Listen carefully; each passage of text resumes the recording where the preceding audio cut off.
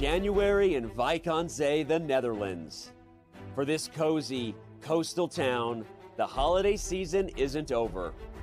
In fact, the most wonderful time of the year has really just begun. And checkmate. Abdusattorov played a brilliant game. He is a monster. Once again, Wijk aan Zee starts the new year as the center of the chess universe. This year as host of the 85th Tata Steel chess tournament. A magnet for the best players in the game, some recognize the Masters field of 2023 as its strongest in recent memory. Of course, it helps when 8-time Tata Steel chess champion Magnus Carlsen is back. Magnus is a beast, doesn't give up. We know the kind of comebacks that he's capable of in the position. The world's #1 looks to further cement his legacy in this event and the game's history. Chasing Magnus will be amongst the best in chess. Several have been crowned champion here before. Some have even shocked the world in doing so. And don't leave out those poised to capture their first Tata title.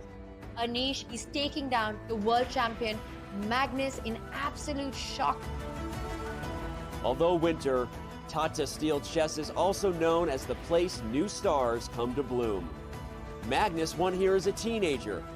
This year's event has its fair share of young players on the rise, each hoping to follow in Carlsen's footsteps. A huge win for Praggnanandhaa against Ding Liren. The Dutch refer to Tata Steel as the Wimbledon of chess. For 85 years in running, this tournament continues to be steeped in prestige and legacy, and does so again in this welcoming little Dutch town by the sea. Mein Brendan, it's the 85th edition of the Tata Steel Chess Tournament, and it starts right now.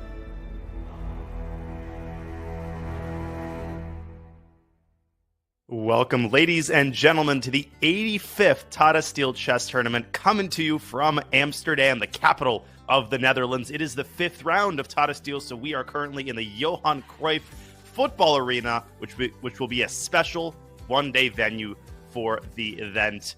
I'm Grandmaster Daniel Naroditsky. Alongside me today, International Master Jovanka Huska. Jovi, I'm a big fan of your commentary. It's a pleasure and honor to be doing this with you. Good afternoon. Good afternoon, and the feeling is mutual. And boy, have we been spoiled for chess so far.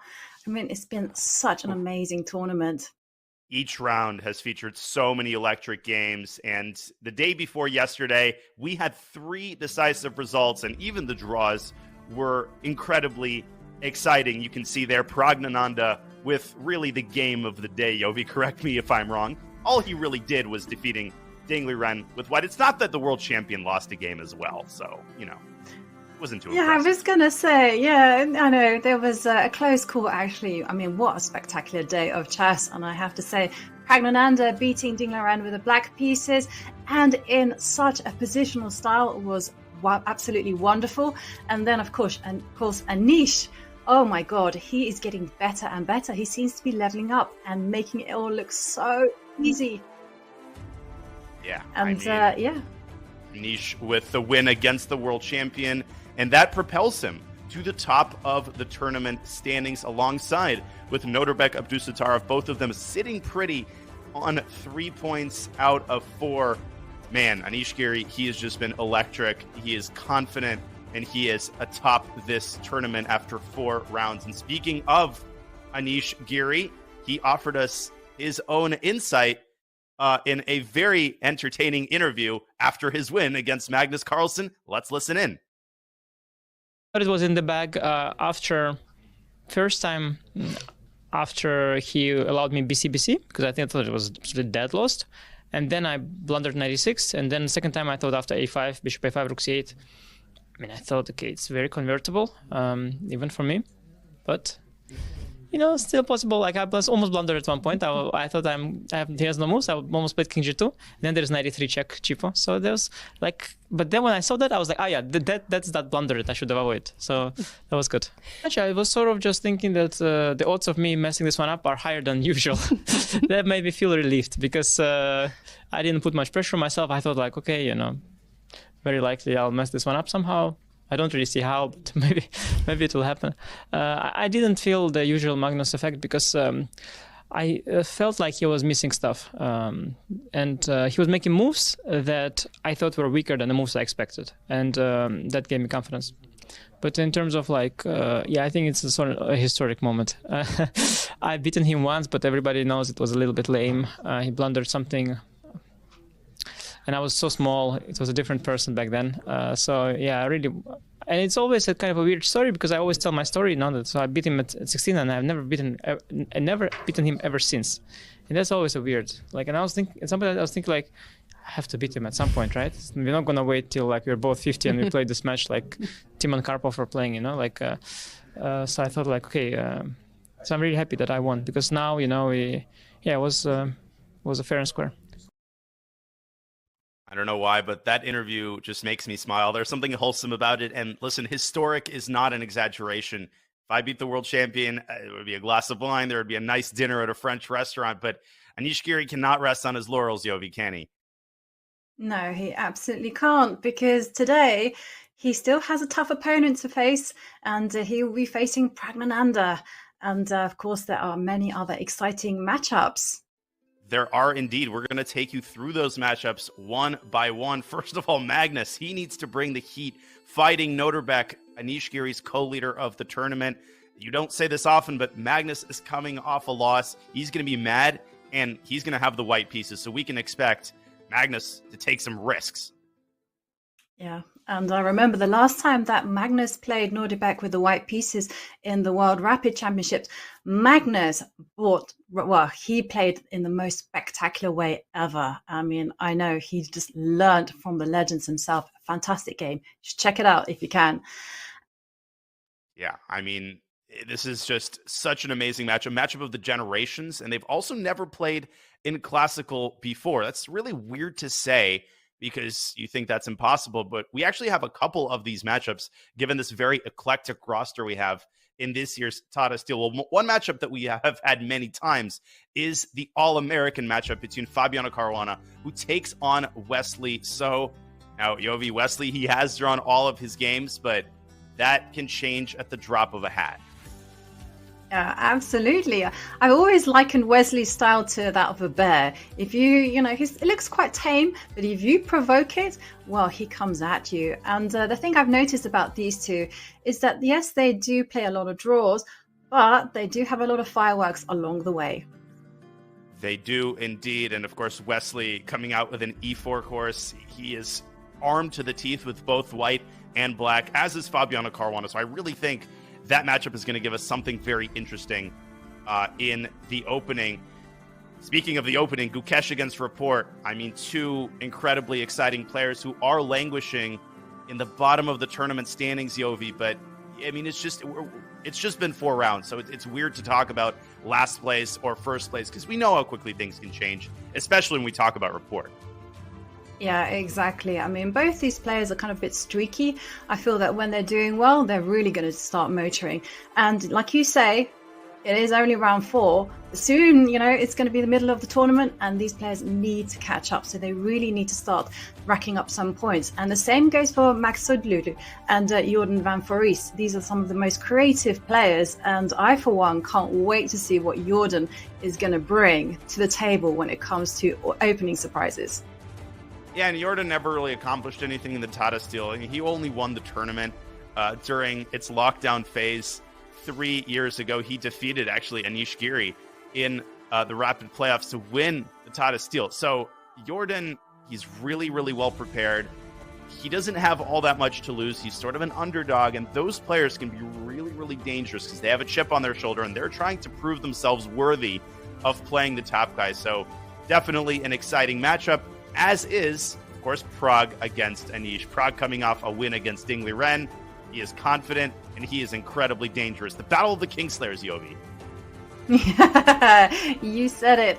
Pragg, of course, taking down Ding. Anish taking down Magnus. I mean, this is going to be such an exciting game. I mean, both players well prepared, both players riding high. It's going to be a fight. It is indeed, and our final two matchups are going to be Arjun Erigaisi against Ding Liren. Arjun has also drawn all of his games. He's been very, very solid. And finally, we have Aronian against Vincent Keymer. They've had some absolutely crazy games. Yovi, you pointed out in 2022, they had a wild affair, so we're likely to see something exciting.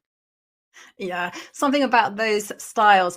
But of course, the headline game is going to be Magnus Carlsen against Nodirbek Abdusattorov.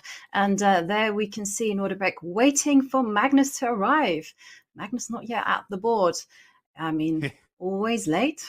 He likes to be fashionably late. He likes those 2 minutes. Well, he has 2 minutes because the time control here is so generous. The format, it's a 13-round event. It's a long tournament with all players receiving an invitation. The winner earns a point. A draw gets you half a point, as is standard. And the player with the most points after 13 rounds wins the Tata Steel Masters. If there is a tie, then there is a set of rapid games that break the tie, but it will cross that bridge if we get there.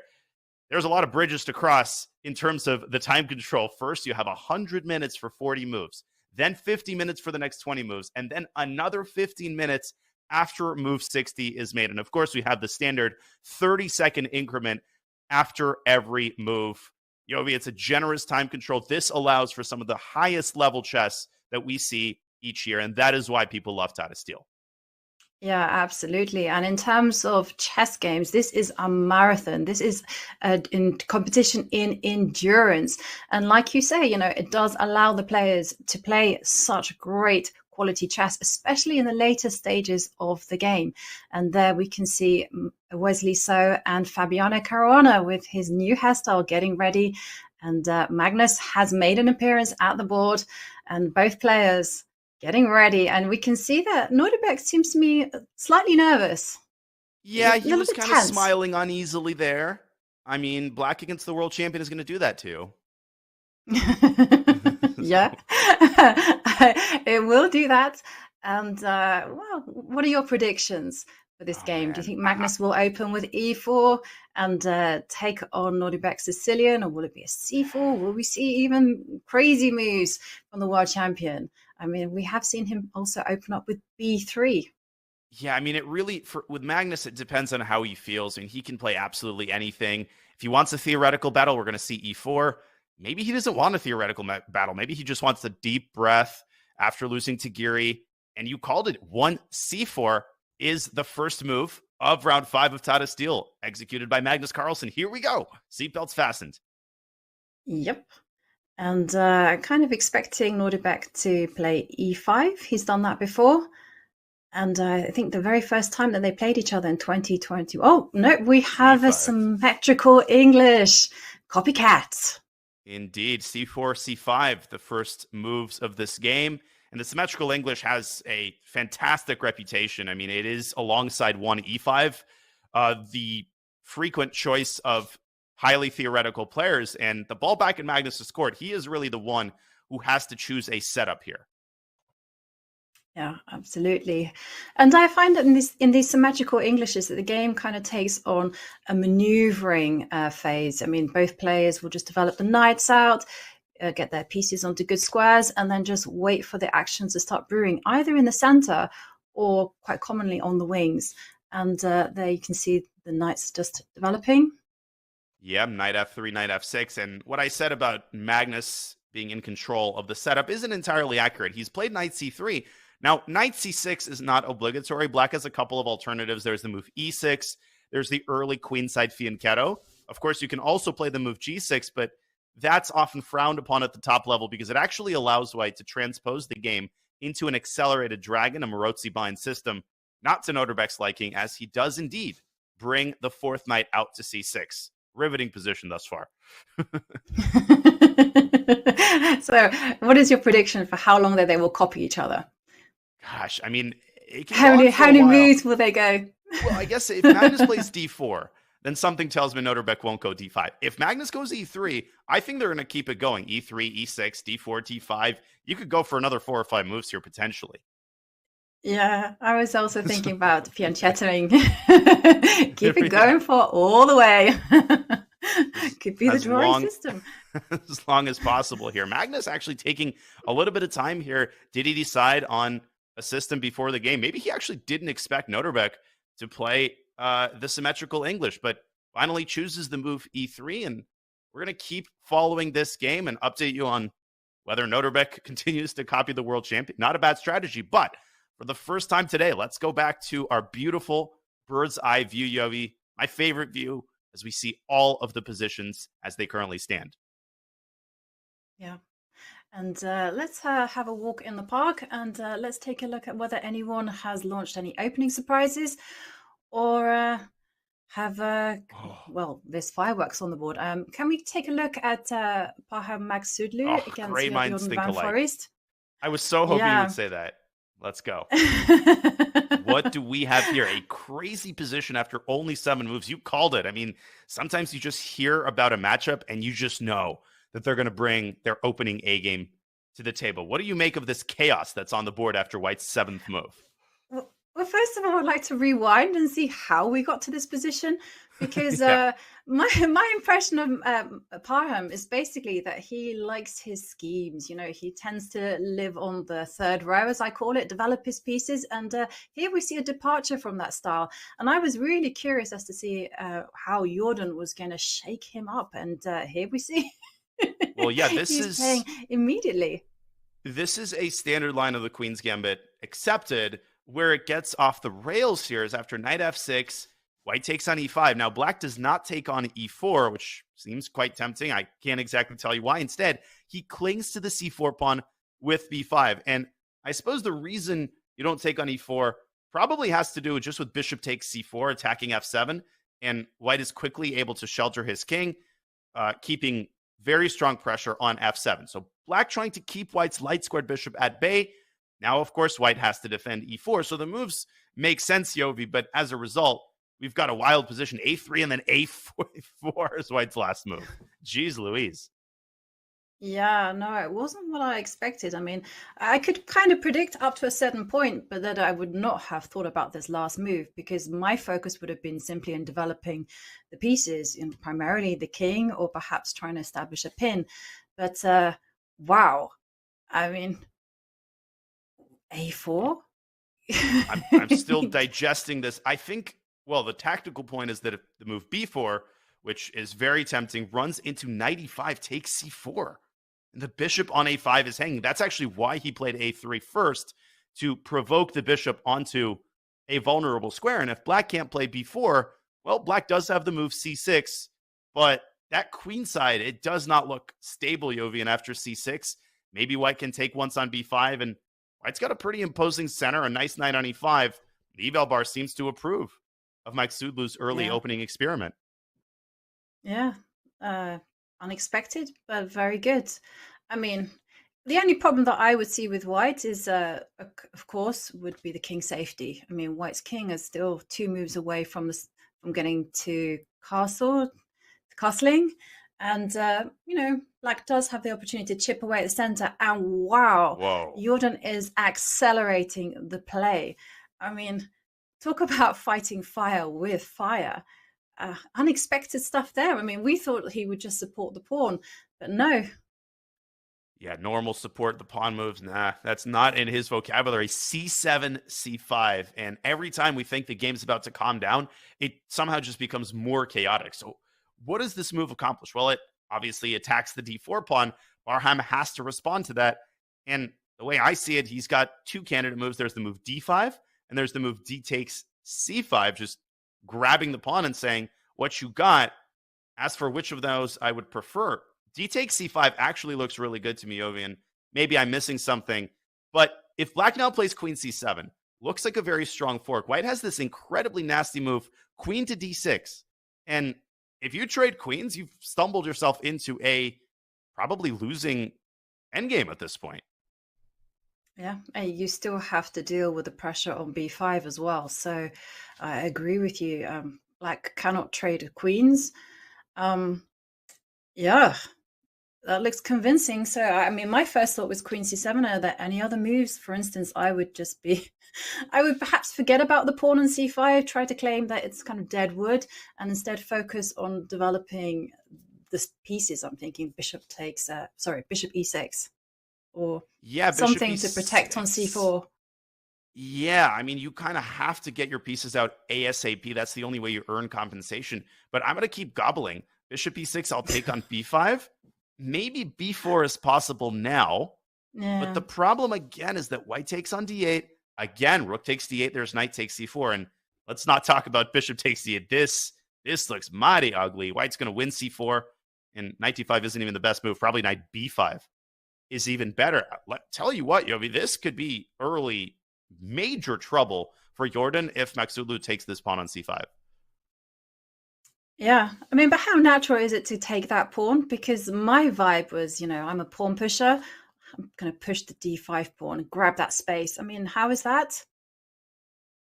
Yeah, d5 makes sense. I mean, white drives the wedge into the center. I think the one major counter argument against d5 is that black can now play b4, because one of the byproducts of black's last move is that it's connected the queen and the bishop, which means it's taken the sting out of knight takes c4. So unfortunately for Jordan, I just don't see Parham declining that pawn. Yeah. Okay. Well, Parham already in control, and it's just such a wild position. You kind of almost feel like you should deep dive into it. But of course, we should carry on our walk in the park, because there is action on the board on this game. But is there action anywhere else? And, most of the other games... Yeah, I mean, most of the other games have relatively standard positions. Let's go to Caruana and Wesley, if that's okay with you, Yovi, as we look at the bird's eye view one more time. I mean, we've got a lot of rich openings here. We've got a Grunfeld on the right side of your screen between Gukesh and Rapport. Is there anything else that's catching your eye, or should we go to the All-American matchup? Yeah, let's go to the All-American matchup. And because that one looks to me like it's a Scotch. And I was not predicting that. I was expecting that Fabi would play a Lopez, maybe a Vienna game. Definitely not a Scotch, because it's fallen out of fashion, because the pawn structure is so imbalanced, and it provides both players with a lot of chances to win. And of course, that means to lose as well. Yeah, I mean, the Scotch was most popular probably in the 90s. Gary Kasparov really introduced it to the highest level. But back in the Wild West days, I mean, you could push any pawn at the start and kind of make it work, with Deep Fritz 2 offering its sage thoughts. Now, you really can't get away with that kind of stuff. So I always love it, Yovi, when these top players bring back something that's out of fashion, because you start wondering what it is that they have in their pockets for that game. This is a standard position. Bishop to a6 here is the most popular move, but you can also drop back the knight immediately, as far as I know, and that's looked upon favorably by current theoretical knowledge as well. Yeah. I mean, I'm not au fait with the latest trends, but I remember it was very popular to go bishop b6, knight b6, and then also fianchetto the dark square bishop, and very ambitious play from Fabi. What do you think Wesley would do? Because also bearing in mind that the players have just come off a free day, Fabi will have spent all of his rest day preparing the Scotch. Meanwhile, for Wesley, it's a surprise.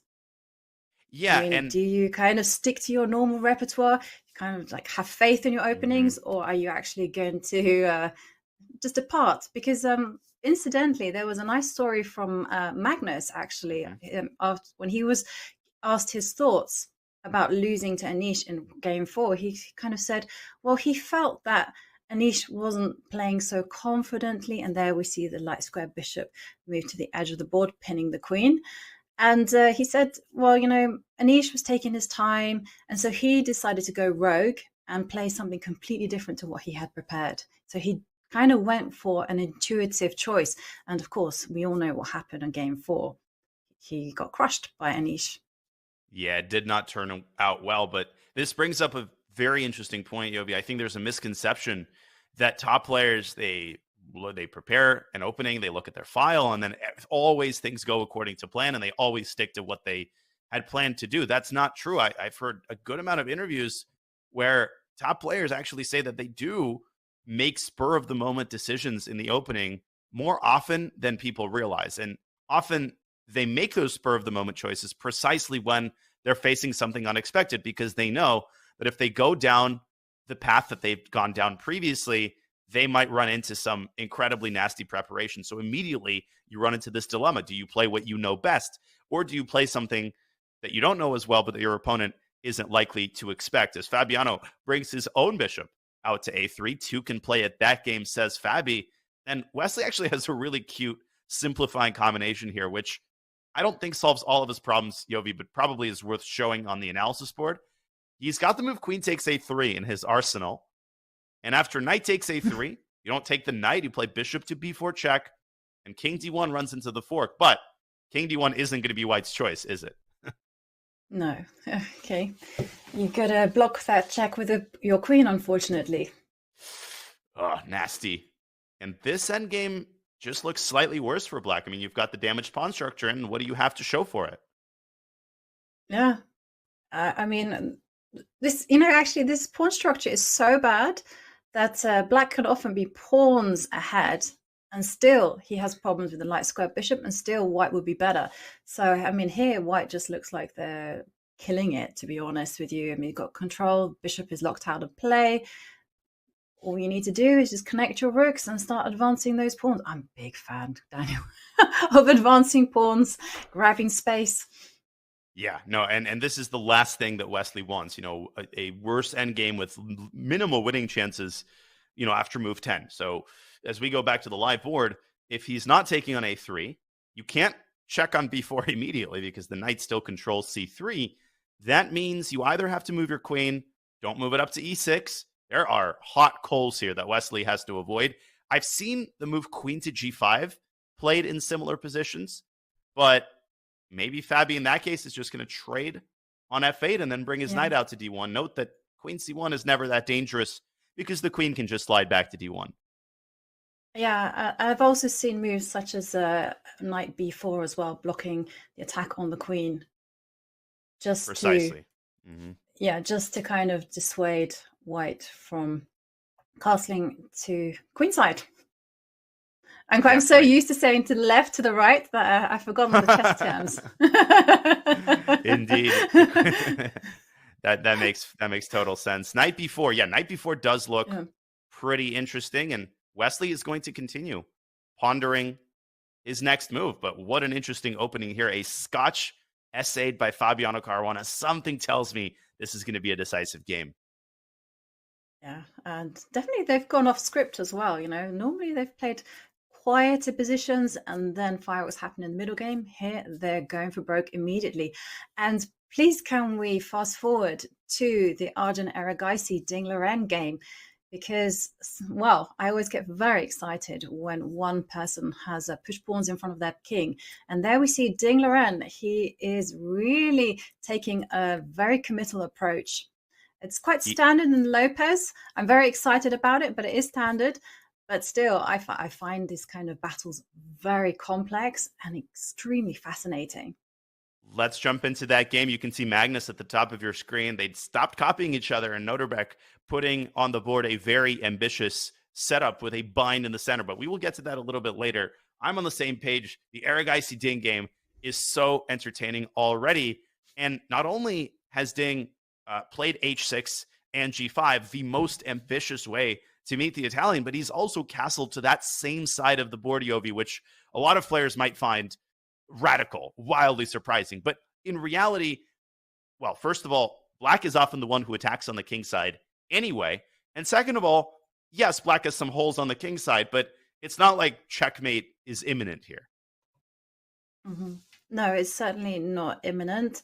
And one thing I remember reading this book by Max Erva on the middle game, and he was talking about these particular positions, and he was saying it's all to do with pawn breaks. You develop your pieces, and then white is either going to get d4 or the other one is f4.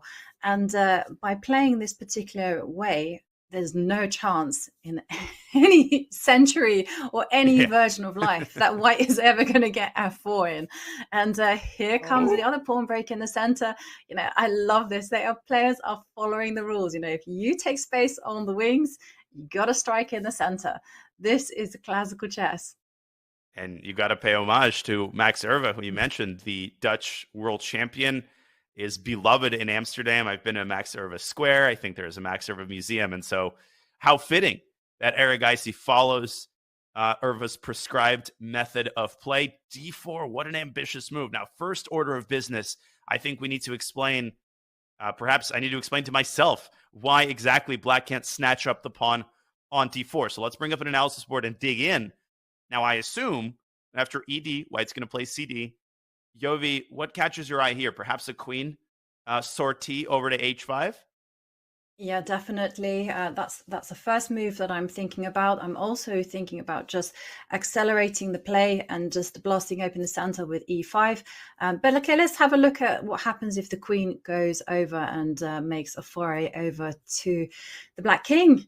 And yeah, it looks very scary. Oh, you're going to grab even more pawns. The eval bar is laughing in my face as usual. It's like, you want queen h5? Give me some of your pawns. The problem, I was really attracted to this check, Yovi, because it looks pretty. Unfortunately, it does exactly zilch after bishop g7. So here you're at a dead end. I actually think you're right. I think White is probably best advised to try to open up another side of the board, such as the center, with a move like e5. Yeah. That was kind of my vibe. And, you know, you've given up one pawn, give them all up and just start shifting over your minor pieces. So this one looks a little bit dangerous, actually. And I have a tendency to use the British form of understatement, you know, a little bit dangerous, very dangerous. Tiny bit, just a tad. Just a smidge. Just a tad. Yeah. But okay, we have to be cold-hearted about these things. I mean, White does have their choice of playing e5. And I mean, when to do it after pawn takes pawn? Could you do it when the knight reaches d4? Yeah, that actually might even be better because you're not giving up b2 or takes, and now e5. I agree. Yeah. And is there d5 here, though? Potentially. I mean, but is that a big deal? Because if the bishop drops down to d3, it's on the perfect attacking diagonal. Yep. And queen b1 could come later. That knight is actually going to be trapped on h7. If you think about it, queen b1 is a huge threat. Crazy. And I would ignore the computer evaluation here. I mean, this looks exactly like what you don't want against a well-prepared Arjun Erigaisi. This is also not in Ding's style. So if we rewind to the position after d4, you don't have to take immediately. You can also push g4 to knock the knight off of f3 first. But you could also just play h5 and say, I don't care about the d4 pawn. I'm going to continue my kingside expansion. Okay, I kind of like that one as well. Keep the center closed. But how scary is that? Because obviously you have to do something about your dark square bishop, push the pawn forward, h3, because somehow I'm a little bit chicken when it comes to the pawns in front of my king. I don't want to take too many bold decisions. So my vibe is just to go h3 and I'm just going to curl up in a ball. But that could be very passive. Yeah, black could follow up with h4 and then g4 and just throw all caution to the wind and throw the kitchen sink at White on the king side. And again, I just need to point out this king on g8, I mean, it sounds totally brazen to play h5 and g4, but the reality is that if you hide the king on h8, this knight on h7, he moved it back, did Ding Liren, I think, to play the move f5 originally. But the knight is also a very good defender when it's curled up, as you said, in a ball. It's surprisingly hard to access black's king if it's just kind of chilling in the corner. White's king, on the other hand, could get caught in the crossfire very easily, even though technically he's got more pawns in front of it. Yeah, definitely. We've seen quite a few games actually at a high level where we see this kind of scenario. White has this great center and black is just attacking with all the pieces. And well, definitely one to watch. Shall we have another check on the bird's eye view to see which other fights are brewing up? I'm never going to say no to that. You can bring up the bird's eye view any hour of the day, and I'm going to say yes to it. We've got so many diverse openings here, some with e4, some with c4. Do we have any d4s? Well, I guess in Maghsoodloo's game, we have that queen's gambit accepted. By the way, that's over to the right side of your screen. He did take the pawn, and Van Foreest running from the queen trade like, you know, from a fire as he drifts his queen from d8 over to e8, hitting that knight on e5. But we've got, you know, a whole assortment of interesting positions. What else catches your eye, Yovi? Well, I have to say, I mean, we should. There seems to be just a few contenders. I mean, just taking. I mean, if we quickly kind of pop in at Praggnanandhaa, Anish, I mean, that just seems like a very normal position, and not much to see. It's kind of as Two symmetrical players. as it gets. Mm-hmm. It does. Well, the thing that kind of catches my eye is that both players have kind of put their bishop on e3 and e6 respectively. Because I mean, one of the battles that I've come to understand in the Vienna is all about this light square bishop, dark square bishop. I mean, most sides kind of prepare this bishop coming to e3 or coming to e6. They want to recapture with a piece. But here, perhaps they've been inspired. Maybe Pragg has been inspired by his game against Ding, because in that game he had 4 doubled pawns on the e line. So maybe he's kind of saying, "Hey, let's repeat that pattern." I think that's a great point. And I think this position is very deceptive because you look at it and you basically think draw. This is just going to stay symmetrical. All the pieces are going to be traded.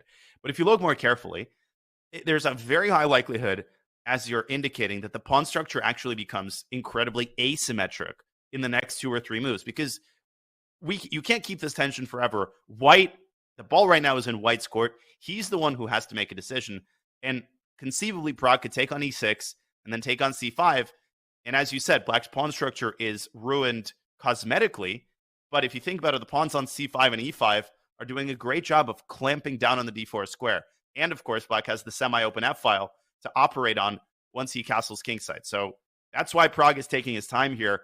You don't automatically want to take on e6 in these types of Italian structures. Yeah, definitely something to ponder on. Also, again, like you mentioned, with the imbalance of pawn structure, it does mean that the energy transfers to the pieces. You have an open F line, control the d4 square. But to me, it's also very typical Italian because this is the whole name of the game there. You know, it's a very much a waiting game. Both pieces get their pieces developed. And then in the middle game, you know, all hell breaks loose because one person has broken free and tried to break in the center or perhaps done something at the wrong time. It's such a subtle opening. And I have to say, I'm still trying to understand it despite having played it and watched this opening from now coming up to a long time, actually. I'm not going to reveal how many years. Well, let's see. I mean, 2 years, 3. No, just kidding. Yeah.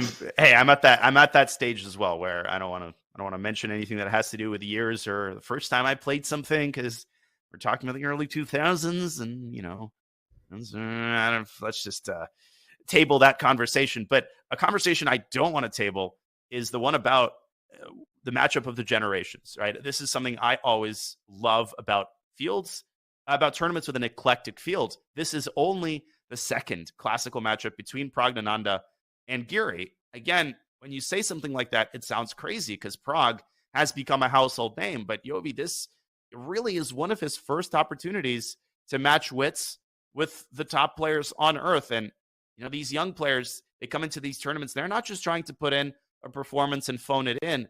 They're all trying to win. They're trying to buck the trend. They don't care that it's their first time playing. They're going for the throat, and that makes it a terrifying experience for the top guys. Yeah, absolutely. They're very confident. And what I find very scary about Pragg is the fact that he's so calm with his emotions. I mean, we saw him after he beat Ding. He did an interview and he just said, you know, I've been in this position before. I've played great games. And afterwards, after the free day, I lost a few games. So I'm just going to be calm about it. I'm not going to display too much happiness. I'm not going to display too much sadness about anything. It's just about the chess. And that focus, I think, is deadly. And I see it. It's such a common trait amongst the young Indian juniors. They are very, very cool customers. And they don't have this ego and this arrogance that is normally associated with like the old players. Instead, it's just all about learning, about getting better. And I find that this is quite scary when it comes to chess talent because it just means that these youngsters are just leveling up all the time. They're just, you know, when you think that you've detected a weakness, you have for 5 minutes, and then they fixed it. Hard work. They're so easy to root for, as you said. I mean, they're modest. Their humility makes them unstoppable. And as you said, they don't get too high with the highs, don't get too low with the lows. If they have a bad tournament, you know, they're sitting at their desk analyzing the games on the very next day. They just don't let anything get to them. We're talking Gukesh, Praggnanandhaa, Erigaisi. This generation of Indian talent is so exciting. And all three of them, and Nihal Sarin, have world championship aspirations. That would not be an exaggeration. Bishop takes c6, meanwhile, has indeed happened. White has a kind of a cool resource, knight takes e5 here, in order to meet knight takes e5 with d4. That occurred to me as you were making some great points about Pragg, but he's actually the one taking his time. Giri has more time than he started with, so obviously still in his preparation. And I'd be terrified if Anish Giri had an hour and 43 minutes against me. I would be trying to, you know, take the back roads. Whatever you do, avoid the freeway, avoid his opening files. Yeah, that's true. But in this type of position, I mean, can you just play it cool and just do something? Or should you play in the principled way, which would be actually the trade-off the dark square bishops? The more I look at it, the less I like bishop takes c5. I feel like it'll be very hard for white to operate in the center. And in the Italian, you often want to leave yourself, as far as I know, with the possibility of playing d4. Speak of the devil, d4 is on the board immediately. Yeah. And okay, well, you're a very good fortune teller. And so, okay, what happens now? So there's a choice now. The bishop can retreat, or there could be a capture. And the first move that I would be calculating would be capturing on d4. I presumably with the pawn, but it does occur to me that there are other captures on the board, like knight takes pawn. Yeah, if you're going to take 3 times, it really doesn't matter what you take with, but you want to leave yourself as flexible as possible. Probably black should take with a pawn. So if we pull up an analysis board here real quick, the first thing we should understand is what happens if black just trades everything on d4. Is this just drawish, or is there some intrigue in this position? Yovi, my instinct is to say that this is about equal. You know, black could even just castle kingside, but maybe Pragg has a little something after e5. Yeah, my instinct was that black is under some slight pressure, actually, and to do with king safety, because say black says, hey, I don't want e5, I'm going to play e5 myself. The queen can kind of move herself to c4, and the question arises, like, what are you going to do about the king? And yeah, you kind of calling out there. f4 is very much in my fears, b4 as well. But so my vibe is don't trade off everything. I don't think that's necessarily a good idea, but you can initiate a set of trades and then maybe leave it here. Is this a possibility? And just like castle? Yeah, but then you do ruin the pawn structure, and I'm not a fan of having an ugly structure. Yeah, with an open say, center. E6 is... So then I would kind of rewind and say, I don't like this, just because I don't like the aesthetics of the position, and perhaps keep the knights on the board. Can we do it that way? Or do we have to make the trade of knights? The issue is that here you would love to play knight d7 to stop e5, but g7 hangs and you're walking into queen h5. So yeah, no. Maybe I meant now. Bishop. Yeah. Oh, you meant take first, or you meant here? Yeah, take first. Yeah, because I was trying to kind of go through my thought process. Like, so first of all, now I would like take here, and then I would look at moves like maybe queen to d7. So I'm very aware. It was a rule by it was a lesson actually by Bent Larsen. I was reading his book, and he said, you know, if your king is on an open diagonal, it's unsafe. You've got to protect your king. And I was just thinking queen d7 with the idea that knight takes knight. You can go queen takes knight. Keep it nice and solid. Keep it calm. I love queen d7. I actually think that solves all black's problems, because here, if you compare this position to the one that happens if black takes on d4, white's queen is a lot less active. It doesn't have access to that c4 square we were talking about earlier. And guess what? If black castles here, you've got some pressure on f2. Let's say white offers a draw here. I'm thinking about playing on here with black. I like black's piece activity, and of course the pawn structure remains intact. So if I had to make a prediction, I actually think you called it. I think Giri is going to take on d4. and play queen d7. The one bit of good news for Pragg is that Anish Giri has actually started to think. Shocker. Ooh, but wait 1 second. This also means that Pragg hasn't played the best moves. Because if they had been playing the top engine choice, then hey, Anish would have responded instantly. So yeah, swings and roundabouts. Indeed, d4 is on the board. Tension is happening in the center. Anish is pushing his chair in. He's going to settle in for a nice long think. I think we should take this opportunity to swing ourselves back to the bird's eye view. Let's see what's going on some of the other boards. And Magnus, his position getting real interesting, but I'm happy to go where our heart desires, Yovi. Oh, man.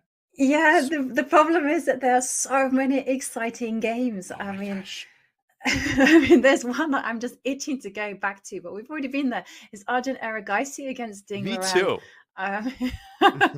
Because it really reminds me of Arjun's game against Liam Lequang in the Champions Chess Tour. And there, Erigaisi just sacrificed like 3 pawns, even with a check, giving them away with check. And he just checkmated Liam's king. It was such a brilliant tactical fest. And I'm wondering whether Erigaisi is also having the same kind of, I'd say, deja vu feeling. Well, we have to go back also because of the last move on the board. There was also crazy stuff happening in the Maghsoodloo game. We'll get to that next because there was a PSAC carried out by a bloodthirsty Parham. But oh my goodness, this is not a transmission error. Look at Arjun Erigaisi's last move, which he carried out in about 5 seconds. First of all, Ding decided on something we did point out, Yovi. He plays g4 first. He knocks the knight away. Then he takes on d4. Rook a1 to b1. This is modern chess, ladies and gentlemen. This right here. This is the epitome of modern chess. So tell me about this mysterious rook move. What do you think it's all about? I mean, the positional person in me just goes, well, you know, after pawn takes pawn, he's just going to recapture, and then the light square bishop can't come out. I think you're exactly right. I think you're exactly right, Ovi. In my limited experience judging computer moves, they're usually played for prophylactic reasons. And prophylaxis in chess is the art of stopping your opponent's threats and ideas. So you look at a move like rook b1, I think the only conceivable reason can be that the rook's placement is going to be justified in the event of a trade. Not only is Black going to have a hard time bringing his bishop out, but you could actually swing the rook from b5 to h5 later. I think nothing is out of the picture here or out of the question in a position that's this unorthodox. And you know what scares me the most? Let's hear it. Take a look at Arjun's clock time. He's got more time than he started with. Oh, no. And when your opponent is playing rook, these are kind of weird and wonderful moves like rook b1. Oh, you know, you're in some home-cooked preparation. Oh my God, love this. This is bad news for Ding. You're exactly right. This would be so disconcerting. You have a position that's getting more and more tactical. Your opponent's play is merely getting faster. But Ding takes a sip of, I think that was water, maybe tea. He's, talk about not getting too low with the lows, not getting too high with the highs. Ding is so experienced. He is an e4, e5 player for many, many years. So he expects his opponents to be well prepared, and he doesn't let that get to him. But White has so many tactical ideas here. There's knight h4 to g6. My big question here, Yovi, is what Arjun's next move is going to be. Let's say Ding plays bishop c8 to d7, for example.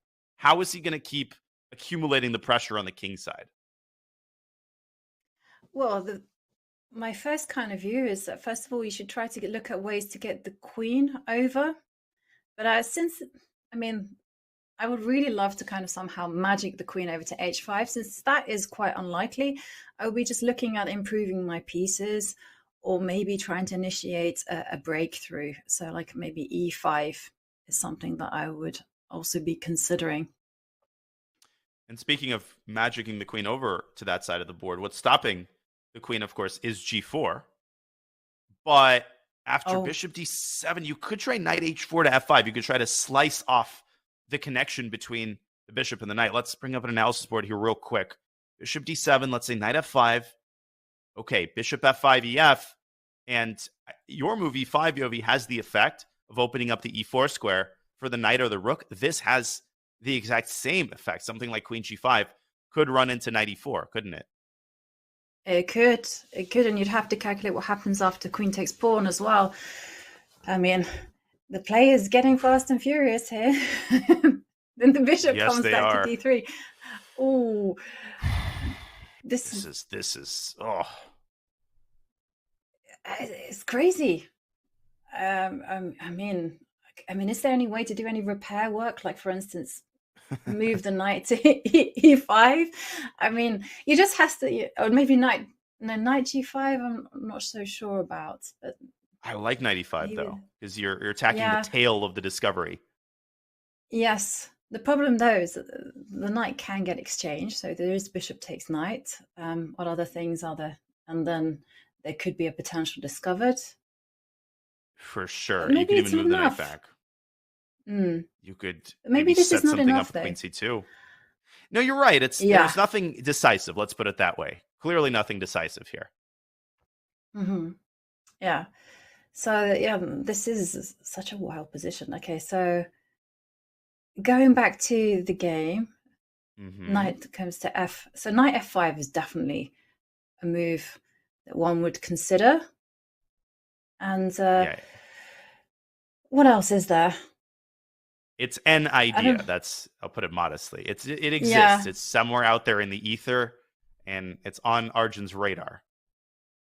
And the thing is, though, I've been trying to train myself quite a bit these last few months to think about alternatives, to kind of come up with that list. I'm trying to be very schematic about it, and then choose from that list. So it's like checks, captures, threats, going back to the good old CCT. And so the first kind of moves is like, again, I don't know why I'm drawn to e5. I mean, it's such a, I don't know, maybe it's not the best move. Another move that I was thinking about was just because I'm a sucker for pawn breaks and I really want to go f3 or h3. but obviously if I go f3, I'm exposing the king. So I was thinking, do a Caruana, tuck it in the corner, and then get ready to shift everything over. I mean, that pawn on g4 is the main obstacle to White's attack. So I think you're absolutely right that White needs to target it, whether you do knight f5 or h3. Yeah. And if you go h3, if you go like, hell yeah, let's throw caution to the wind. and after pawn takes pawn, yeah. I mean, is there anything there? I'm just thinking of the queen queen g5 is the problem. The queen always has to protect her king, and you're not kind of getting anywhere there. No, you're not. That queen d8 to g5, that's a move which makes an appearance both after knight f5. And as you said, you play queen h5 prematurely, it has the opposite effect. The last thing you want with White is a queen trade. But looking at the eval bar, there's just no way that Ding could have anticipated this, because this is the new type of preparation. You go for a position where it's minus 0.3, it's minus 0.5. So it's really hard to anticipate if you just follow the top line. But players and their seconds, they make the decision that from a practical perspective, the position is hard to play, even though it could be a little bit better for the opponent, even if you aren't acquainted with the ideas, if you aren't familiar with the best way to play, you could just dig yourself into a hole within a couple of moves. And Ding, he's digging himself into a hole on the clock, Yovi. So this is a game that we definitely want to keep track of. Yeah. And talking about games we want to keep track on, we have to go to that game between Maghsoodloo and Van Foreest, because you kind of said there's a piece sacrifice. And when I see that on the board, well, my my need for, what do you call it? When you have that insatiable desire to observe everything, you gotta be there, sitting there. Wanderlust, I don't know. It's just wanderlust. That is my word. Yeah. You have to travel to each corner of the world. That is a fascinating game. But before we get to it, we are going to recharge and refill our coffee cups. We are going to go on a short break, ladies and gentlemen, as this incredibly exciting round 5 of Tata Steel has gotten underway. And we've got such an eclectic mix of fascinating positions. We will bring you the Maghsoodloo Van Foreest barn burner, along with all of the other games, after we come back to our coverage of Tata Steel 2023.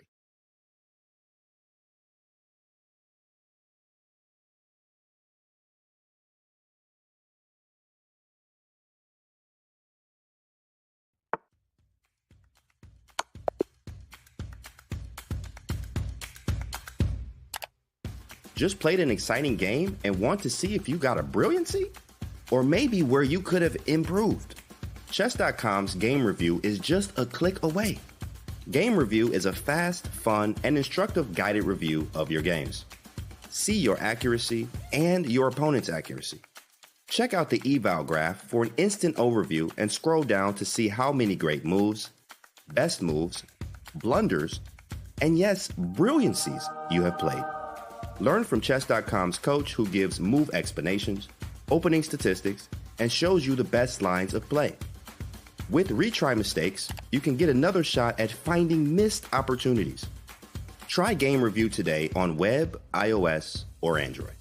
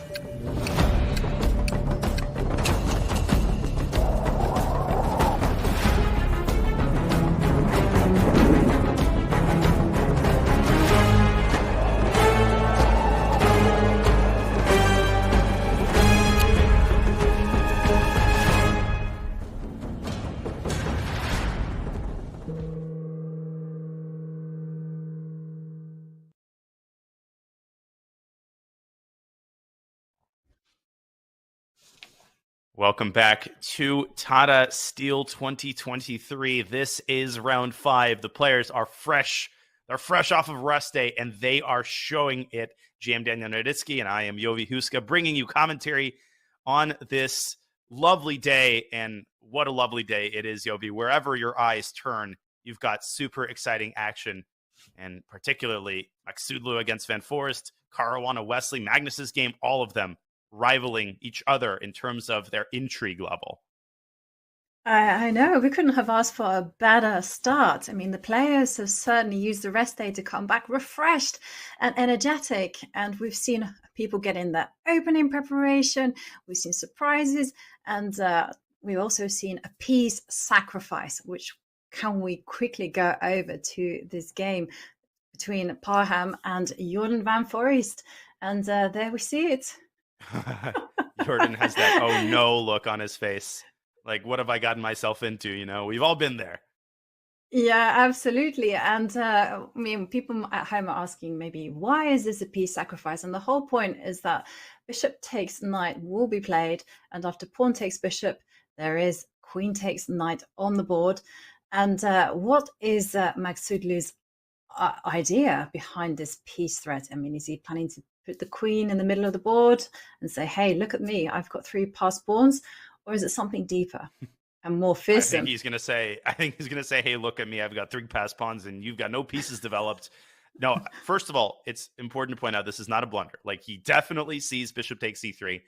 And I think the situation is so bad for black, even after he accepts the sacrifice, that Jordan is actually thinking about declining it with a move like queen takes b5 and just accepting basically a pawn down miserable situation.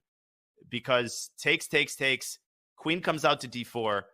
If you trade queens, you're just going to get run over by all of the pawns. I mean, that's not even close. White is just winning there, I think.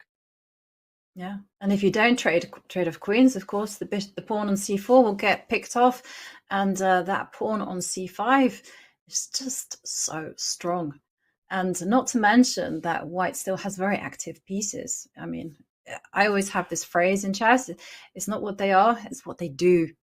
And when it comes to the pawn on c5, and again, the bishop on c1, and the one on that's soon to be on c4, oh no, that is just a really, really bad position for black. I mean, just take a look at his extra piece. It's not going to be utilized at all. No. And something Robert Hess would point out, anytime a pawn and the knight are on the same file and there's 2 squares between them, not good news for the knight. And you have that situation here, that pawn on b5, completely restricting the mobility of black's knight on b8, let alone the fact that the rook is out of the game, that the bishop on c8 has no real good square, and black is suffering on the dark squares if he takes on c3. So Jordan kind of raising his eyebrows there.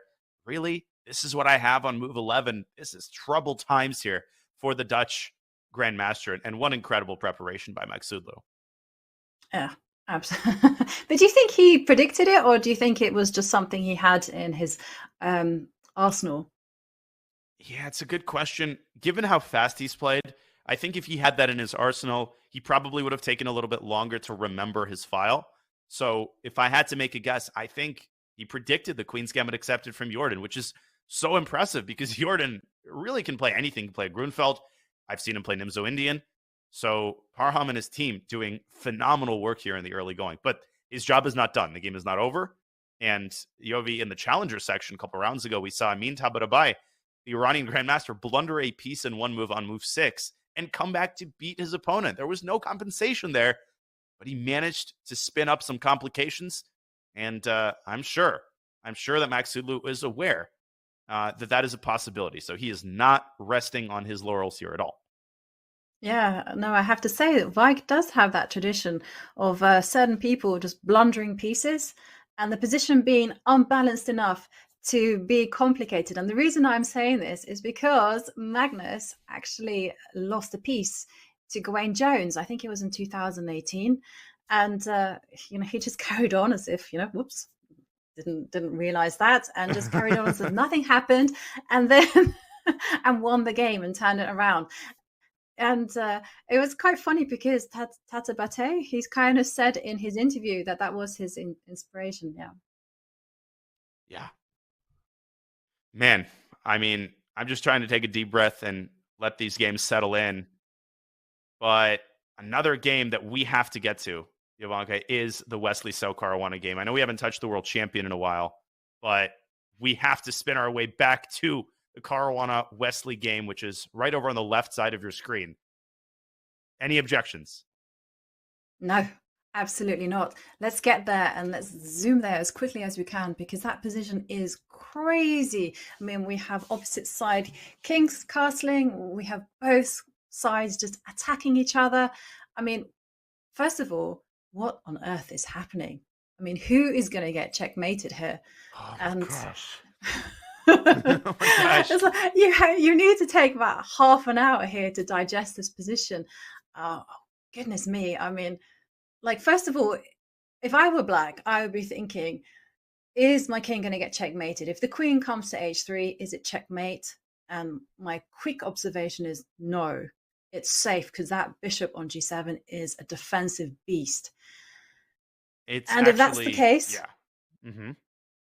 and if that's the case, and if it can't get rid of, then I've got a free move to do something. And that could be like putting a rook on an open line, or making some, no, I can't touch any pieces. That's the thing. I'm also thinking about moves like c3 as well. So I've got my calm and controlled, move the rook to the center. Another move that I'm considering would be like just playing c3 and saying, hey, I'm attacking your bishop, but maybe that's too over optimistic. Oh God, there's so many moves. There are c3 caught my eye as well, because I was very attracted to the prospect of deflecting the bishop on b2. If you can sink your teeth into the a3 pawn, black can whip up some mating chances of his own. What I will say, just to piggyback off of your point, I don't think either side is in imminent threat of getting checkmated. I think that white needs 3 or 4 moves to actually set up real mating threats. 3 or 4 moves in the context of a middle game like this is an eternity. So black has time. He doesn't have a lot of it. And the question for Wesley is, how do I use my time to properly generate threats against white's king? And you pointed out a couple choices. You could bring the rook to d8 and set up some sacrifices on d2. You could play the move c3, try to simplify the game and trade the bishops. You could play a move like queen c5 and bring the queen into the attack. You could play knight c5. I mean, the abundance of candidate moves sounds like a good thing, but it's not a good thing if you haven't studied this position beforehand. And white's plan is very clear, Yovi. I think there's 2 main ideas. There's queen h3, queen h7. The second idea is to drop the knight into f6. And if the knight pays a visit to that square, there will be hell to pay for black. That's when the checkmate threats become real. That's when the rubber hits the road. Okay, so knight e4 is definitely a dangerous idea. So let's kind of like take it easy and let's go rook moving over to d8, and, you know, black saying, hey, I'm kind of I'm not fast about what's happening. And then the knight will come to e4, and then black has to answer this knight jump. And, you know, you're looking at retreating moves, or maybe moving a knight to the center of the board, anything to cover the f6 square. Oh, I mean, is this critical? So one detail I want to bring up in reference to knight e4. Let's pull up an analysis board and just sample a couple of moves here. If black plays rook d8 and white plays queen h3, which isn't necessarily the best move, it's important to point out that, or sorry, not here. Obviously, here bishop e5. No, there's a bishop. You have to show that. You have to show the checkmate. So cb knight e4, for example, bishop e5. There's a beautiful checkmate pattern. That evil bar shooting up, and it's because of queen h8. It's because of queen h8. What a checkmate! I know, that is gorgeous. That will give you a satisfaction if you get that on the board, but it won't happen, unfortunately. These players are just too good. They will have spotted this. What, Fabiano will not miss maiden 2? Come on. I mean, you're giving way too much credit to these players. I mean, they regularly miss maiden 2. Come on. Oh, my bad. They're human, just like the rest of us. only half human. So in a position like this, black would presumably play a move like knight c5. I suppose the bishop's hanging here, so perhaps first black would take on f1. And what I've been trying to establish is whether or not white has a mate from this position. So I've been testing out ridiculous ideas like queen h7 and queen g7. And this comes really within a millimeter of checkmating. Unfortunately, when you sacrifice this many pieces, you give your opponent the possibility of sacking a lot of them back and still maintaining a material advantage, which is a classic case here. F6, and if you take on F6, when the smoke clears, black's going to have an extra knight on B6. That's not an option for white. Yeah, that is unfortunate, but it is so close. I mean, I'm also looking at ways to sacrifice material, and is it? I mean, you could almost do weird and wacky moves like put the queen, like put the knight on F6. I mean, you have to work it out at the right time, and then everything is coming within a whisker. It really is. And if you're not prepared, which Wesley isn't, he's got an hour, 5 minutes. And look at Caruana's clock, hour 53 minutes. This is still on Caruana's laptop. So just a terrifying sensation that Wesley must be experiencing right now. And you've got to test each of these lines to make sure that you don't get checkmated. So we'll go back to the live board here as Queen F3 is on the board. Just terrifying preparation for Fabiano Caruana. I just love the fact that he played a scotch. He took a risk. And in the early going, it seems to be paying off. Yeah. And so we're pretty hopeful for Fabi, but I was just looking from the black side of things. I mean, is it possible to defend against the knight coming to E4? I mean, just kind of be calm and go, yeah, knight come to D7, cover the F6 square. The reason I was a little bit afraid about the knight coming to D5 is that it's unstable. The knight is unstable on D5. It, a piece can capture on C4 and kick it away. And you don't want your defenders to be kicked back from important squares. That's exactly right. So we talked about white's prospects. The good news for black, I think, is that as we just analyzed, even if white gets a knight to E4 and a queen to H7, I think the upshot of the conversation we just had is that white does not have a forced mate in that position. That gives black a little bit more time than it appears he has. So I would seriously consider a quote-unquote slow move like rook A to D8. If I'm Wesley, I'm trying to get my pieces into the center and orchestrate some sort of a sacrifice on D2. But in order to fuel the fire of the attack, you need more pieces. So rook A to D8 is a move very much in Wesley's style. He's so calm, even in the face of mortal danger. Yeah. Well, he will have to have nerves of steel here because he is going to be facing an onslaught in the next coming moves. Oh, God. Oh, sorry. Very good. I like that one. Interrupted you with that pun. That's what kind of a commentator I am, Jovi. It was a good one. So feel free to interrupt me anytime. And okay, so whilst this one is all fire on the board, can we take a look at Magnus Carlsen against Nodirbek? Because that one looks a little bit more tranquil, shall we say. But still, I can see it's going to be brewing for a big fight because the position is open. And when the position is open with no pawns in the middle of the board, this means that the energy transfers to the pieces, and it's all going to be about putting those rooks on open lines, making your pieces work in the best possible way. And we've seen that Magnus is like the master of harmony, right? He knows how to put pressure, and he knows how to make things unpleasant for his opponent. And the big question for Nodirbek here is, I mean, what's he going to do about the pin? Yeah. Pin against the knight on C6. And what's he going to do about the prospect of the bishop coming out to this juicy long diagonal, the rook getting into C1? White is better here. I think the result of the opening is Magnus, in a satisfied manner, gets up from his chair to check out the other games. I think Magnus has exactly the kind of position that you want and exactly the kind of position you want after a loss. You want to mitigate your risk. You want to avoid backsliding into 2 losses in a row. He's got a position already basically for 2 results, Yovi. Maybe I'm overstating the case here, but if you rewind a couple of moves, we just had a completely different situation. But this move, bishop e2 to b5, moving the bishop for the second time in the opening, was, I think, the key to the kingdom for Magnus because it forces Nodirbek to release the tension in the center and to help white prepare this d4 pawn strike. So we have a mass trade on d4. And to answer your original question, how is black going to solve the pin? Well, bishop d7 to me looks like the most tempting move, but Magnus doesn't have to react to that. He can just continue developing and continue accumulating the pressure by putting the rook on c1 ASAP. Yeah, that's what I was afraid of, the bishop coming to the squares you highlighted.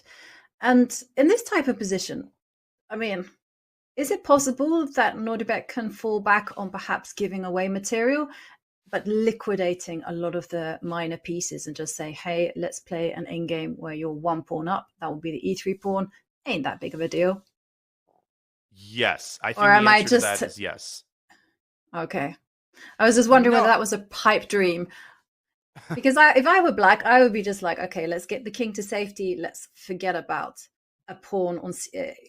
just say if there's knight takes knight, pawn takes, let's forget about defending that pawn. Let's not kind of crawl into a small ball. Let's instead just play as actively as I can and get pressure along. Well, just get counterplay that way. So I agree. I actually think castles here is probably better than bishop d7 just because you have your priorities straight. And as you're saying, even after the trade on c6, if I'm Nodirbek, I'm not necessarily giving up that pawn voluntarily. You can try to defend it. But what you do in these types of positions a lot of the time, you put a pawn on c5, for example, and in the time that it takes for your opponent to pile up pressure on that weak pawn, you use that time to get your pieces onto ideal squares and set yourself up properly, let's say for a pawn down endgame in which perhaps you generate significant piece activity. So definitely defensive options here for Nodirbek, but the big choice right now for him, as you indicated, is whether you want to castle immediately and allow a damage of your pawn structure, or do you want to play bishop d7 somewhat more stubbornly? But that move comes with a little bit of risk because you're delaying castle and kingside. Yeah. I have this instinct for playing actively, so I'm not going to be playing bishop d7. But then again, this is some of the things that we kind of call the Magnus effect. A lot of people take a lot of negative decisions, like they defend their possible weaknesses just because they're playing world champion, or in fact anyone who's stronger rated than them, and they're afraid somehow to take them at their own battle. They're afraid to take the game into something active or dynamic. And I don't think Nodirbek will do that. He's of this new, fresh generation where they're simply unafraid of anything. They trust in themselves. There's a lot of hard work going on behind the scenes. So I'm predicting that castles will make its appearance. I'll be very surprised to see bishop d7. Yeah, and you mentioned the Magnus effect, and you mentioned how relatively impervious the young generation is to the Magnus effect. You're absolutely right. I mean, you see that in a lot of the times that somebody like Magnus faces somebody like Nodirbek. Nodirbek defeating Magnus at the World Rapid Championship, en route to becoming the World Rapid Champion. And as you said, the decisions just don't change as much for these younger players based on who they're playing. That's how they've been taught from a very early age. And look at that final stat, Yovi. Abdusattorov was born in 2004. You were pointing this out before the show started. The same year that Magnus Carlsen already made his debut in Tata Steel. That is just a mind bender right there, just thinking about that. Yeah, I must admit that stat did make me laugh, because 2004, it doesn't seem that long ago if you ask me, but apparently it was. Yeah, that's just crazy. Abdusattorov, born in 2004 and already playing on the world's finest stage in the Wimbledon of chess, and doing so with such ease. And is he twiddling with a piece? He is. What are your thoughts on this piece twiddling? I think Do you think it's players. Do you think it's unethical somehow? Because it can be Okay, he's doing it out of Carlsen's eye line, but I mean, it is a little bit. And actually, Carlsen is doing it himself. I kind of think it's a little bit distracting, and I think it can be. I think it depends on how you do it. I mean, Boris Gelfand, I think, is the famous piece twiddler, and he actually performs some acrobatics with his pieces. He throws the knight up into the air and catches it, and all of this. He's not actually looking; he's looking at the board as he's doing it. But Magnus is slow rolling it. There's different styles, right? Magnus kind of slow spinning the pawn. Nodirbek was fiddling a little bit more nervously. Yeah. But I mean, is there some psychological value to this? I mean, presumably everyone is doing it because it calms the nerves. And the energy, the nervous energy that you're generating just from being in this high pressure environment gets transferred over to that poor pawn. I don't know whether it should be allowed. My vibe is no. Interesting. No. Well, I've heard. Yeah. I think everything that leaves the board should be kept off the table. In fact, the players should deposit it in a bin, minus the queen, of course. Actually, they don't even need a queen. No, that wouldn't work because, of course, you have promotion. It's interesting you point out the bin. At the Mechanics Institute Chess Club in San Francisco, where I basically grew up, there was a very old school, the boards were carved into the table. So the squares were literally part of the tables. And next to each board, there was an inset kind of box that extended into the table where you put captured pieces.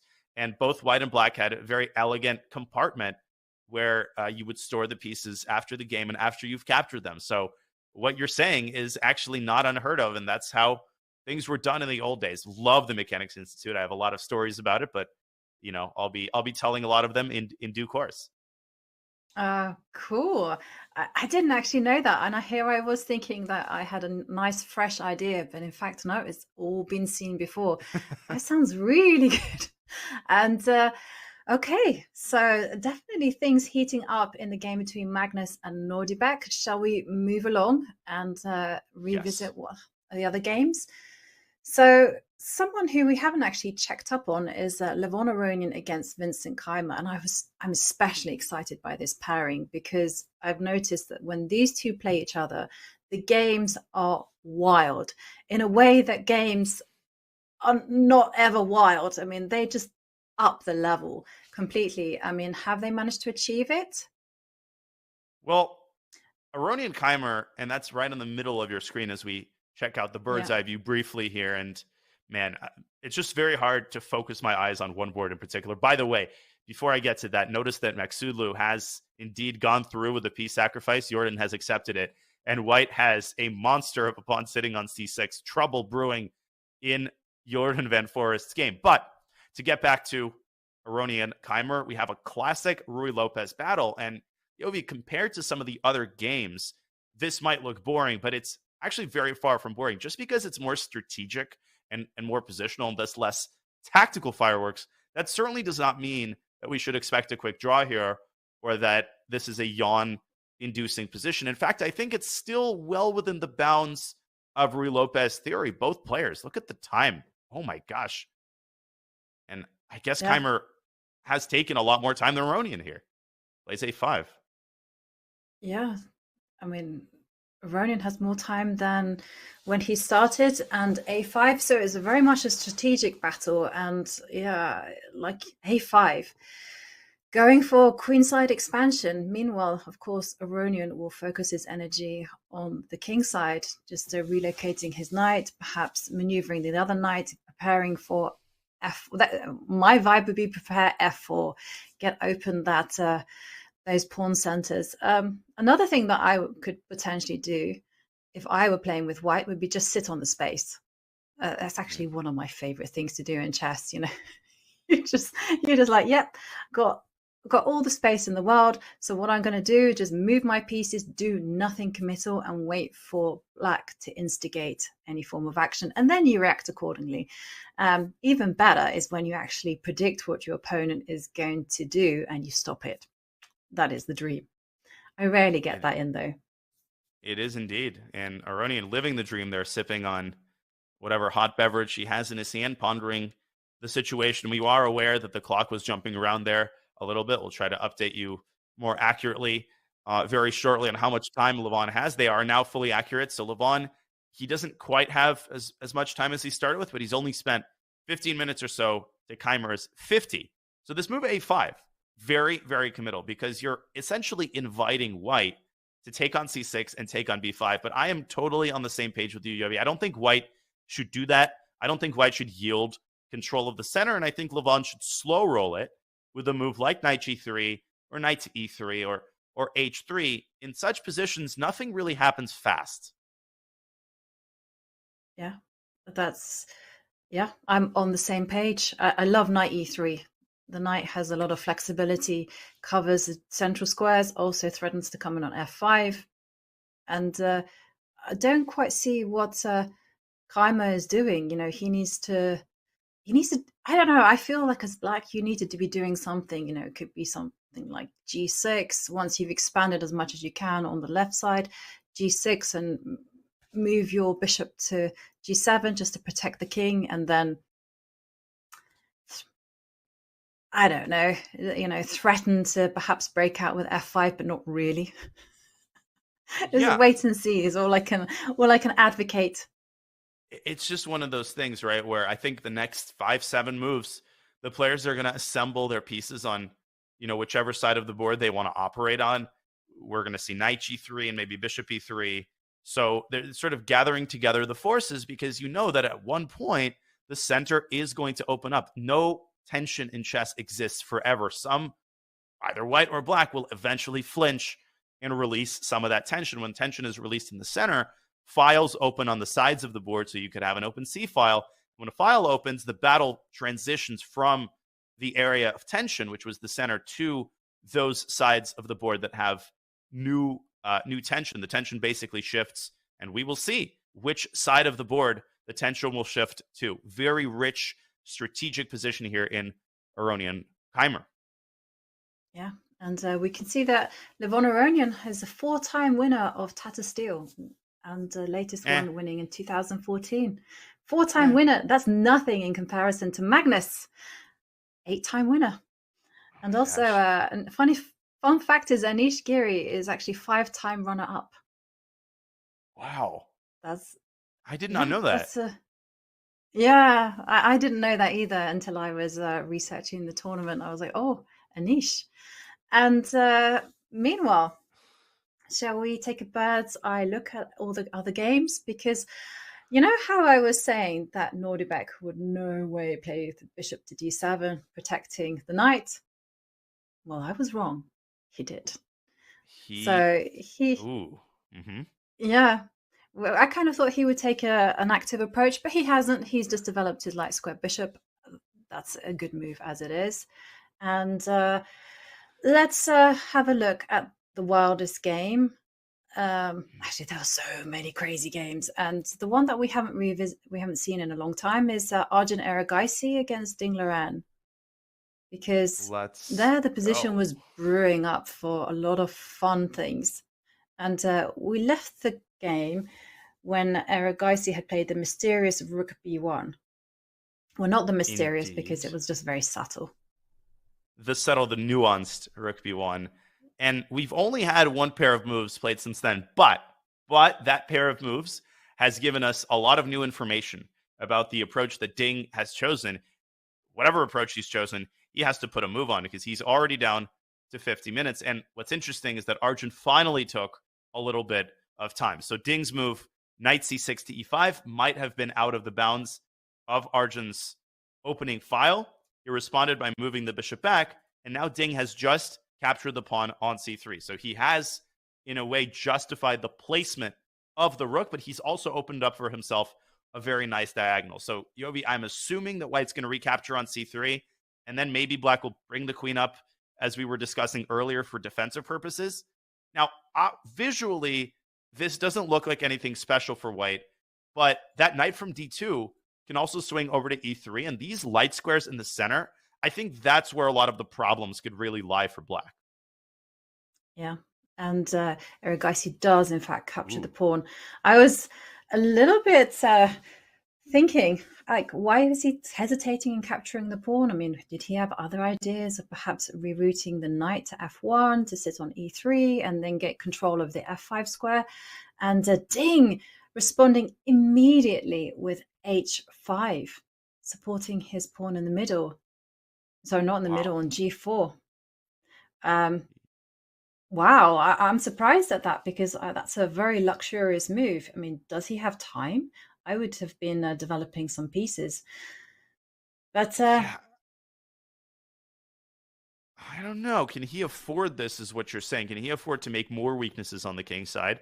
Well, I guess he's saying that there's no imminent danger to his king. I think we're very likely to see knight to f1 here. But your old idea also, king moving away to h1 and then pushing up the f pawn, very real possibility as well. Yeah. Yeah, I had forgotten about that idea. Thank you for reminding me. You're very welcome. I thought a reminder might be in order. Yeah, it's good stuff. Okay, so if it does make its way on the board, put the king on h1. Nice, sophisticated move. Mm-hmm.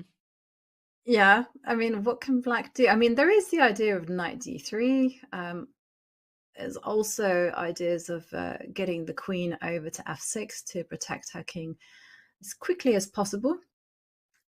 Indeed. I mean, but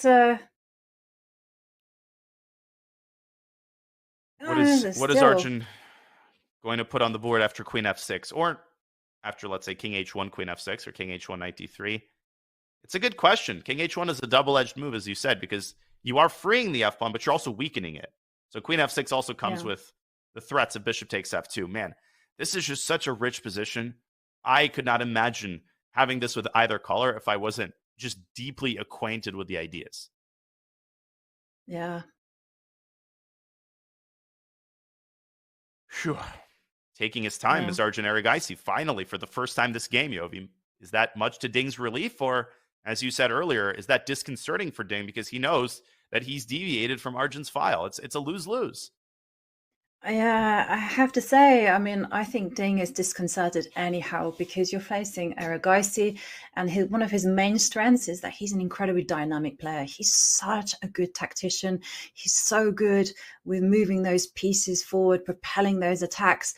So it's not really the type of position that Ding would be feeling comfortable in. Having said all that, of course, you have to do the job what's in front of you. And here it is, just to protect the king, survive the next few moves, just consolidate the pieces. So Ding probably won't be feeling too much ahead. And we have to also remember that Erigaisi is such a talent. Everyone I've spoken to has very high words of praise for him. You know, he's only 19 years old. Last year in the challenges, he just blitzed through the field, you know, and it was really clear that he shouldn't have been playing in the challenges. He should have been up there in the Masters, and that's where he is. And I can remember when he made his breakthrough in the Gold Money Asian Rapid on the Champions Tour 2 years ago, but we hadn't even heard of him. And suddenly he came in and he went all the way to the quarterfinals, which was unheard of at the time. And now, of course, everyone is familiar with the name Erigaisi, and also everyone is familiar with the name Praggnanandhaa, who actually defeated Ding in round 4. Yeah, I mean, we take some of these players for granted. We take their improvement curves for granted. But if you put this in a historical context, these improvement curves, particularly for Erigaisi, they are historic. They are unprecedented. You just never have had players moving past the swamp of 2,600 as fast as Arjun has, and as fast as Pragg is. Pragg is almost 2,700, but Arjun has just been on, honestly, one of the greatest tournament winning streaks that I have ever seen in my chess career. He won also some incredibly strong open tournaments, like I think the Abu Dhabi Masters, and anything online. He's played well there too. All the AIM Chess Rapid tournaments, just you name it, whatever format, wherever the tournament was held, however it was held, online or OTB. Arjun has been atop the tournament standings. Of course, he also played well in the Tata Steel Rapid a couple of months ago. And here he ponders his next move in this incredibly complex position. Ding Liren is nowhere to be seen. He's been taking a long walk around the tournament stage. Is he trying to take his mind off of this game? Like, I don't want to look at my game. I want to look at Maghsoodloo's game. I want to look at anything except this. Yeah, it's understandable, because whenever I'm playing in this type of positions, I'm always trying to use that nervous energy to something constructive, just walk it out so that when you get to the board, he's back, you're in full focus mode, and that you can just concentrate what needs to be done. And here it's just survive, protect the king. And after all, he is material up. So if my maths is right, it's sometimes a bit shaky, but it's good. And once he does that, he has good piece play. Yeah, I mean, this game could go in so many different directions in the next couple of moves, depending on whether Arjun goes knight f1 or king h1. So we will keep a very close eye on this game. But before we move on, we have a very important and exciting announcement to make, because the FIDE World Chess Championship 2023 has just been announced, and it will take place in the city of Astana in Kazakhstan from April 7th to May 1st of this year. A new world champion will be crowned as Jan Nepomniachtchi and Ding Liren will battle to seize the throne left vacant by Magnus Carlsen's withdrawal. Mark your calendars, ladies and gentlemen. This is coming right up, starting April 7th and ending May 1st. The World Championship 2023 has been announced. Could we get any more exciting news, Yovi, than this? Yeah, that is the most exciting news, actually. It's incredible. I mean, I knew that the announcement was brewing, but I actually didn't have any predictions as to what country it would be. I actually thought it might be China, but I didn't quite know. But Astana, Kazakhstan, this is a great venue. It will be, you know, they've held a lot of tournaments, and also everything they do is with the utmost of professionalism. So I can't wait. And yeah, and there we see the bird's eye view. Can we revisit the game between Fabiano Caruana and Wesley So? Because there we saw Fabi's last move, and it's a rook lift. And the rook has moved itself. And well, interesting last move also from Wesley. So if we rewind, we left the position 2 moves ago, and we see the battle taking shape. Because when we left it, the bishop was an a6, and we kind of came to the conclusion that Wesley had one free move, and he's used that free move to retreat the bishop to relocate it to a more aggressive diagonal. Oh, I missed rook b8. First, okay. he played rook b8. So he spent 2 tempi on sort of a reconstruction, remodeling of his position. But it's so interesting. We were talking mostly about knight e4. He used the e4 square, did Fabiano, but he used it for a rook lift, as you pointed out. Rook to e4 makes a lot of sense, actually. Now that I think about it, you want to get it to h4, and you want to deliver a checkmate on h8. But how do you set that up? The point of bishop c8, not only are you potentially getting your bishop to f5, but from a defensive point of view, you're preventing the queen from accessing this very important h3 square. And if white only gets 2 major pieces on the h file, then the bishop does a great job of holding the fort and defending the h8 square. Yeah, there's some ghosts in the air, Daniel, because I can see that rook swinging over to h4. And okay, it doesn't work, but it's there in the atmosphere, is the queen can actually come to f6 and plonk herself down, give herself up in order to catch the king in a mating net. So it doesn't quite work, but, well, you can see knight takes pawn instead played. Oh, this position is just a cracker. It is indeed. Who's going to crash through? Okay, so this is so wild. So now, I mean, I've been saying this a lot, and a completely unexpected turn of events for me. I fully expected this round to be very calm, positional grinds, but instead, it's like the players have just taken something in their coffee and just come to the games pumped.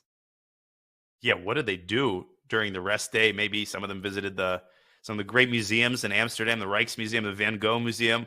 Maybe that gave them inspiration, but you're absolutely right. This round has been a barn burner, as Fabiano with the Scotch, something you don't say every day. I mean, I was expecting an Italian or a Berlin, but no, that was not the plan for Fabi.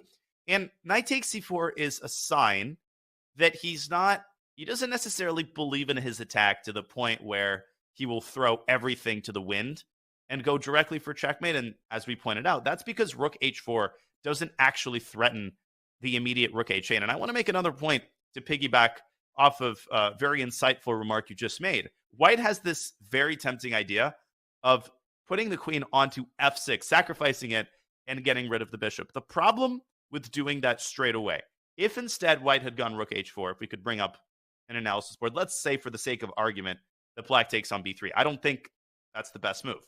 But the point is that queen f6, as good as it looks, runs into checkmate in 1. You've opened up the e file, And it's very hard to stop the move queen e1. Even if white's bishop wasn't on f1, queen e1 would still be mate and 2. Couple that with the fact that queen h3 is not possible, and it's hard to progress in a position like this. Maybe there was knight e4, and so maybe black would have played bishop f5 in response to rook h4. The eval bar is laughing at me, Ovi, so I'm going to pass the mic to you. I'm tired of getting laughed at here by that eval bar. How do you play this position well? It's just not possible. Yeah. No, this is the thing. When you play this type of chess, I mean, it's all going to be an endurance, not only about your chess prowess, but also your nerves. And what tends to happen is when it's so sharp, is that someone cracks and you'll see a one-move blunder of the horrific kind, actually, ones you cannot recover from, and that will just end the game. And there we see knight takes pawn, and then the bishop does, in fact, come out to f5. Still, the position is amazingly complicated. I predict that the rook will move over to h4. And there is another way for white to crash through, and that would be to put a rook on h7 and just sacrifice the rook for this all-powerful bishop on g7.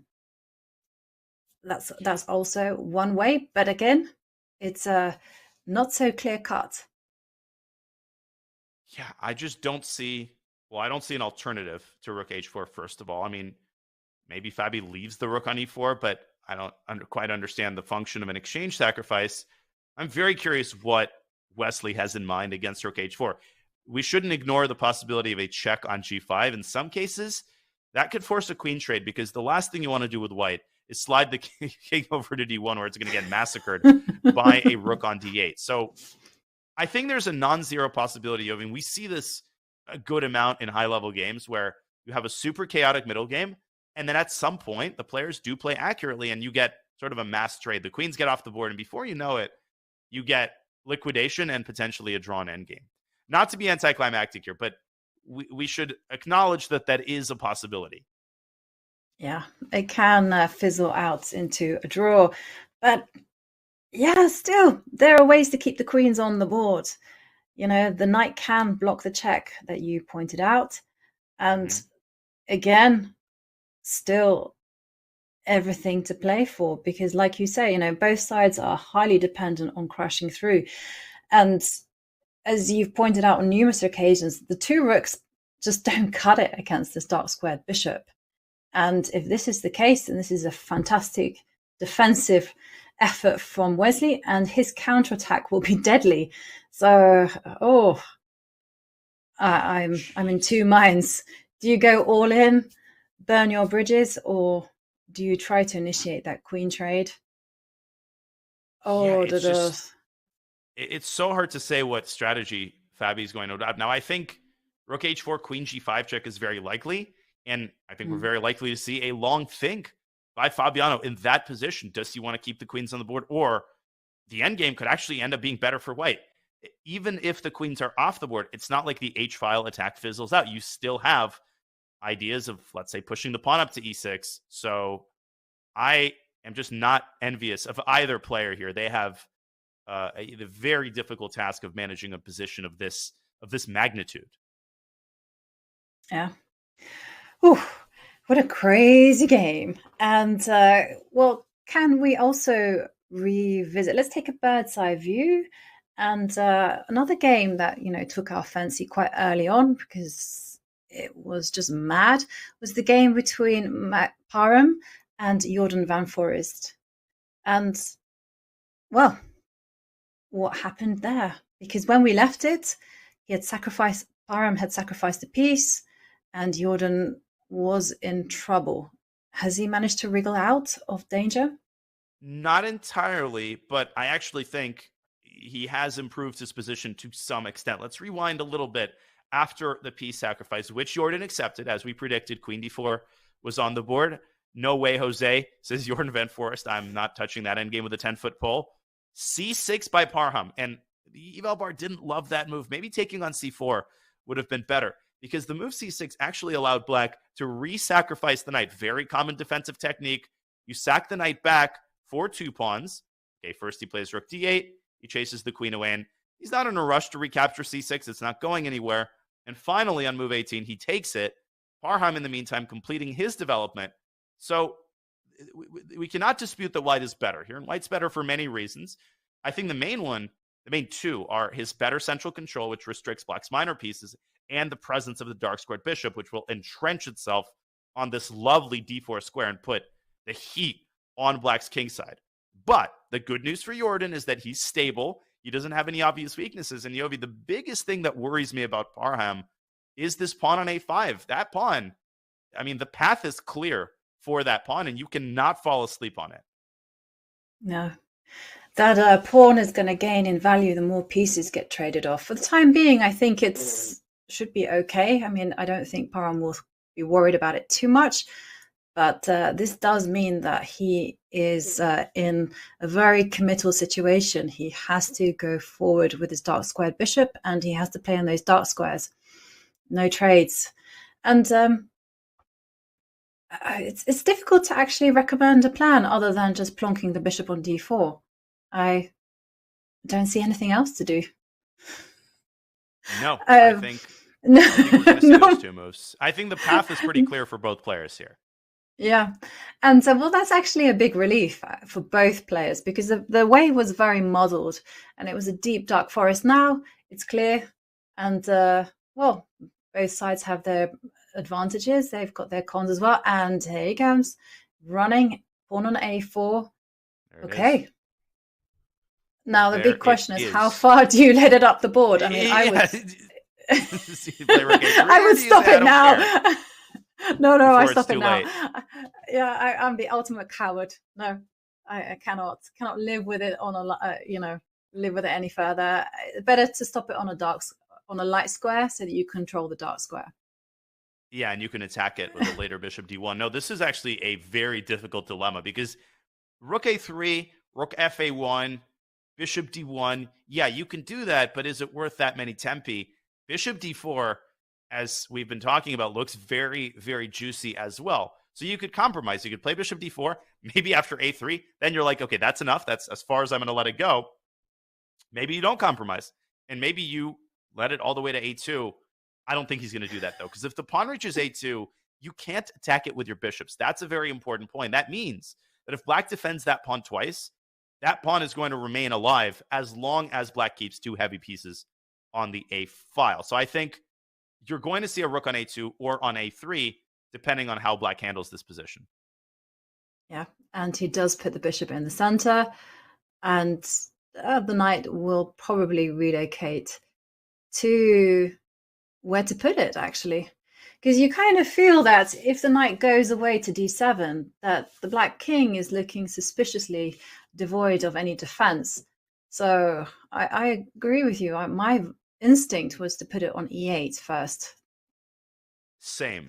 I think you very have to passive circuit, but yeah, you always have to be thinking about. Yeah, I think so too. And also, knight d7 looks clumsy. It gets in the way of the rook. So knight goes to e8, and then let that knight live a happy life, defending its own king. We have this expression on the tour, which makes me laugh. It's like a knight is a king's best friend. I didn't actually know this until last year. And then I was like, wow. Like, I think I'm just. Yeah, I mean, the knight is the most underrated defender, I think. People think of the knight as a short-range piece. They think of the bishop as a good defender. In the Caruana game, the bishop is a star defender. But a knight on e8 like that it's safe. And knights are good at doing the job that they are assigned. You tell that knight, I want you to defend g7. Knight is a king's best friend. It's going to sit loyally on e8 as long as you need it to be there. And knights are just good at defending particular weaknesses. So the big choice for Jordan is whether he plays knight e8 immediately, or does he push the pawn one square further, allowing white potentially to ruin his pawn structure on the king side, which I don't think Parham is going to do because the bishop is the pride of his position. So just a very rich situation. Parham definitely with the upper hand, but Jordan, I think, doing a good job of keeping practical chances alive. Now, before we go on our second break of the day, there's one more game that we need to quickly look at. We haven't looked at it yet, and that is the game between Gukesh and Rapport, which is already in an endgame. So we are going to dive straight into that game for a little while, and we have a very interesting pawn structure in that game, but largely an endgame that looks balanced to me, Yovi. Yeah. Yeah. Gukesh and Richard Rapport supporters will have to forgive us because this game looks very balanced, as you say. I mean, it looks like a very typical Grunfeld endgame where black has this pawn majority on the queen side and is holding white's pawn majority in the middle of the board. I think black is doing fine. He has good pieces for his squares. He challenges the control over the C line. In fact, if I were to prefer someone, I in fact would prefer black. I would say black is slightly better, just on account of all the long-term possibilities and advantages you get from having that outside pass pawn. Agreed completely. And another thing you should always test in these positions is what happens if all the rooks disappear. And if all the rooks disappear, then the magnitude, the weight of black's pawn majority obviously outweighs what white has, whatever chaos white has on the king side, because there's a very clear path to creating a pass pawn with a6, b5. And if all that white has left are minor pieces, then you might not have the resources to both contain the pass pawn and, let's say, keep your king side defended. So I'm on the same page. Not only has Rapport solved all of the problems posed by Gukesh in the opening, but he sits very pretty with an hour 22 on this clock and a really comfortable endgame. I think he's going to make a serious push to try to win this endgame, Yovi. Yeah, definitely. Actually, Richard is known as a creative player, but he's also fantastic in the endgame. In fact, I would almost say that it's better strength. He's actually stronger in the endgame than he is out of the opening or in his creativity, because I've seen him just display amazing technique when it comes to this stage of the game, just grinding things out. And he has sometimes... Richard, a negative mind frame, but I think that this suits him in this type of game and this type of stage, because he's just looking at what his opponent does and he stops it. And again, he's not excited by the bigger picture. He's just simply looking at these mini plans, improving his pieces one by one. And I do remember that these two played a very heartbreaking game on the tour. And Gukesh was defending a rook against Richard's rook and bishop. And we thought it was just a draw in the bag. And then Richard won at the very last minute. I mean, it was incredible. And there we can see Gukesh move his rook to the open line. What do we think about Gukesh's play so far in the tournament overall? It's been a little bit lackluster. I mean, again, everything has to be spoken with a grain of salt here because we're only 4 rounds in. Now, Gukesh, of course, coming off a ridiculous performance at the Olympiad a couple months ago where he started 8 out of 8. But sometimes when a young player has a performance like that, chess fans like to build up unreasonable expectations. Why isn't he 4 out of 4 in this tournament? He's languishing at the bottom of the tournament standing. He's made some draws. He has had a slow start, but his opponents are incredibly strong. And Gukesh at age 16, let me repeat that, age 16, making his first appearance in Tata 2023. He's actually the only player in the Masters section for whom this is the first Tata appearance. So let's give Gukesh, a little bit of a pass. So far, he's gathering experience, he's stabilizing at his rating, and sometimes there are some growing pains associated with being a new player at this level. Yeah. And also, it's not really his fault that he's been the victim of 2 brilliancies, I mean, first of all, he played Ding, and Ding played a superb game. And of course, who can forget Anish Giri's amazing novelty in the regos in game 2. I mean, that was just incredible. And I don't really fault him for stumbling there because it was a very fresh idea. It was a sharp position. And he made a mistake and it happened to cost him the game. And he's managed to stabilize since then, 2 draws, very combative draws as well. And one thing that really impressed me about Gukesh is that he gave an interview after Beal, and he said that he knows that in this type of situation, the most important thing is to not change the personality. If you're inclined to attack your opponent, go for the king. Stick to your true nature. Don't change just because you're losing in the tournament or you're winning in the tournament. Just stay true to your colors. Especially if you're a younger player who's trying to gain experience. You don't want to do anything too drastic as you're saying, just because you lost one game. And of course, losing to Anish Giri in that fashion, there's absolutely no shame in that. And there is also no shame in continuing to fill our coffee cups and continuing to enjoy this lovely 5th round of Tata Steel 2023. We hope you are enjoying the coverage, ladies and gentlemen. And as we look at the pensive expression on Richard Rapport's face, we can't even see his face. He's got his hands over his head. Just a beautiful view right there of Gukesh against Rapport. Folks, we will have more coverage and more action for you from the 2023 Tata Steel when we return in just a couple of minutes.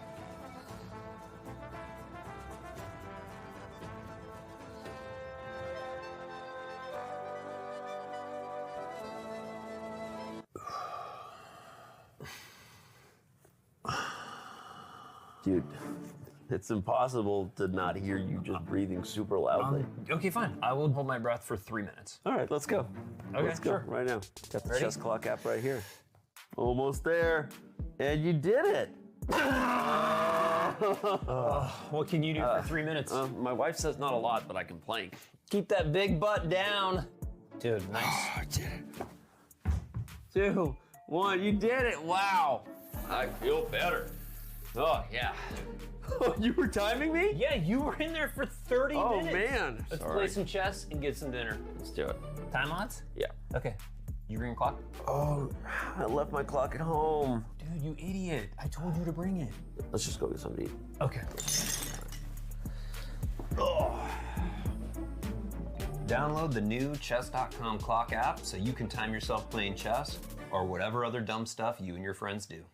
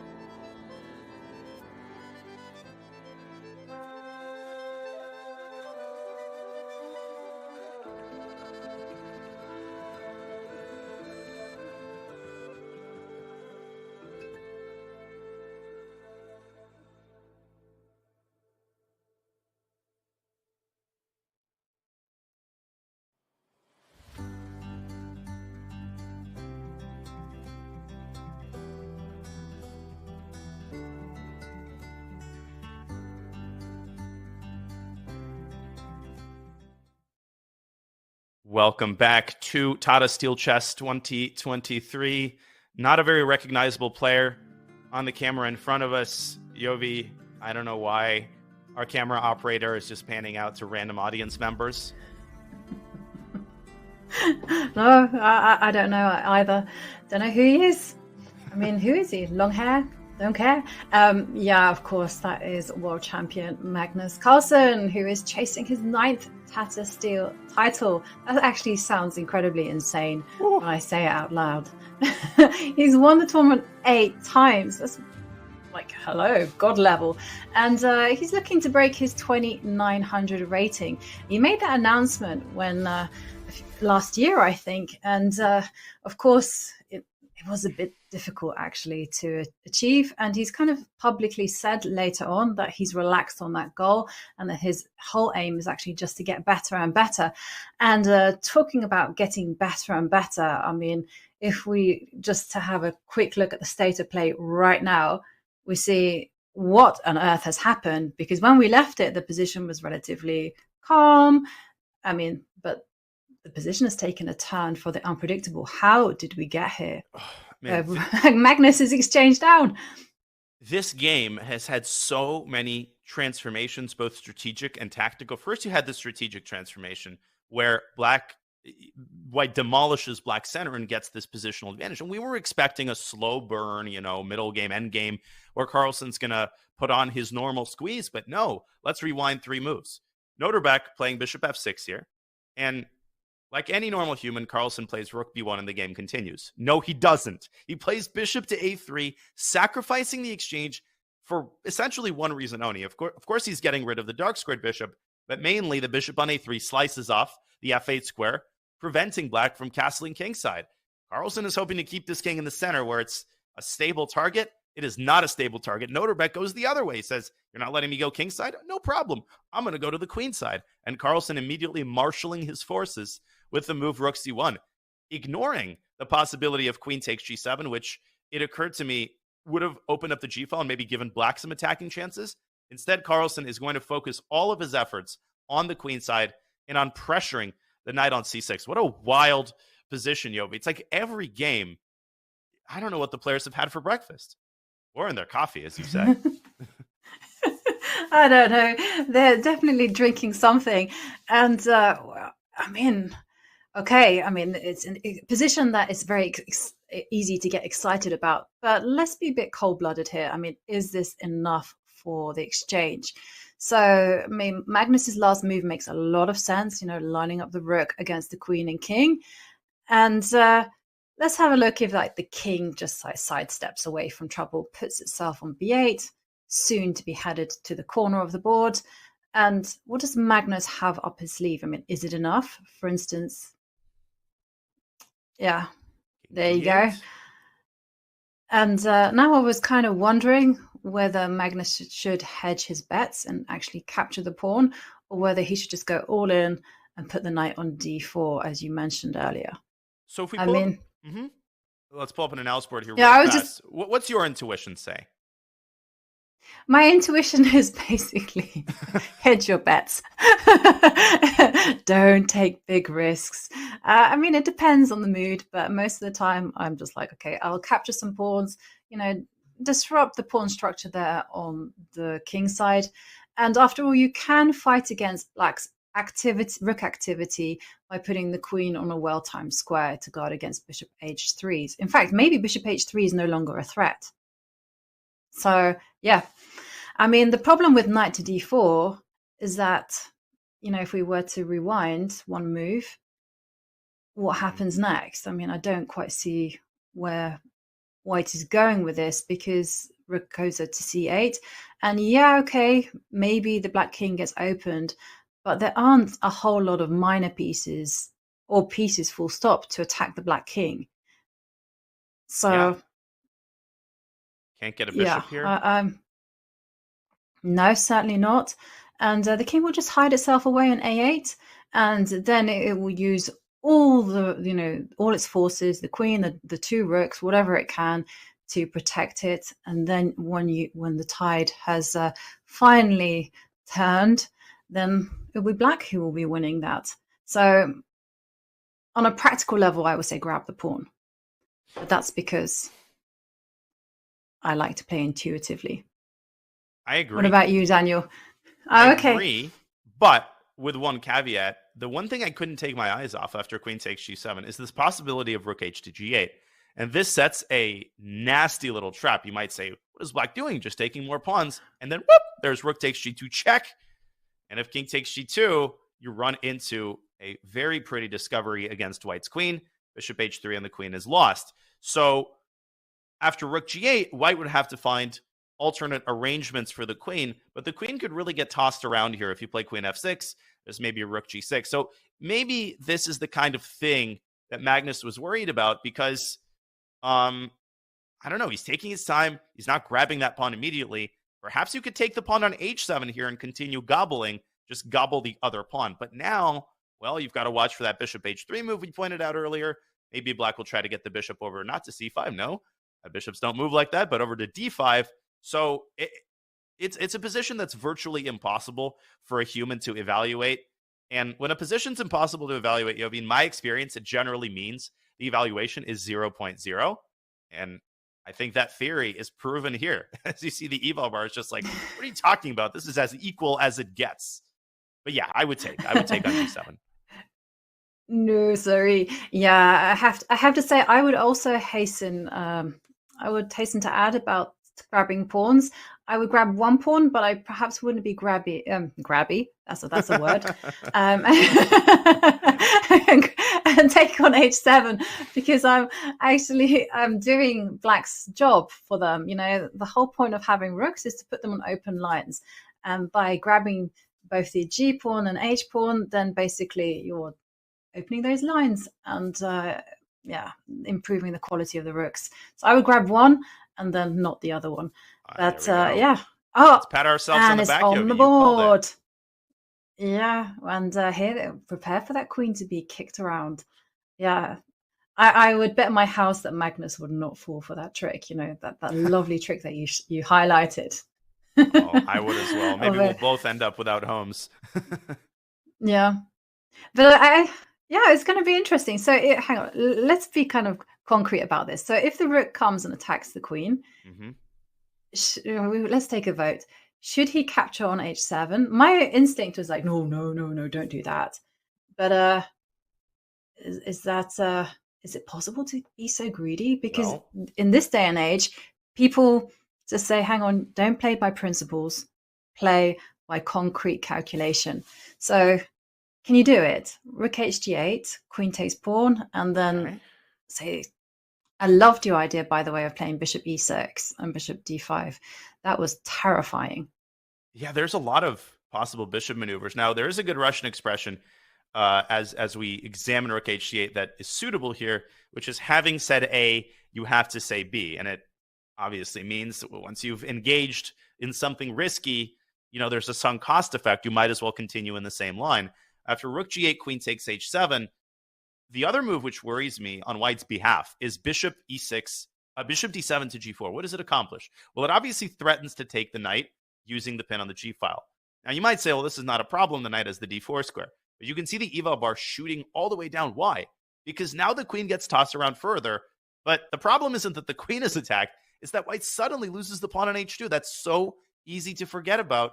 And knight takes c6 check doesn't do anything. Black just recaptures with the pawn and then a beautiful mate to boot. After queen e4, bang, bang, and bang. The bishop on g4 blocks the king's escape. So this could white could fall off a cliff here in the span of two moves, Yovi. So that's a counter argument against taking on h7. The argument for taking on h7 is that if you're already there, as I said, you might as well get your money's worth.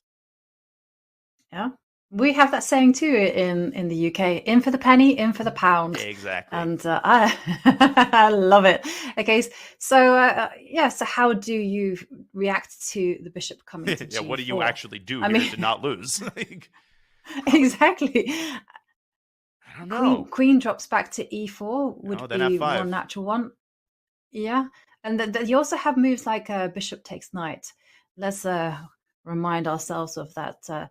Checks, captures, and threats, and then after pawn takes, then we can come back to e4. That is actually a very Nice point, because if black plays f5 here, what is the point of f5? The point is to dislodge the queen so that you can take on f3. But here you have the check on b4. This is a very important intermezzo. It allows you to move the knight away, and then rook h8 is not as effective because white has the time to defend the pawn on h2. Speak of the devil, Nodirbek has just played rook h to g8. Not a lot of time on his clock, so I love the fact that he played that move quickly. That takes some guts to do against the world champion. Comes back to our conversation about young players just not fearing the top guys. I think 10 years ago, somebody in Nodirbek's shoes would have taken 20 minutes and tried to work out all the details. But the Uzbek Grandmaster, he trusts his intuition as he gets up from the board. What an alpha move right there. And let's rewind back to the live position after rook h8. Yeah, and we're going to see whether Magnus captures that pawn on h7. And talking about alpha moves, did you catch any of Magnus Carlsen's alpha moves at the World Blitz Championship? I mean, the one that springs to mind was when he turned up 2.5 minutes late. I mean, it wasn't his fault. He's got 30 seconds left on his clock, and he just starts adjusting his pieces. I mean, how cool is that? Unbelievable. I mean, that was I would be like flustered. Running to the board, just making move, No. So I have 30 seconds. I'll start with 20. Who cares? And then he crushes Kovalyev. Crushes him. Yeah, I was a bit surprised. Anyway, it was a moment of chess history. And afterwards, I remember the Norwegian TV grilled him on that. They were like, "What is that all about?" And Magnus just went, "Yeah, I just wanted to mess with his mind." And so he did. I mean, it was a one-sided game. And my coach, many, many years ago, I had a game where my opponent came 58 minutes late. And in the US, the rule is if you come an hour late, you forfeit the game. So I was already basically tallying up my first point. I was about to sign the score sheet. My opponent comes running in. This is the first round of a tournament. And I got totally destroyed. I got wiped off the board. And afterward, my opponent said, well, there's an old Soviet trick. If your opponent comes an hour late, you just wait an hour on the first move, because it's actually psychologically very difficult in many cases to play with an extra hour on the clock, because you feel like you have to win easily, but there's just something very disconcerting about it. So he said, in the old days, the opponent came 30 minutes late. You would just take whatever amount of time on the first move to level up the playing field and make it easier on yourself because you moderate the expectations. In any case, Kovalyev didn't do that because that was a blitz game. Wow. Never heard that piece of advice before. I have heard stories about Bronstein, who used to take ages to make moves. And once he spent 22 minutes playing for the Soviet Union on his opening move. And his teammates were like, "What are you doing? Why are you doing this in front of me?" I mean, he was very unpopular. It's a complicated position. You've got 20 options. Got to consider the candidate moves. Yes. Can you imagine that?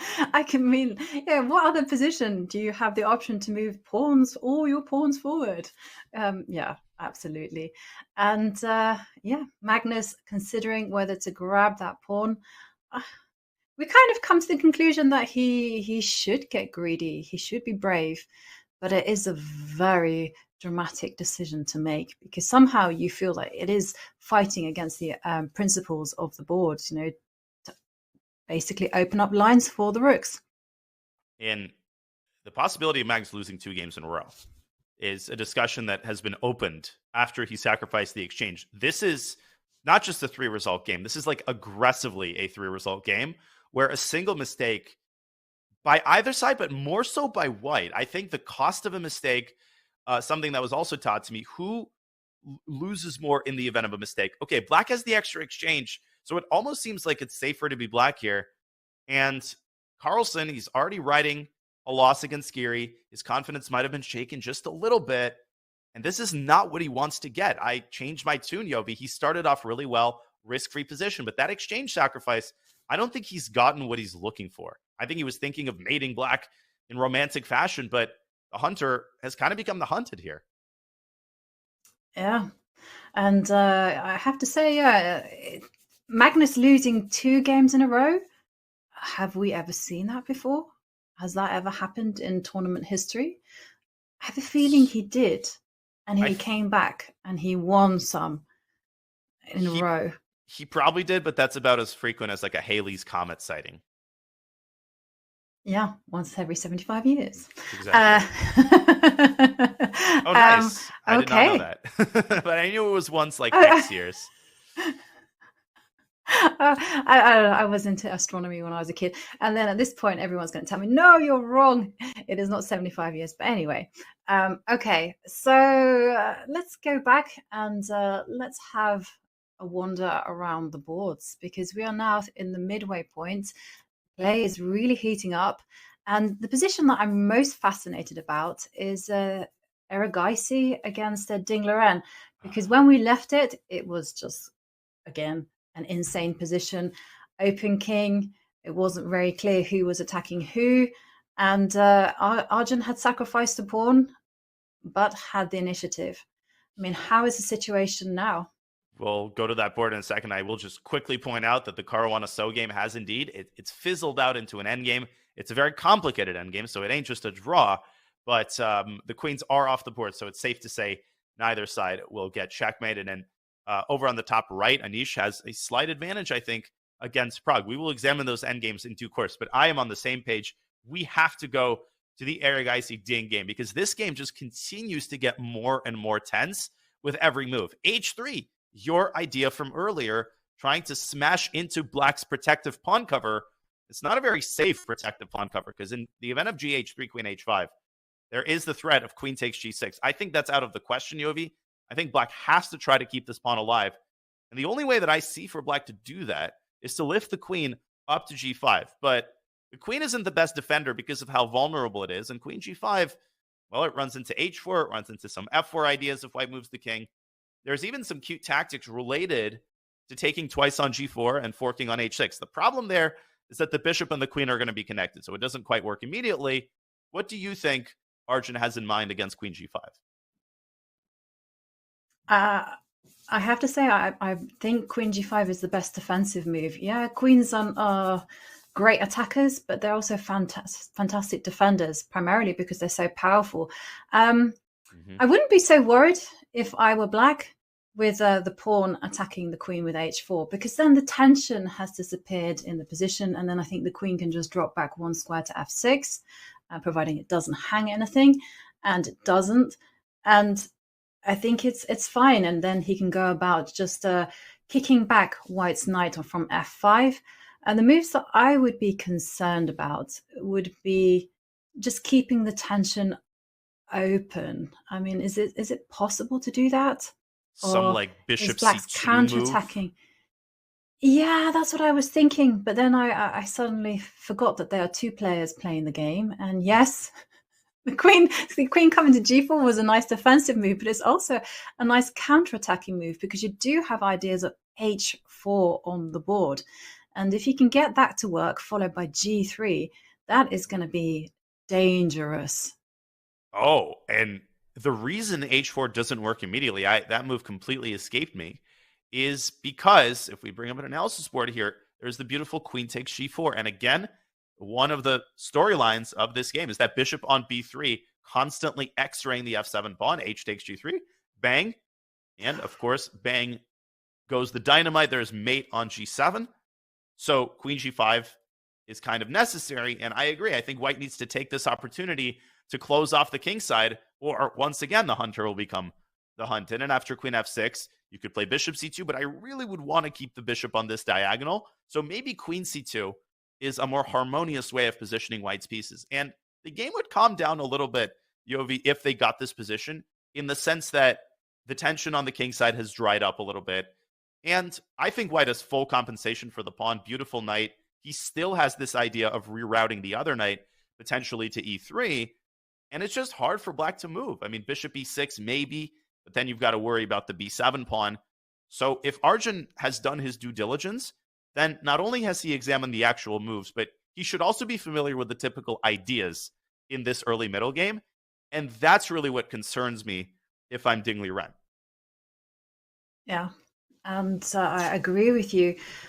I think there's so much dynamism in the position. And one thing I wanted to point out was that Black's knight on H7, what a terrible piece. I mean, it's a great defender, but it's just standing there doing nothing. I mean, it's completely dominated by the pawn on H4.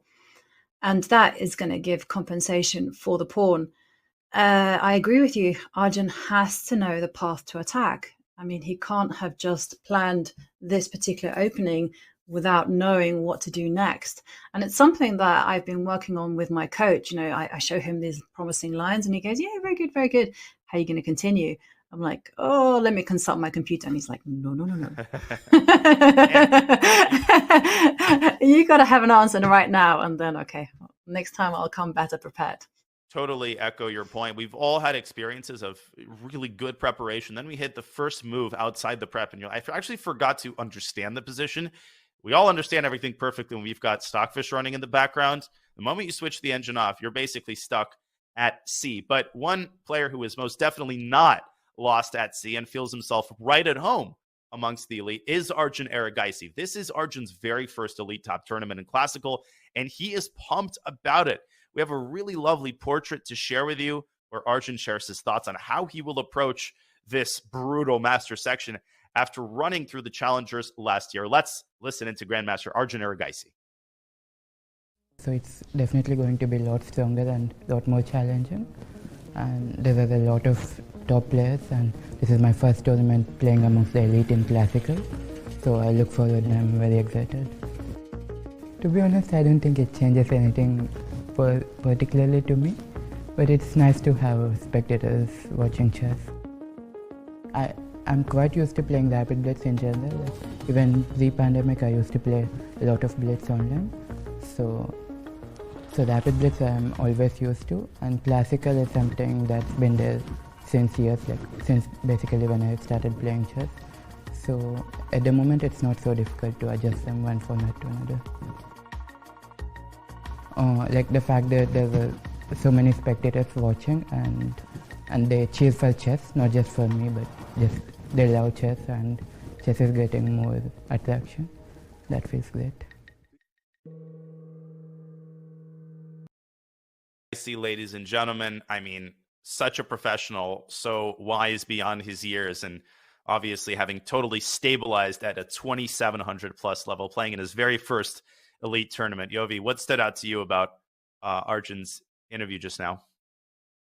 How calm and softly spoken he is. I mean, he comes across as so humble, and yet we know how dangerous he is over the chessboard. And he talks a lot about how he's able and he's confident in his abilities to switch between classical, rapid, and blitz formats, and how he enjoys them all and how he just loves the game.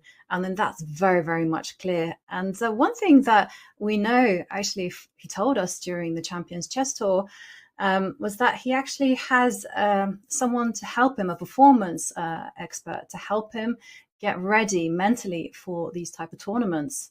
And he has a very good family network. They're there helping him, they're motivating him. If he's down, they just say a few words to him and he immediately can pick himself up. And you do need that strong network behind you if you're going to reach the top levels. It takes a village. I mean, you don't succeed at this level without a vast support network that includes friends and coaches. And it's important to point out that Arjun's performance in the challenger section last year came without spectators because of the lockdown restrictions. This time, there are spectators. We see them in the screen in front of us. And of course, Arjun also has tens, if not hundreds of thousands of fans watching back home in India, watching his every move and cheering him on. The chess environment in India is just so wholesome. It's so fun to watch how many fans there are of this new crop of Indian talent. Nihal, Arjun, Gukesh, two of them playing in this tournament.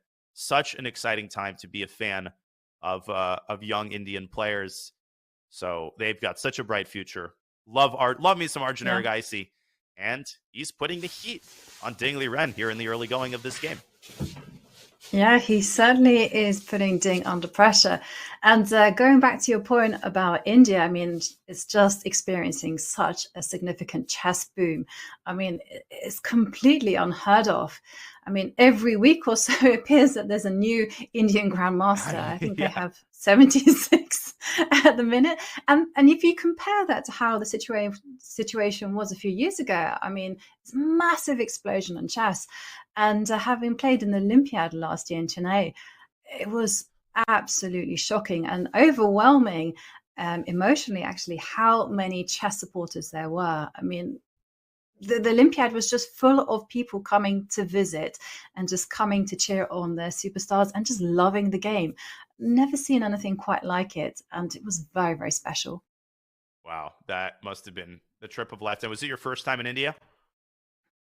It was my second time in India, but it was the first time experiencing chess like this, you know, where we were like superstars, and we would come out and they were like, autograph, autograph, and they knew who I was, and they knew who everyone was, and they asked me how I did, and they had thoughts on my game. I mean, it was incredible.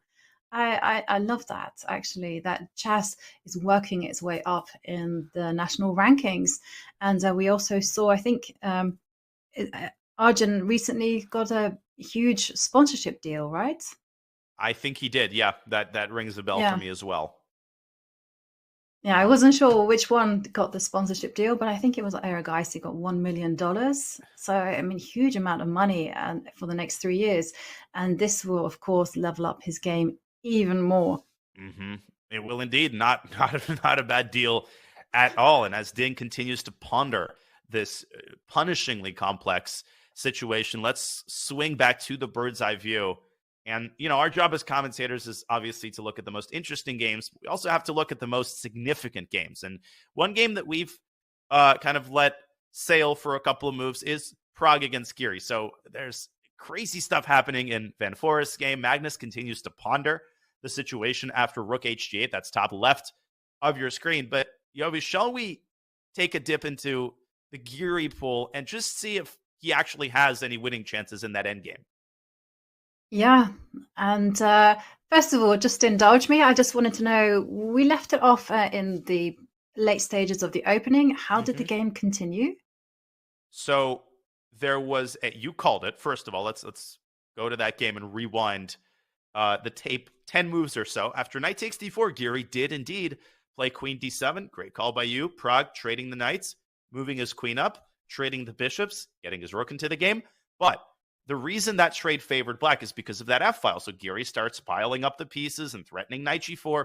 Pragg thought, great time to get the queens off the board. And of course, that diminishes black's attacking chances on the f-file. But what it does not diminish is black's positional advantage. Giri getting his knight to a beautiful square and securing the knight with a classic g7, g5 move, not for attacking purposes, but to take the sting out of f4. And now the knight has moved back to c6, attacking this new weakness that Pragg has created on a5.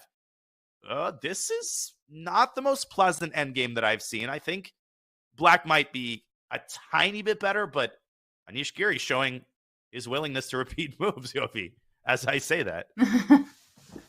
Oh, this is the modern way of playing chess. You repeat the position twice and then you play something different. You know, you keep them hanging.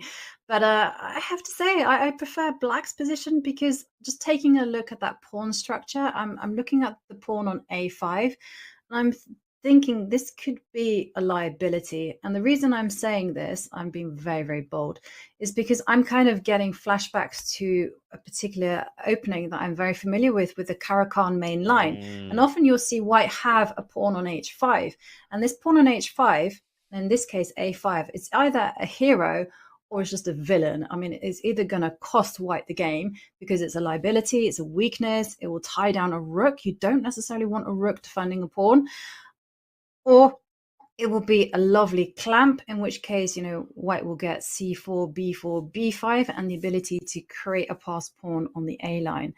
So I'm kind of intrigued about this very small detail.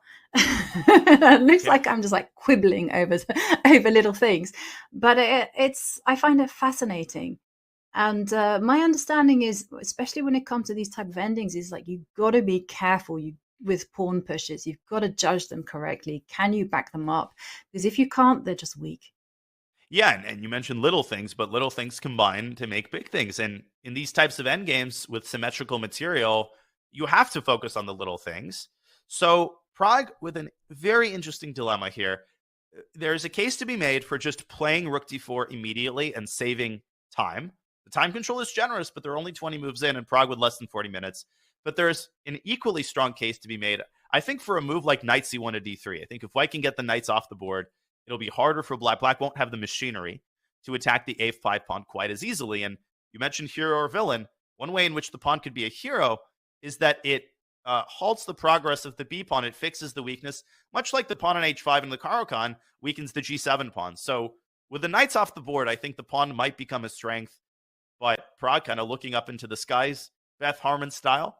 Let's see what he's going to decide. And speaking of Pragg, Pragg's confidence has been amazing. He just defeated Ding Liren with the black pieces. We've got a great little segment here as Pragg shares his thoughts on his brilliant win against Ding Liren in the last round. Let's listen in.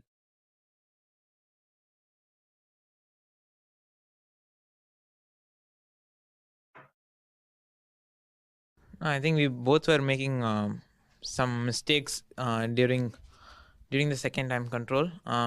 We both were down 2 seconds, and I don't think my technique was good. But okay, it's not all easy to find the correct moves in this endgame because there are so many options, and it's not easy to calculate everything.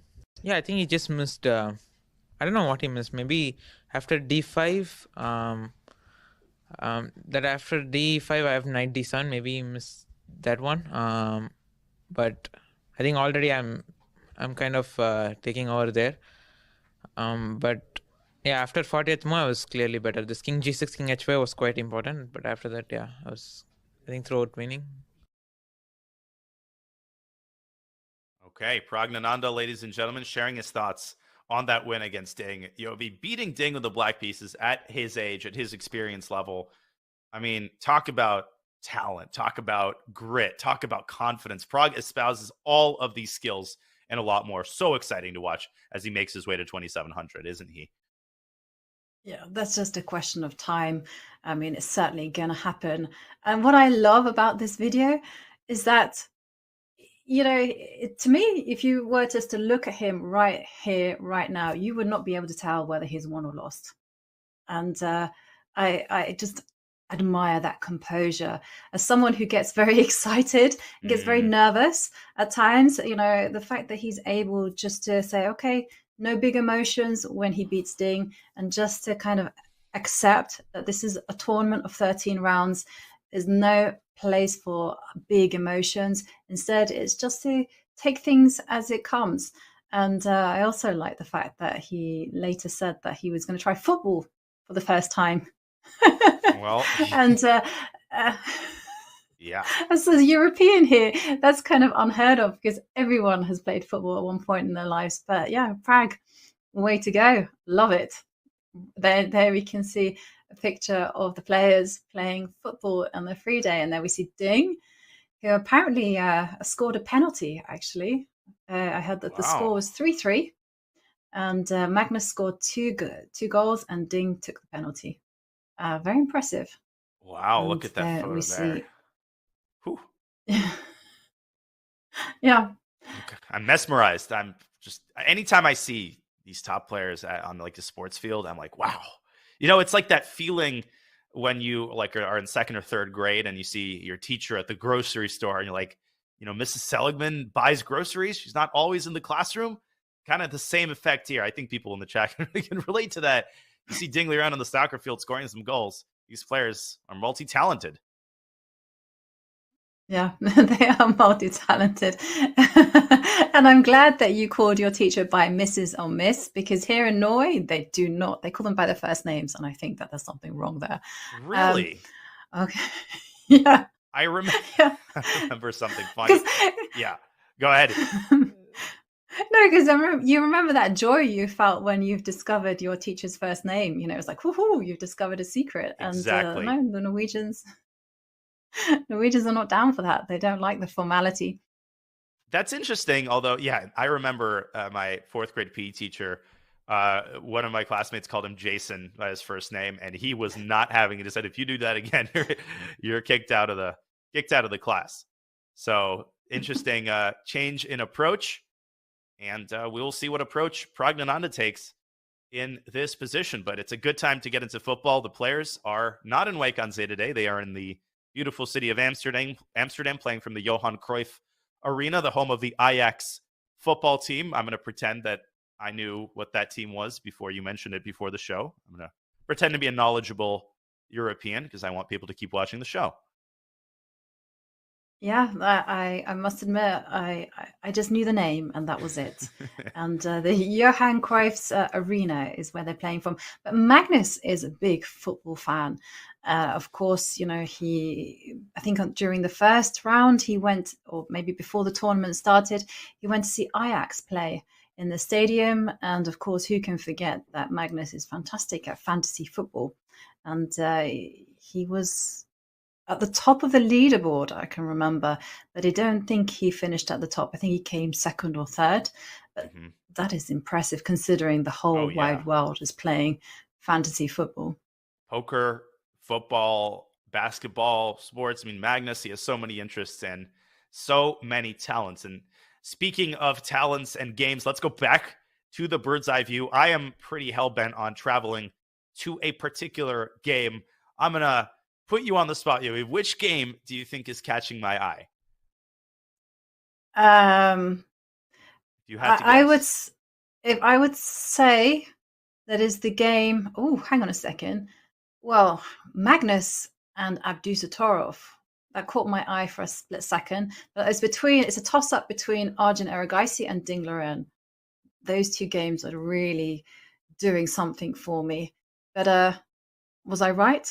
I kind of cheated on So that's second in command. Arjun against Ding, since we looked at that pretty recently. I'm actually looking at the Van Foreest game because you have a situation that's to the right side of your screen where the rook on e1 is x-raying the queen on e4. So I'm actually just wondering if white has a forced win in that position.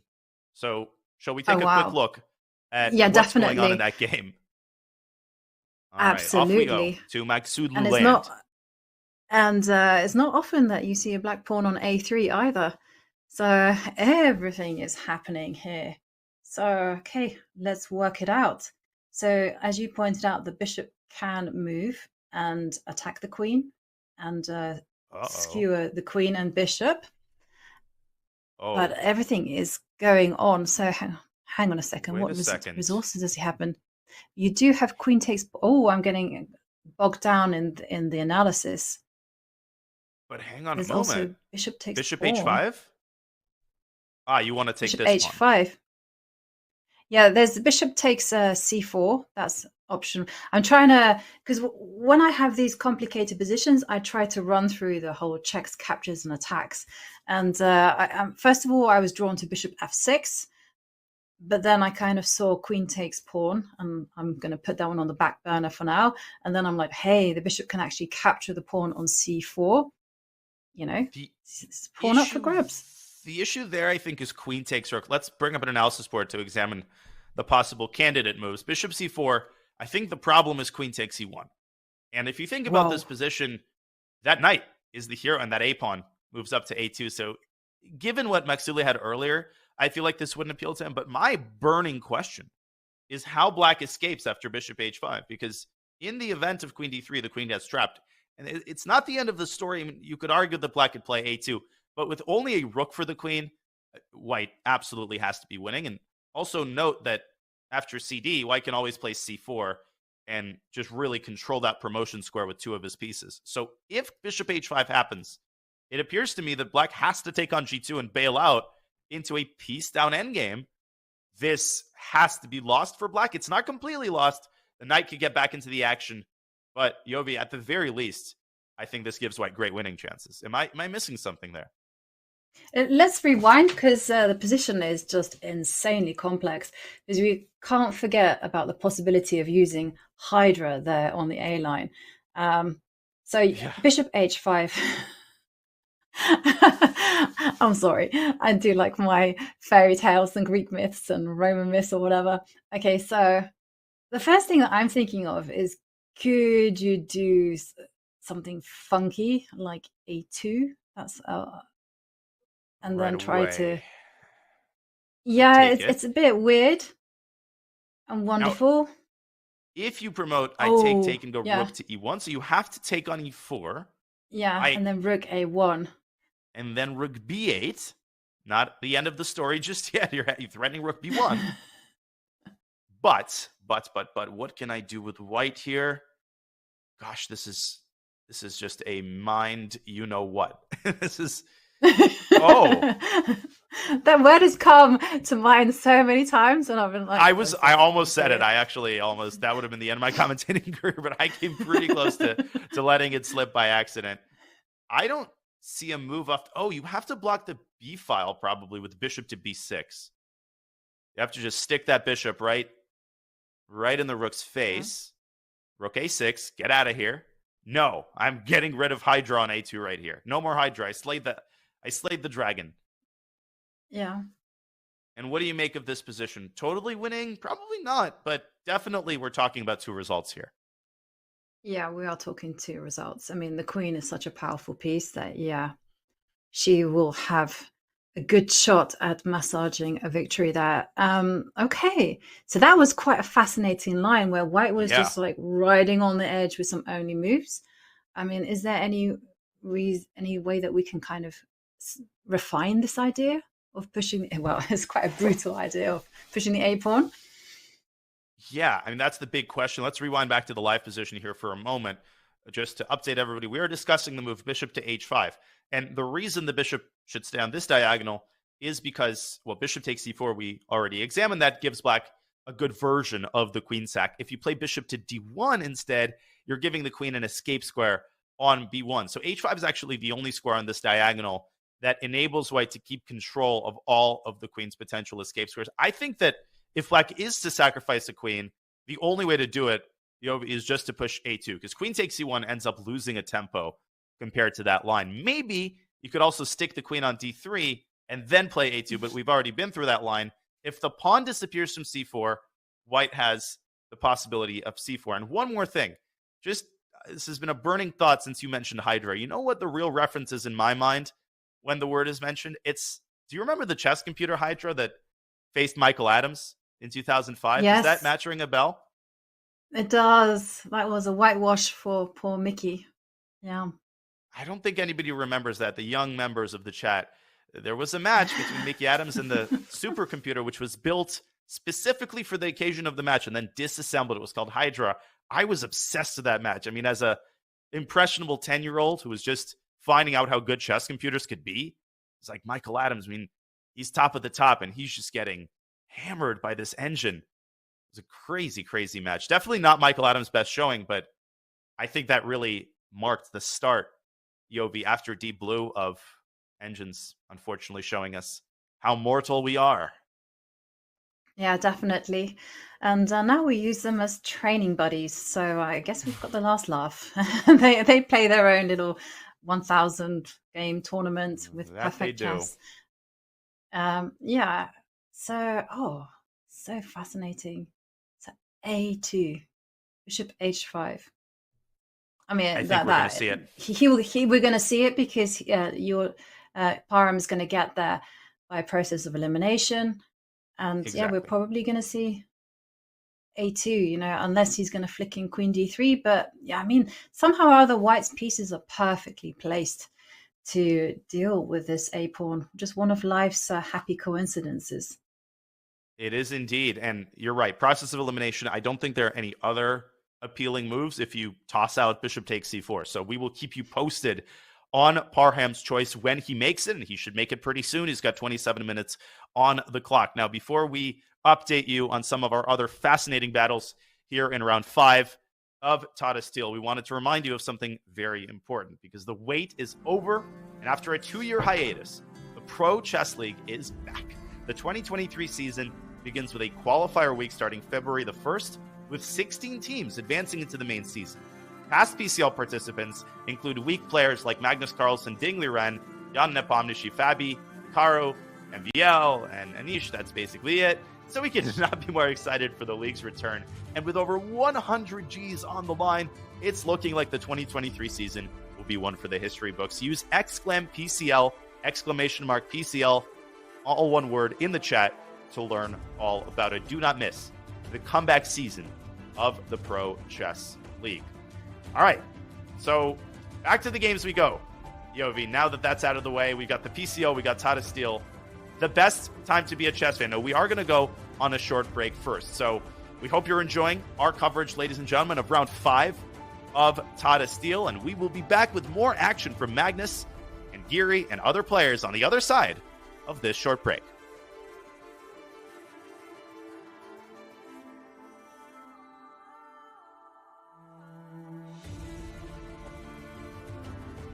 Your subscription makes shows like this possible, which is why our Twitch subscribers will never see ads on chess.com. Connect your chess.com account and Twitch account at go.chess.com/connect accounts, and bang, boom, voila, you're done. 100% ad-free bliss forevermore. Whether you're following our events on site or on stream, type the command connect in the chat, and thank you for helping bring these shows to life.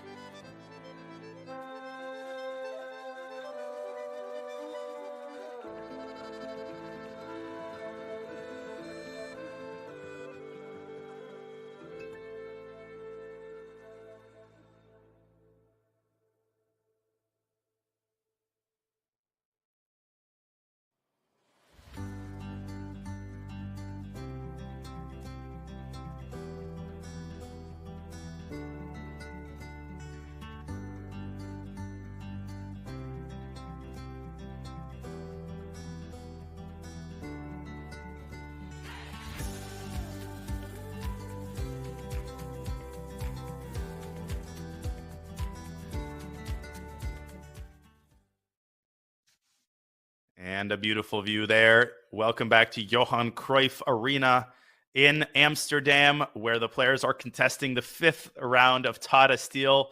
The tournament moved to Amsterdam for one day, giving spectators in the Dutch capital a chance to view these players live.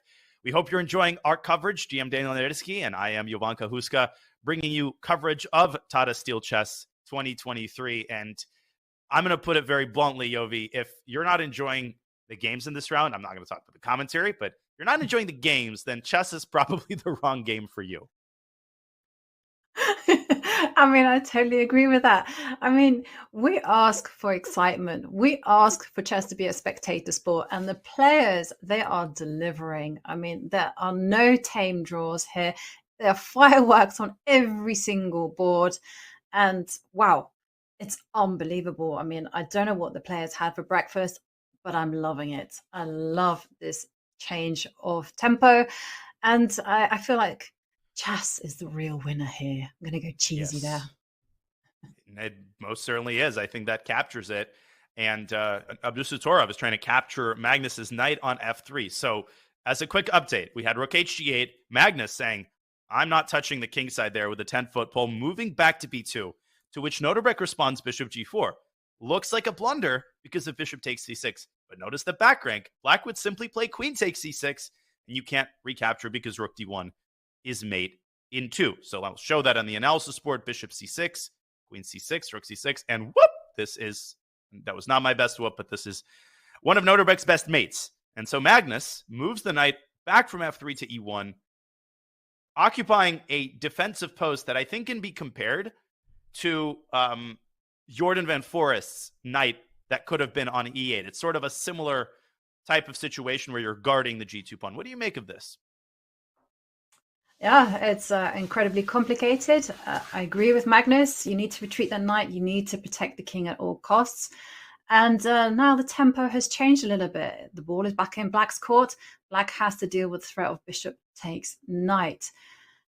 And again, the position is open. It's crazy. It's not easy to do. So I think there's only one move. I mean, you either run away with your king, put it in the corner, which frankly I don't like, or instead I would move my rook onto the 6th row and try to develop horizontally. Defend, I meant to say. Well, you're also sort of developing your rook. I'm gonna save you there. Rook g6.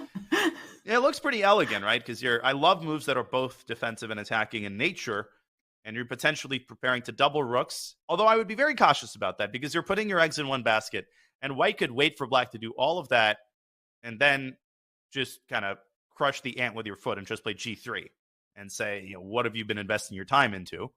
So king a8, rook g6, both of those are possible. Queen b6, another move to consider, creating an X-ray against White's queen. Man, I don't envy Nodirbek's task here. He's probably better objectively, but with 25 minutes on the clock, how hard is it to choose a candidate move in a position this complex when you know that a single mistake could turn the tables? Yeah, I mean, the price of an error is very high in this position for both sides, I hasten to add.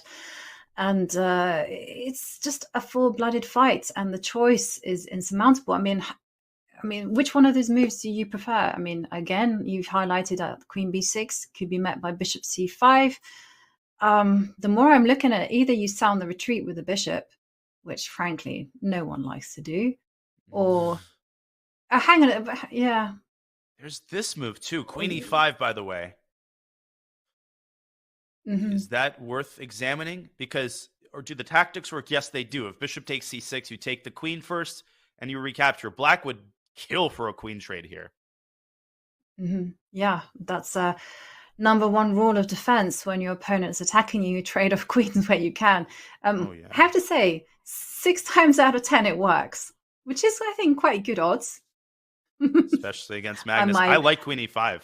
I'm going to predict Queen e5. The more I look at it, the more I feel like that's a very wise move given the fact that you're entering time pressure. We are only on move 19. That is a mind-boggling thought because of how much has happened in this game. We haven't even made 20 moves.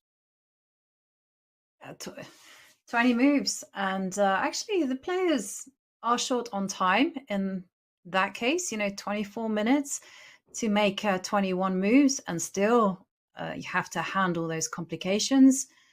I mean, we're going to look at a time scramble at the end. But the good news for Nodirbek is that the action is happening right now. And if he can diffuse it within the next 5 moves or so, then he can look forward to doing whatever he has to do in an endgame. You're exactly right, I think. And the important thing to understand about that is that really the climax is going to last another 3 or 4 moves. So Nodirbek could potentially take 10 minutes here. If he can ensure an endgame, if he can get a position that's easy to play, then he won't mind having that position even with 8 or 10 minutes on the clock. It's not like he's a world rapid champion. It's not like he's good at blitz.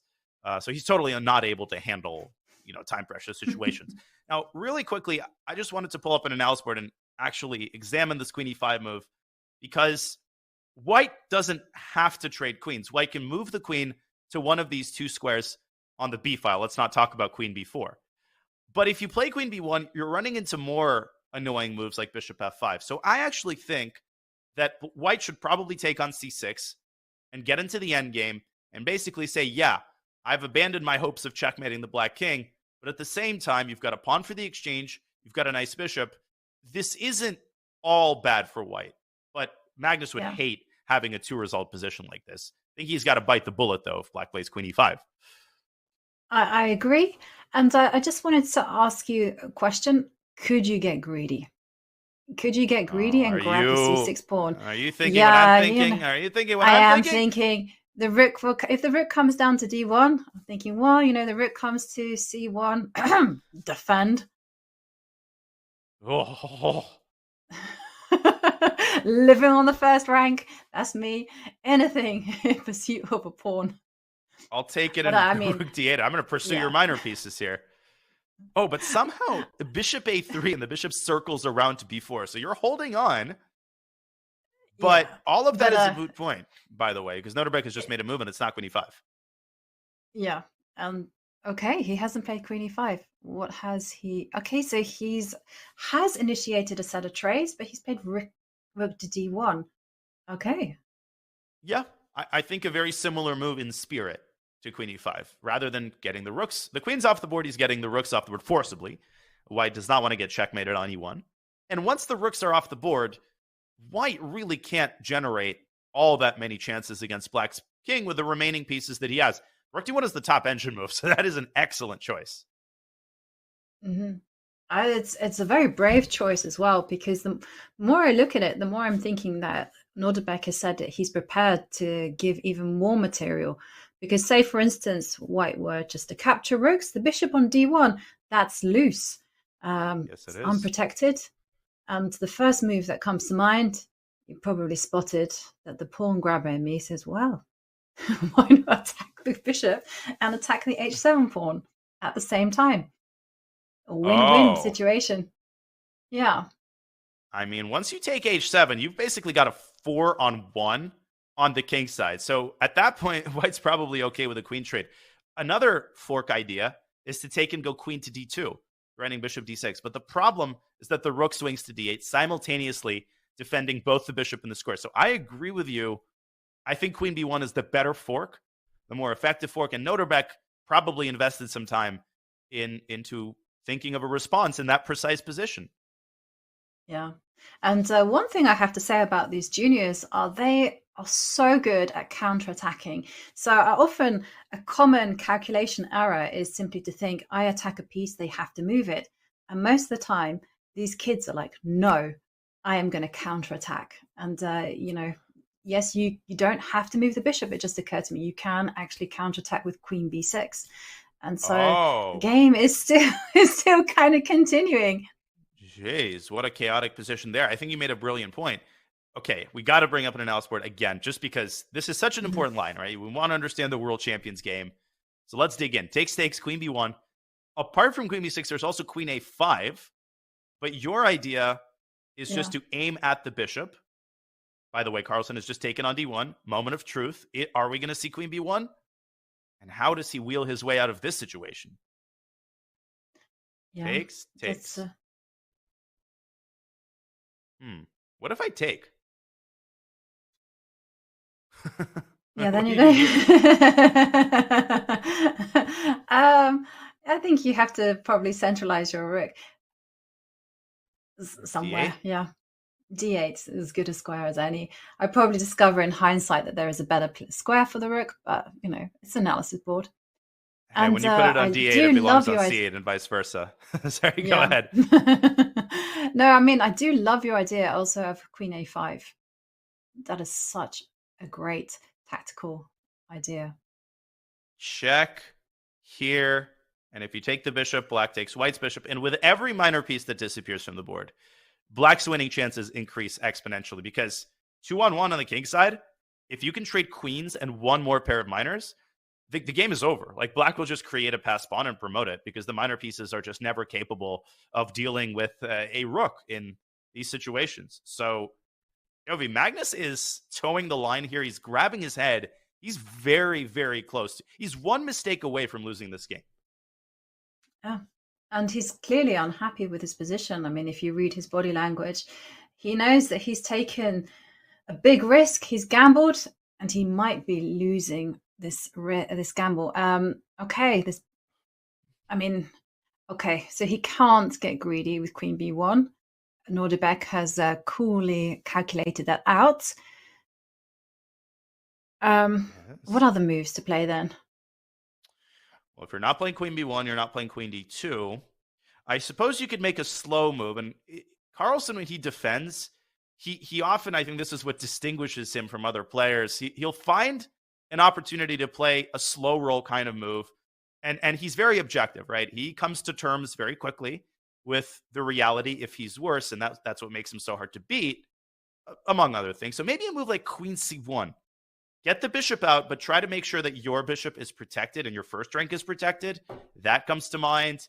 Even a move like G3 to create some luft, that should not be ruled out either. But with 25 minutes on the clock, this is the worst kind of position to have in time pressure, where you've got a vast choice of moves. You know you're worse. And like I said, you know you're one mistake away from losing. Yeah. On the subject of protection, I have noticed the top players are obsessed with protecting their pieces. You know, their ideal formation would be, like, for instance, in this type of position, that white knight belongs on f4. Put it on f4 where it's defended by its own pawn. And the dream for these super grandmasters is to have every single one of their pieces protecting each other. It wasn't until I sat in on the Champions Tour or listened to everyone's streams that I realized that it's all about overprotection. They're not interested.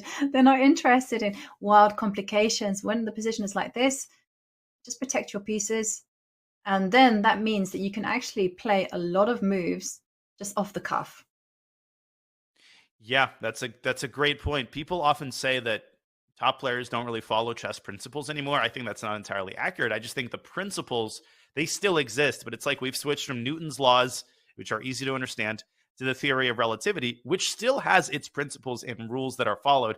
It's just the rules are so much more complex. And one of those rules, as you're saying, is that overprotection turns out to be very, very important to set yourself up for success when the game becomes tactical. So we could see a slow move like bishop f1 to bring the bishop onto a safer square, or h3, or knight d3. A lot of choices for the world champion as he continues to ponder the very difficult position that he's in and try to avoid 2 losses in a row. Shall we dip back into the bird's eye view?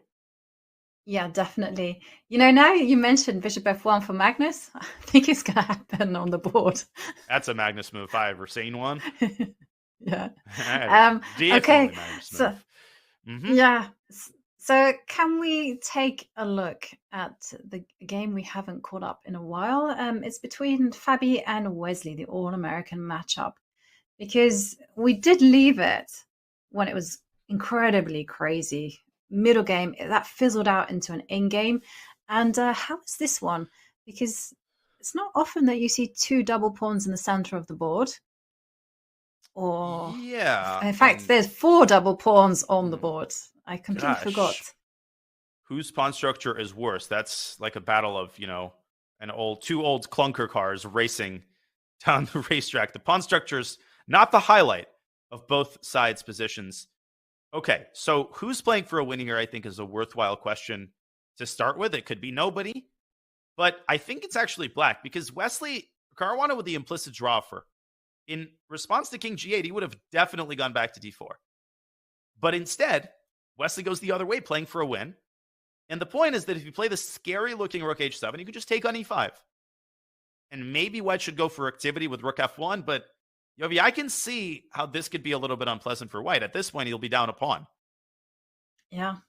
I can also see that. So that's why I was thinking desperate times call for desperate measures. Is this a situation where White should just put the rook all the way over to h8? So rather than allow him to capture the pawn, give a check on h8. Sack the exchange. Is that, yeah, I'm feeling reckless in this precise minute. And once the king comes back. Now, yeah, my idea was, like something like this, if I could possibly organize it, or maybe even rook a8 was an idea that I had. But I mean, is it no, maybe that's I'm getting my pieces tangled up. So don't put the rook on a8. Perhaps I like your idea of repeating the position. Maybe this is the way to a draw. Yeah, I mean, rook h7, I'll take it. And when the situation fizzles out, my king has this beautiful safe square on b7, and White has drawing chances here, no doubt about it. But I don't think the situation is that desperate. I think it's a little bit desperate. You need to go for a lot of activity if you want to hold the draw here, but you got to find the compromise. And I think that's what Fabi's doing. Rook h7 is on the board. Back we go to the live board, and he follows up with a move I really like, e4.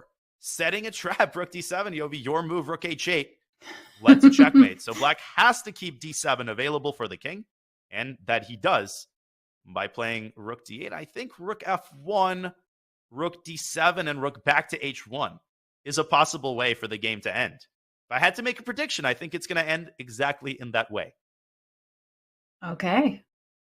Yeah, that's a neat way of repeating the position. Is it possible that Fabi can play for more? Because yes, okay, he's down a pawn, but my eyes are distracted over to the queen side. I'm thinking, hey, that king could actually make its way to a4, a5, grab a pawn on a6 after. Ooh. Hello. And then you've got exactly. Got past a pawn there. Is this something to think about? Because after all, you can play rook f1 at leisure. Yeah, and you've got a time advantage. The problem is it's move 35, and we've got a big time addition on move 40. So I wouldn't make a decision solely based on the time situation. Rook f1 is on the board. So for now, he refrains from king b3. I think that is a very interesting idea, though, and the position probably remains dynamically equal, but Fabi might not be willing to take this kind of risk at still a relatively early point in the tournament. Yeah, I was just thinking it's quite a relevant idea as well, because Wesley could be thinking about trading rooks. So he could say, hang on, I don't want a repetition. He could decide to go rook f6, in which case, after a trade of rooks, king b3, king a4 is quite relevant. And then, okay, now the rook has come to d7. Here we go. Are we going to see our first result of the day? This is the moment of truth. I think if Fabi wants to play for a win, we're going to see king b3. We're going to see g5. We're going to see a move that keeps the tension. But I just don't see it. And I'm going to call for rook fh1. Yeah. New haircut Fabi might not be crazy risk-taking Fabi. It's been a very tense game. What can you say? You use a lot of nervous energy going through such a sharp opening like that. So I would not be surprised if the players are just like, okay, take a deep breath, agree a draw, move on to the next game. There's still plenty more rounds where it came from. That's no. I'm not thinking about something else, but I want to let you finish your thought first. Magnus, what I was laughing about as Caruana goes for a g5. He does it. He's like, I don't want that draw just yet. I'm going to make you suffer and work for it.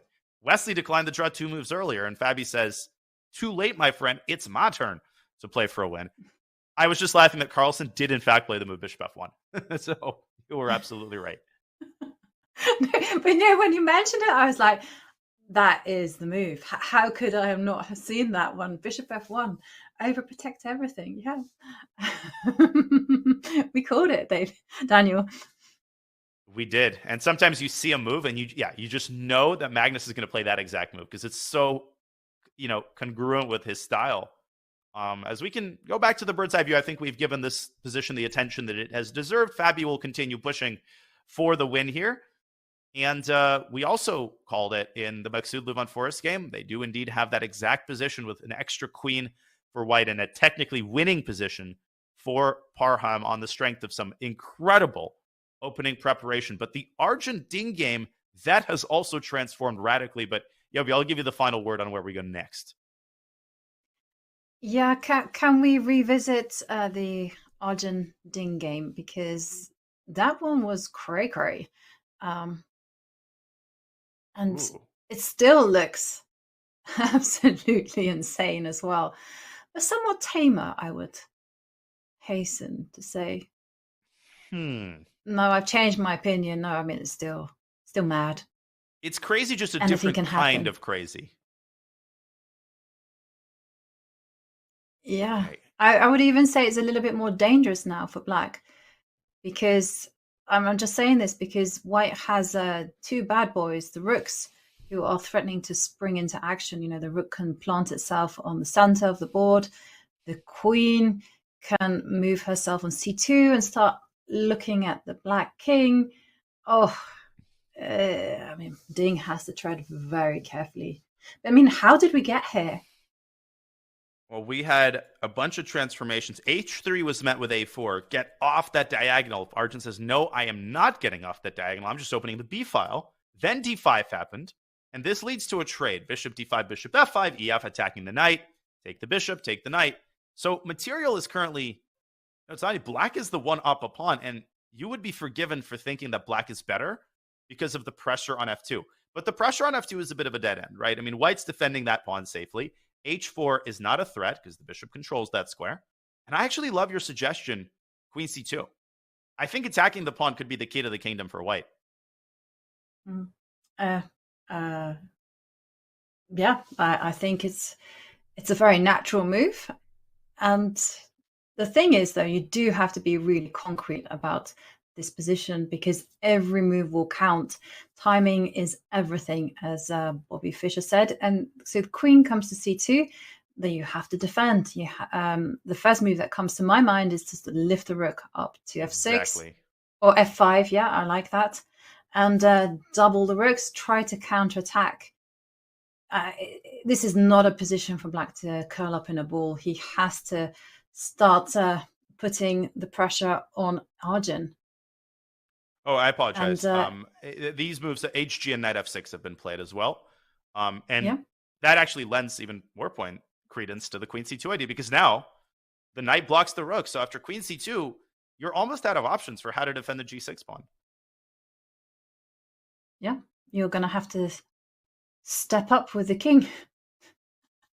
Always a very scary thing to do, unless you can swing the queen across to g5.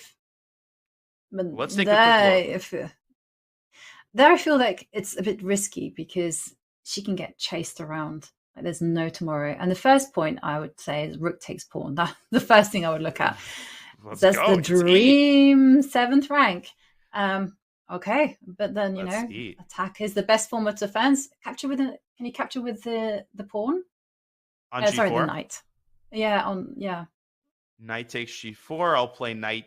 Probably still knight F3, honestly, to block the F file. I mean, clearly we're not talking about whether White is better. We're talking about the extent of White's advantage. And the eval bar really shooting up in this type of position to somewhere around +2. White is probably winning with best play, but it is still very much a 3-result game. I think that much is totally clear. Queen C2, though, might be the only way for White to cement his initiative and keep the flames burning. So will Arjun find Queen C2 or will he go for something else? Well, that remains to be seen. Live position after knight F6. Crazy stuff, Yovi. Yeah, absolutely. Gosh, I don't know, I feel like a broken record, but I'm just absolutely astounded by how many games have become so sharp. And it's just round 5, the guys had a rest day. They were meant to chill. And it seems that they've just come back to today's round, just invigorated and just something in their step. The more nervous the players are, the sharper the position, the better for us.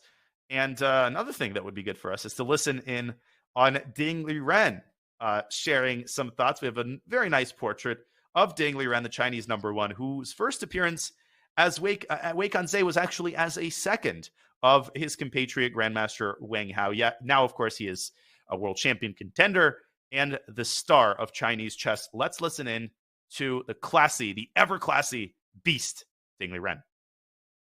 Yeah, I feel good. I feel excited to get back here. I remember the first time I was there, I was helping Wang Hao. Sometimes I got some snacks or drinks here in the bar in the playing hall. So it's it's very special feeling. When I play in a very strong tournament, I always want to try my best and did not hide anything. Yes, it's totally changed the not only my games but also the games itself. I must say now the engines can completely evaluate the positions, very correctly evaluate the positions. It means if we want to beat the opponent with the same level, we need to work hard and to try to save the very small advantages. Interesting insights there from Chinese number one, Ding Liren. He's over 2,800.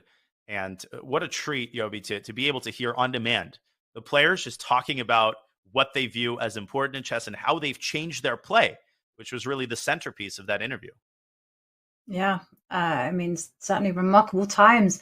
And I loved how Ding addressed the fact that these days, it's not about refuting your opponent's openings. It's simply about securing that small advantage and just outwitting them by small steps. And that is absolutely fascinating. And of course, we know that Ding will be a contender for the World Championship at the beginning of April.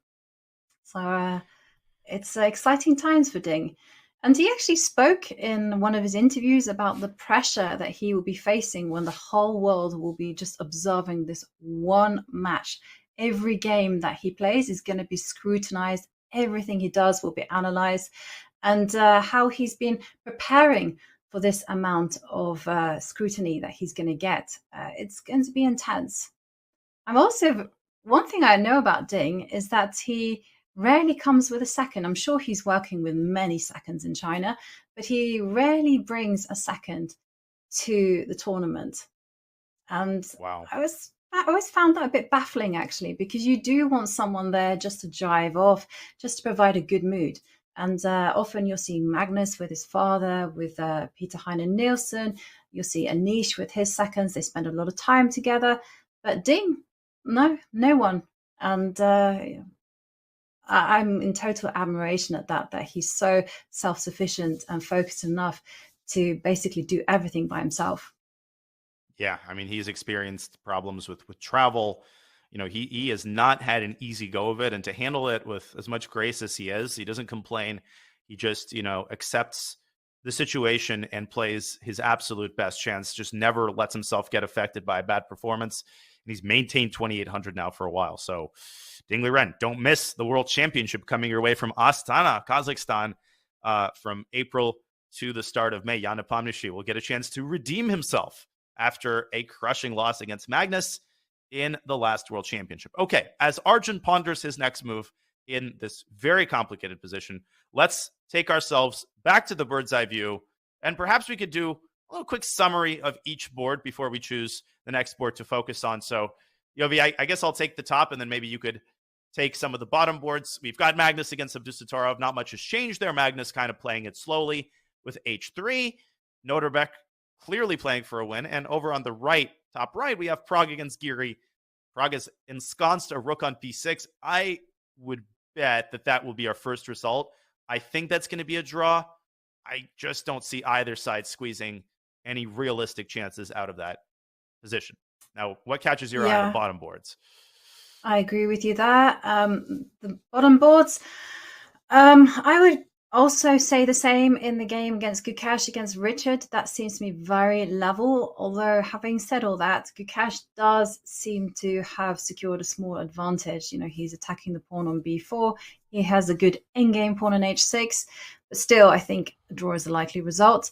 And we kind of called it when it came to Parham and Van Foreest. we predicted absolutely everything, and Parham will be trying to massage an advantage, a win from the game. He does have the queen against a rook and knight, and he also has a pass pawn for his efforts. And then finally, we are Levon Aronian against Vincent Keymer, and we see a very beautiful pawn structure there, a nice diagonal. What do you think of that position? Yeah, let's take a quick look at that one. I think it's been a while since we've looked at it. Let's give Levon and Vincent a little bit of love. So this was a Ruy Lopez, sort of a mainline Ruy Lopez, that has morphed into a very rich pawn structure. The A file has opened and black controls it. And it's always important to control the only open file on the board. So that's black's main advantage. The problem is that black has a lot of minuses in his position. The b4 pawn is incredibly weak.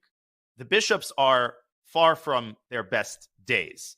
White's pieces are active, and there's really nothing on the A file. Yeah, you can play queen A2, but apart from giving the b4 pawn up, what is it exactly that you are trying to gain from infiltrating down the A file? White is definitely better, Yovi. It's hard to say by how much, but I think the eval bar is giving us an accurate picture. +1, +1.5. Levon with the clear advantage on the clock and on the board. Yeah, I agree. And I also wanted to point out White has the potential of creating a pass pawn by orchestrating a c4, c5 pawn break. And certainly not relevant in this particular position, but an idea to bear in mind.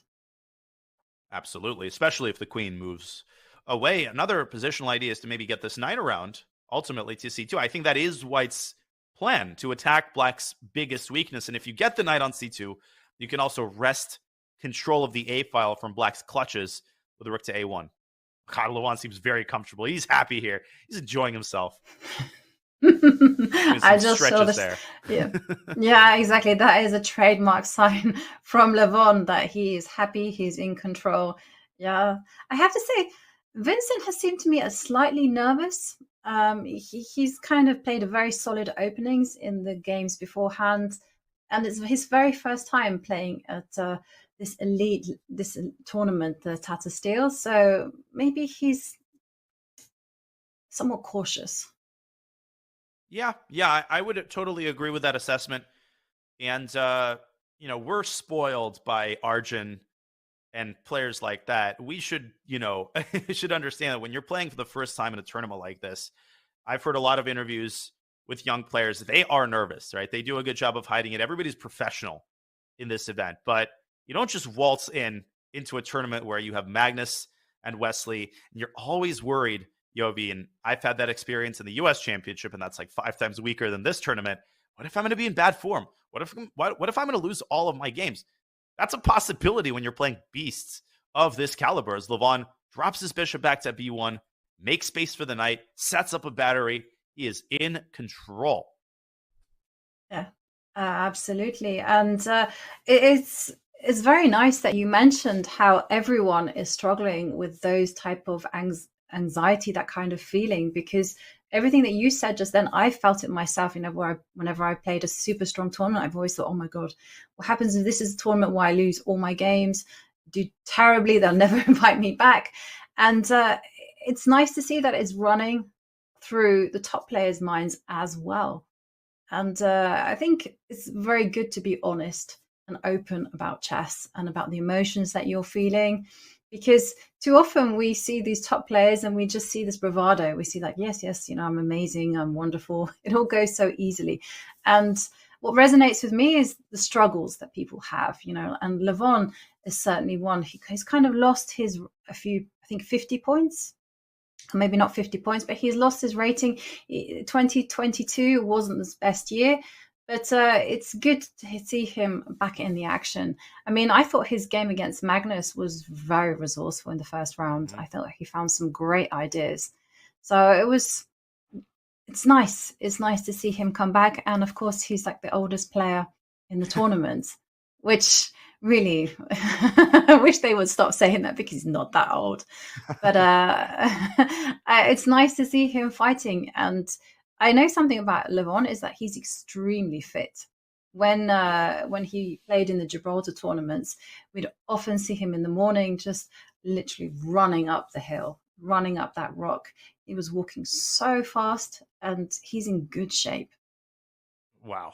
I mean, that's obviously crucially important, especially when you're, one of the older participants. Levon he's in great shape physically. He's still in great shape tactically. He's had some off performances, but he doesn't let that hurt his confidence. We had that beautiful graphic up, which showed Levon's great performances through the years. And that's what experience really does for you. I think experience is most important when you're not playing as well, or when you're riding an off segment of your career. When everything's going well, you're confident just inherently.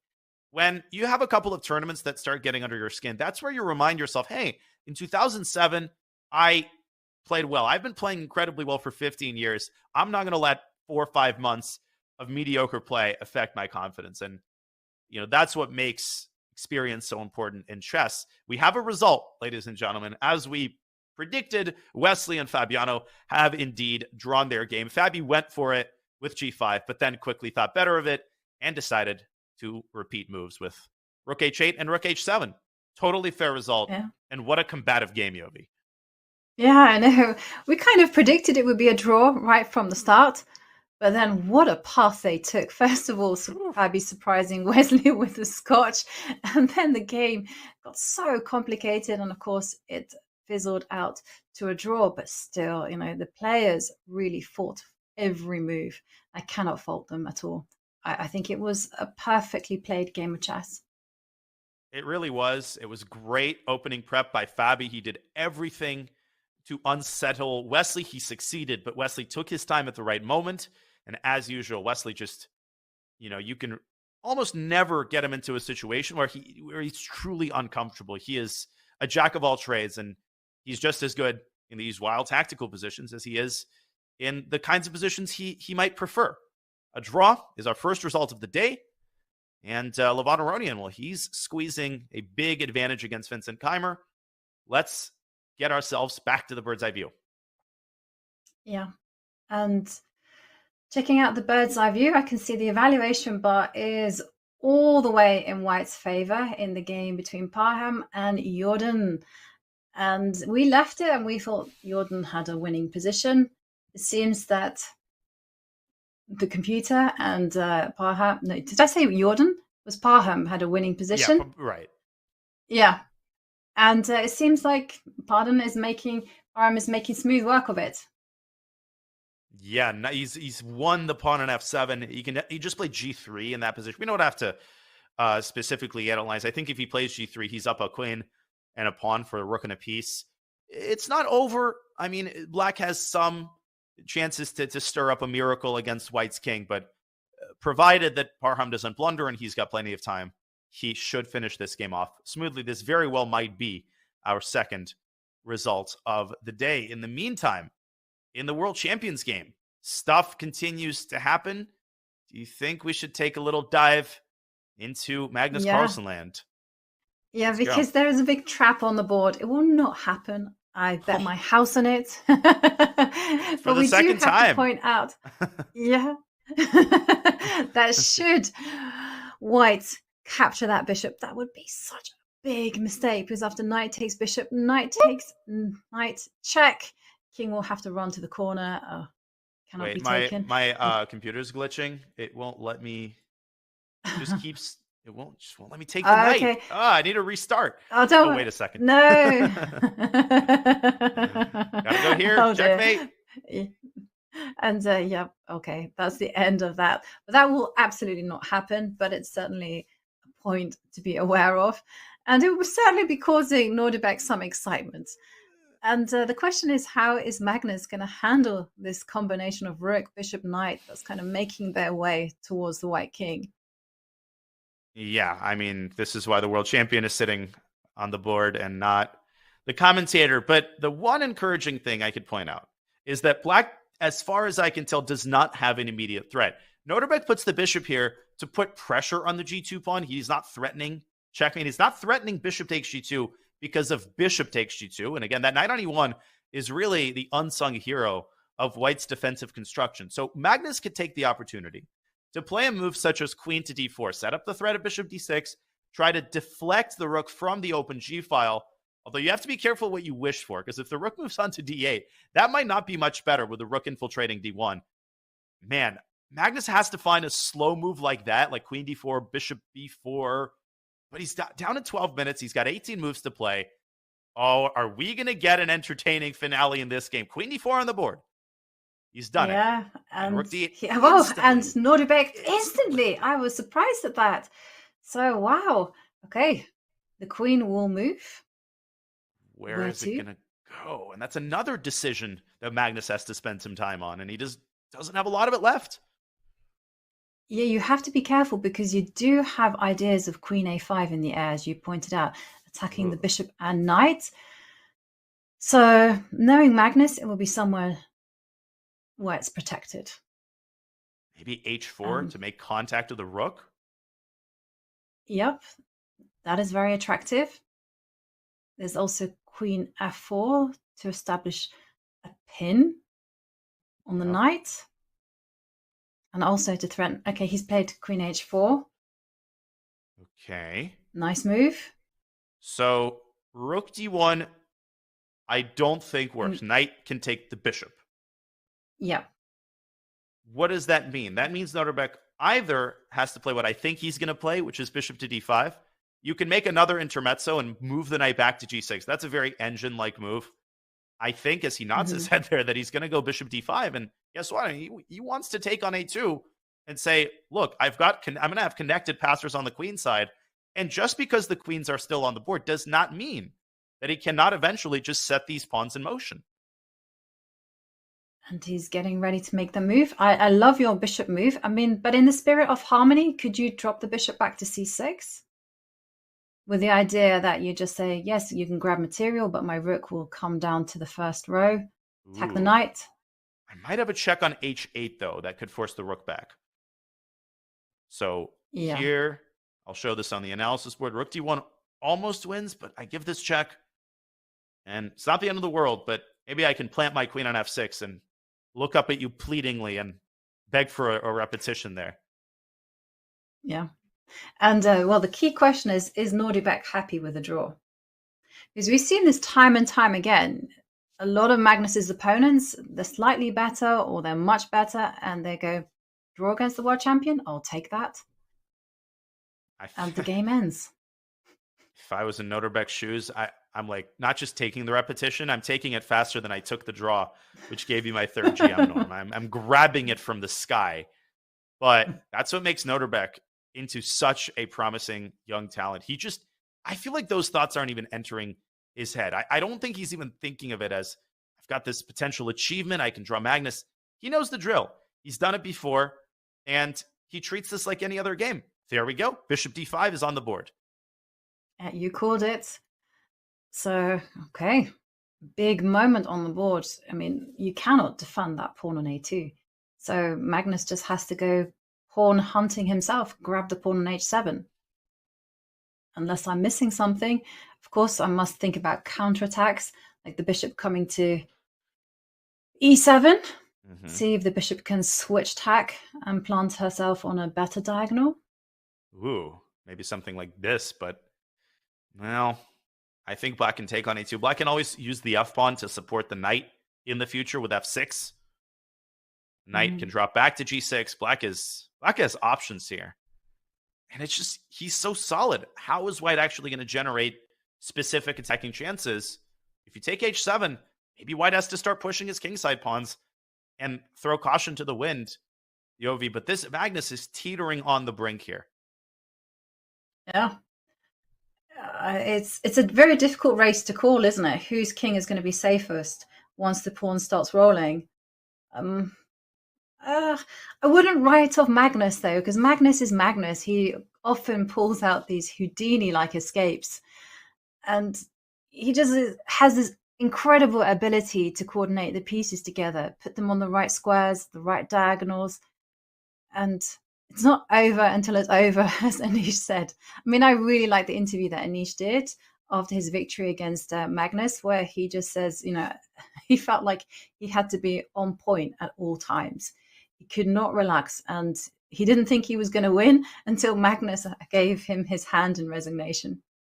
And honestly, to piggyback off of that point, one of the things that makes Anish's win as impressive as it was is how smooth it was, because Magnus is one of the greatest defenders of all time. He never loses games in one-sided fashion like that, and it just felt like Giri dominated in wire-to-wire fashion. He got into a better end game. Magnus barely ever had, a tangible chance to hold the fort. So it was an uncharacteristic loss and an amazing win for Anish. And once again, Magnus Carlsen is staring down the barrel of what would be his second loss in a row. It would put him at -1, which just doesn't add up in your head for Magnus to be -1 in any tournament ever. Yeah. No, I mean, it's a rare sight to see. And there we can see the standings. Anish and Nodirbek both on 3 points out of 4. An incredible start for both players. Such a tense game. And Magnus in full focus. One of the things I have noticed about Magnus is that to him, chess is a form of meditation. Like when he's in trouble, when he feels the heat, that is when his extra gear kicks in and he's able to generate all kinds of miracles. I remember once seeing him draw a game, 3 pawns down. Most mere mortals would have resigned it, but no, not Magnus. He seemed to just kick in something special and get motoring. There is a book waiting to be written about Magnus's crazy comebacks. I mean, that is just low-hanging fruit that you could pick off. A message to all potential aspiring chess authors. But right now, the low-hanging fruit lies on A2. Nodirbek is about to pick it off, and if he wins the game, he lands himself on a very handsome 4 points out of 5. That would be really one of the most impressive Tata Steel starts I've ever seen. Racking up wins like this in this field is just crazy, absolutely crazy. And as Magnus ponders his next move, he's dropped down to 5 minutes. We are going to keep a very close eye on this game. We will bring you the action as it unfolds. But once again, our job is to give you a sense of how all of the games are going. So let's go back to the bird's eye view. I don't mind going back to the Magnus game even, but at the very least, let's give people a chance to look at the positions. Magnus takes on H7, by the way, as you said. Yeah, he took on H7, and we have that full-fledged race happening. It's going to get sharp, it's going to get complicated, and what's even spicier is that the players don't have too much time on the clock. Can we revisit the Arjun Erigaisi Ding Liren matchup? Because, well, there's an immediate threat on the board. And there we see Arjun is threatening to play Rook takes Bishop. And that already sends my pulses racing. And of course, Ding will see it. But we do have that air of anticipation in the air. Will he spot it? Will he not? How will he cope with that threat? How will he cope with that threat? That is quite a pertinent question, because the queen performs 2 duties there. She protects her king. She also protects the G6 square pawn. So she will have to move herself up. Probably to F6. Man. But there she can get chased around. With moves like Bishop H4, Bishop E5. Let's go to that game for a little while. Objectively, it appears that Arjun has given up his advantage. He had a big advantage, but we have to realize, in the time pressure situation, take the eval bar with a grain of salt. I mean, things can really change multiple times in a game when the position's this complex. Queen F6 is on the board. Ding saying, I ain't giving away my bishop on B6, tossing the ball back into Arjun's court. And the crazy thing is that Bishop H4 might run into, well, not really. I was thinking of a queen sack, but I forgot that G6 hangs with check. So in the event of Bishop H4, you maybe keep your queen on the 6th rank, and the rook is actually virtually trapped there as well. There's so many moving parts in this position. Jeez Louise. How do you keep track of everything? Yeah, not easy thing to do. And also one thing to notice is that the white bishop can't pick off the pawn on C7 because bishop takes pawn would be just deadly. That would be very unfortunate. Man, oh man. Now, queen to E4, I will say, is apparently the best move. But it's a hard move to play because, yeah, you centralize your queen, but you're not creating any threats. And Arjun has just had the initiative for the last 10 moves. So suddenly to switch into this sort of more defensive mode, we know how hard that can be. to change your mentality in a game at the drop of a hat. This is getting scary all of a sudden, Yovi, for Arjun. Yeah, it is very scary because counterattack is a very dangerous thing to handle, especially when you've had the initiative the whole game. When your opponent has been on the back foot, it's very difficult to adapt to a situation where your advantage is fizzled out and it's your opponent who is now in charge. And often to get that initiative, you've had to take big risks. You've had to compromise your position. And in this particular situation, is White's king is not that safe either. And Black has very active pieces. And also, back rank problems are potentially in White's future. White has the Luft square on H2, but the knight controls it. Very easy to miss in a time scramble. Easy to just assume that you don't have to worry about that. You've got to worry about everything if you're Arjun Erigaisi. And if you're not playing Queen E4, and you're not taking on C7, and the exchange sack on B6 doesn't do anything, it only brings on the back rank problems, then what do? You can just sense the anxiety kind of building up and the clock dwindling down. Tough stuff for Arjun and Ding. Oh, the guy's a beast. Just the way he survives preparation, initiative, doesn't matter. Doesn't get too high with the highs, doesn't get too low with the lows. Yeah. And there you can see him completely composed. And you also have to remind ourselves that going into the rest day, he had lost to Praggnanandhaa. So he had one whole day just to brew on that fact, to brew on that emotion. Perhaps he used it to his advantage to, maybe on the football field, he managed to get rid of some of that frustration. And it's such an incredible position, very complicated, so sharp. Anything can happen here. Yeah. Queen F6 is the last move. Arjun continues to ponder his response. This, just looking at this from the side, scares me. I can't even imagine sitting at the board right now. If you're Arjun, he looks like he's about to make a move, but he hasn't made a decision just yet. Yeah, not an easy position to call, actually. It's difficult to suggest a move, like you've said quite a few times. Yeah. Deep breaths. It's them playing, not us. This is why they're there. And what? Oh, whoa. No. This I ruled this one out. I said that this one was not possible. So did I. Okay. So did I. Well, he's living on the edge. This is crazy stuff. Okay, so the first move we have to look at. Bishop takes pawn. The king must hide in the corner. Run to H1. And okay. Rook F5. Coming to a theater near you. Rook F5 threatens an exchange sack, followed by potentially a mating attack with Queen H4, Knight E3. Oh, and that's just checkmate. What does White do after Rook F5? Arjun must have an idea in mind. The queen must come to the assistance. Okay, She's so come here, to save the day. Here. Okay, Yeah. Rook F5 already on the board. Queen E4. Rook takes F3. If you play GF, you still lose. Check here. This isn't mate, but basically mate. You have to give up your queen. You lose. So apparently you have to give a check here. Then take on F3 with the queen. Only move. Oh my God. Look at this line. Queen H4. Is this checkmate? No, it is not, because of Queen F3. And now Black has the insane bishop to E1. Slicing off the rook and setting up a mate threat on F1. And now, are you ready for the craziest part? The reason that you have to give that check on D5 is because White has the counter resource bishop E5 check. Forcing the knight off of G4. And now you force the rook trade, and Black is better in the resulting position. I totally calculated that entirely on my own. Of course. I saw all of that. Of course. Immediately. Never in doubt. Oh, my lands. Wait. So this is the only path to safety for Arjun. Hang on. It looks all four saying to me. So Rook F5, you have to defend. The only way to defend is move the queen. Does it matter? Queen E4, Queen D3? Is there a difference? No. Apparently Queen D1 and Queen E4 are both possible.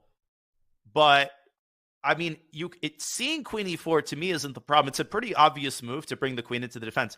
The insane part is playing Queen D5 check. And I'm really worried that Arjun is going to play Queen E4, but then take on f3 and miss that bishop e1 ends the game in that position on the spot, because you don't have that check on e5 to distract the knight from g4. Oh my gosh, this could be crazy. What a turnaround we're seeing. Arjun's about to move. We're about to find out. Play? He has to move the queen to defend the knight. That is absolutely forced. But you know what, Daniel? I think that what's going to happen is he will find that check. He's played it. He'll get to this position. Yeah. Okay, so this bit, so far, so good. Easy stuff. But I think he's going to realize closer to the critical position, and then he's going to go, oh, I have to throw in that check, and then he'll find it.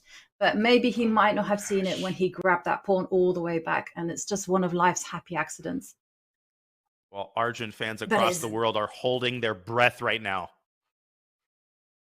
Yeah, I'm holding my breath. I'm just a spectator. I mean, this is incredible stuff. I mean, Ding could be on the verge of victory. Man, and now Arjun has one path. That was mind-blowing. Can we show that line again? Because that was just immense. Yes, we can. And let me show it without queen d5, just to illustrate why it's winning. And here, Yobi, bishop f2 to e1. I mean, talk about easy to miss. Can't take the queen because of a mate threat. You can try to defend f1, but even if you could defend f1, which actually you can't, there's also a fork threat on f2. And remember, with the king on h8 in this exact position, white has bishop c7 to e5 check, deflecting the knight so that you can then trade rooks with rook b8. Rook b8 here allows knight f2 check. That's why you need to sacrifice your bishop. Oh my gosh. Now, first of all, Ding doesn't have to play rook takes f3. So that move is not forced.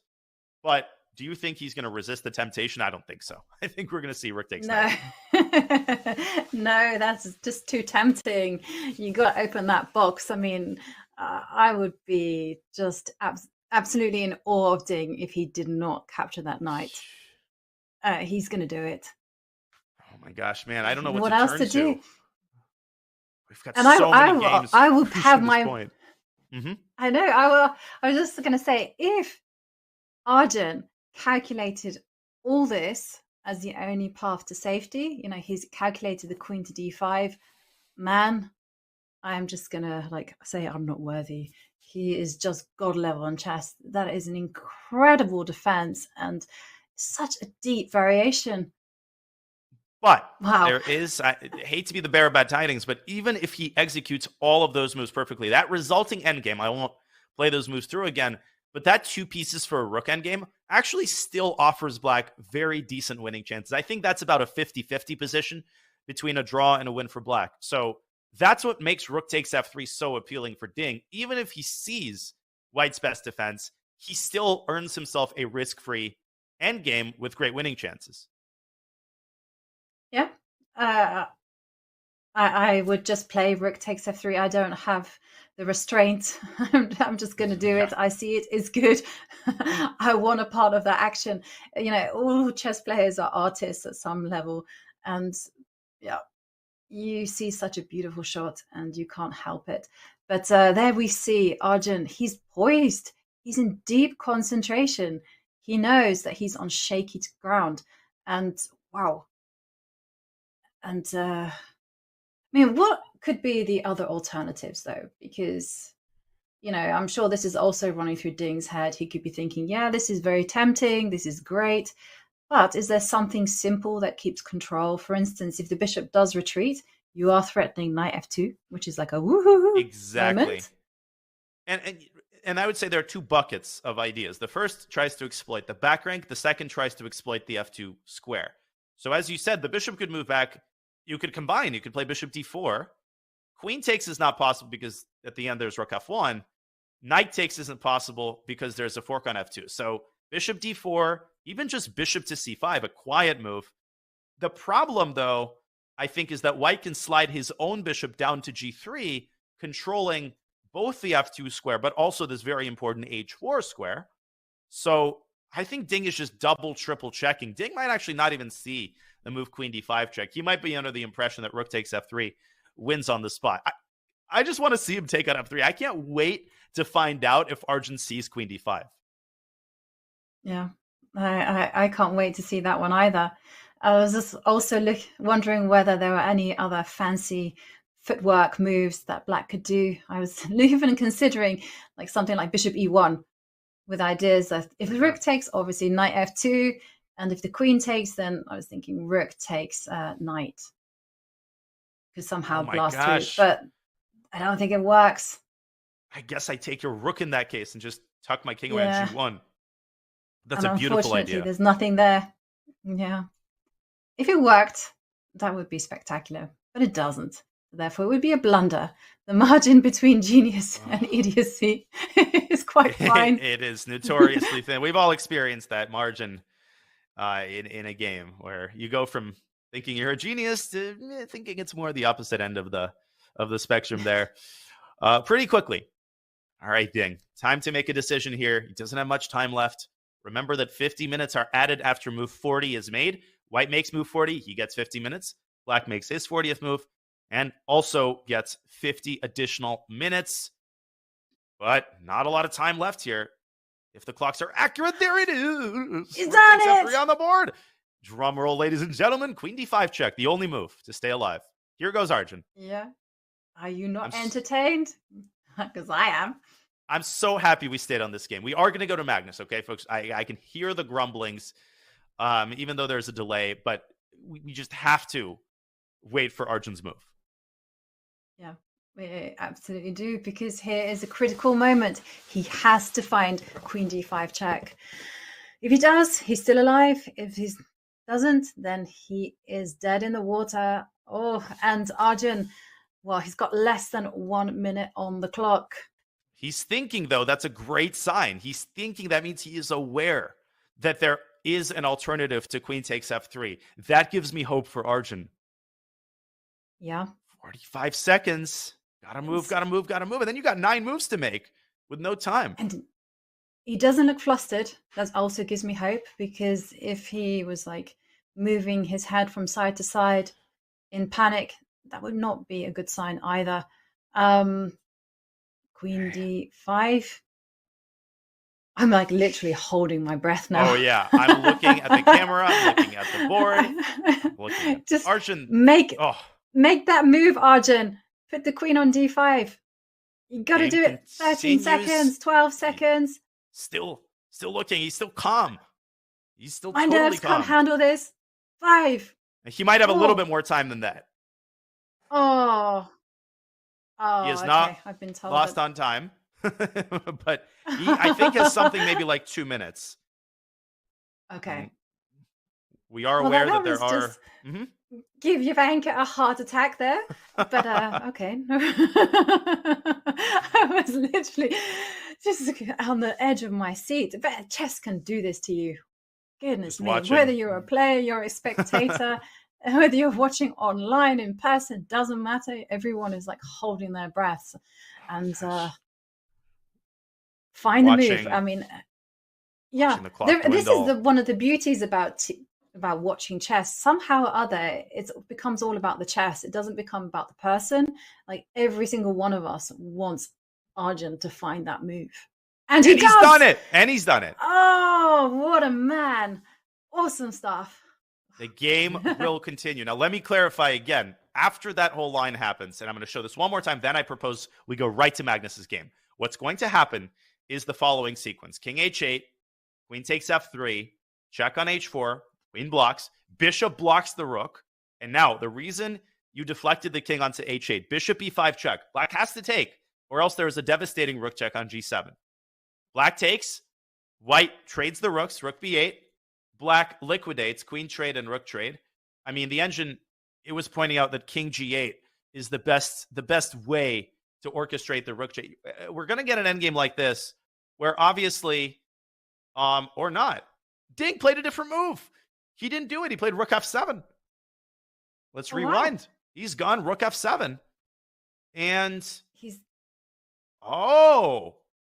and there's just no bishop check on e5 if Arjun takes on f3. Oh, my lands. Yeah. Oh, bishop d8 is the only move. And he's done it again. No. He's found it. Well, the No, eval because bar Bishop D8 doesn't you even know what's have- going on. No, I was going to say, I mean, things are really wild here because it just feels that the queen needs to move somewhere. To I mean, do you F4? have moves like Bishop E1? What about Bishop E1 now? Just my forget that your gosh. queen's under attack. Oh Doesn't- my, this is Bishop E1. I can take your rook on F3. And you don't have Queen H4 because the bishop's guarding that square. But try this on for size. Queen F4, the bishop comes back to C7, defending H2 and attacking the queen. There could be a 3-time repetition here. This is Okay. insane. Only move, Bishop C7, and he's going to play. There's just nothing else to do. Otherwise, if you take on F7, you emerge down a piece. He's done it again. Arjun is a hero no matter how this game ends, and so is Ding. Yeah. Wow. I could not have predicted that this game would end in a threefold repetition. I mean, is there any way for Ding just to keep the game alive? Move the queen some random square? I mean, E3, F6? Well, if you play Queen E3, I mean, at that point, I can already take your rook with a pawn, and I'm up in exchange. I think that a repetition of moves here is likely. Rook F7 might have been a mistake from Ding, which allows this beautiful defensive repetition. So Ding is going to make a decision. I also know that people are itching to see what's happening in the World Champions game. So maybe we could take a dive into Magnus's position. We will keep you posted on Ding when he makes a decision as to whether to repeat. But don't be surprised. If he does, that game might end in a draw. What's going on here? Well, we got our proverbial race. The A pawn is marching up the board. The H pawn is going to start copying. And all the while, both kings have to be kept safe. Yeah, this is what we thought would happen. Yeah. So Black is much better. I agree. I mean, Black has the rook, White has the bishop. By nature should be better, but I'm looking at the king safety and I'm thinking that White's king is just that little bit more safer. But if How I came to that conclusion, I don't know. But I guess the devil's advocate point of view is that Black has this check on D6. What you're saying is that White can just block that check with G3 or even F4. So there's no mate threats, but Abdusattorov has to be so careful about where he puts his rook. It's easy to play a move like Rook A1 and forget that that bishop is X-raying the rook. So where is he going to go with this rook is the immediate question he's got to answer. Well, hang on a second. Can that rook not be chased into perpetuate until forever, until kingdom comes? Oh, so what you're saying is Rook F1, I'll play Queen, Queen to E2. E2. Yeah. Huh. Or maybe, yeah, and then I think you'll have to go Rook B1 to keep that rook alive.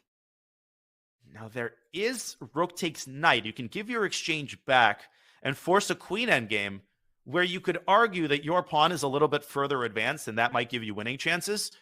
But I would not blame Nodirbek for even a second if he decides to acquiesce to the repetition here. No, I wouldn't blame as well, especially when you take into consideration that the players don't have so much time on the clocks either. So Rook, you know, even if they only have 5 minutes, I mean, that's incredibly tough to sit down and work out every single check, every single pawn advance. I mean, I can certainly see a situation, and there we see a check from Nodirbek, F4 instantly from the world champion, and now there's a big threat of knight takes knight in the board. But now Rook takes Knight. I think Rook takes Knight gives Black a risk-free Queen endgame with winning chances. He has done it. That was the only way to keep winning chances alive. This is amazing. Knight takes Bishop.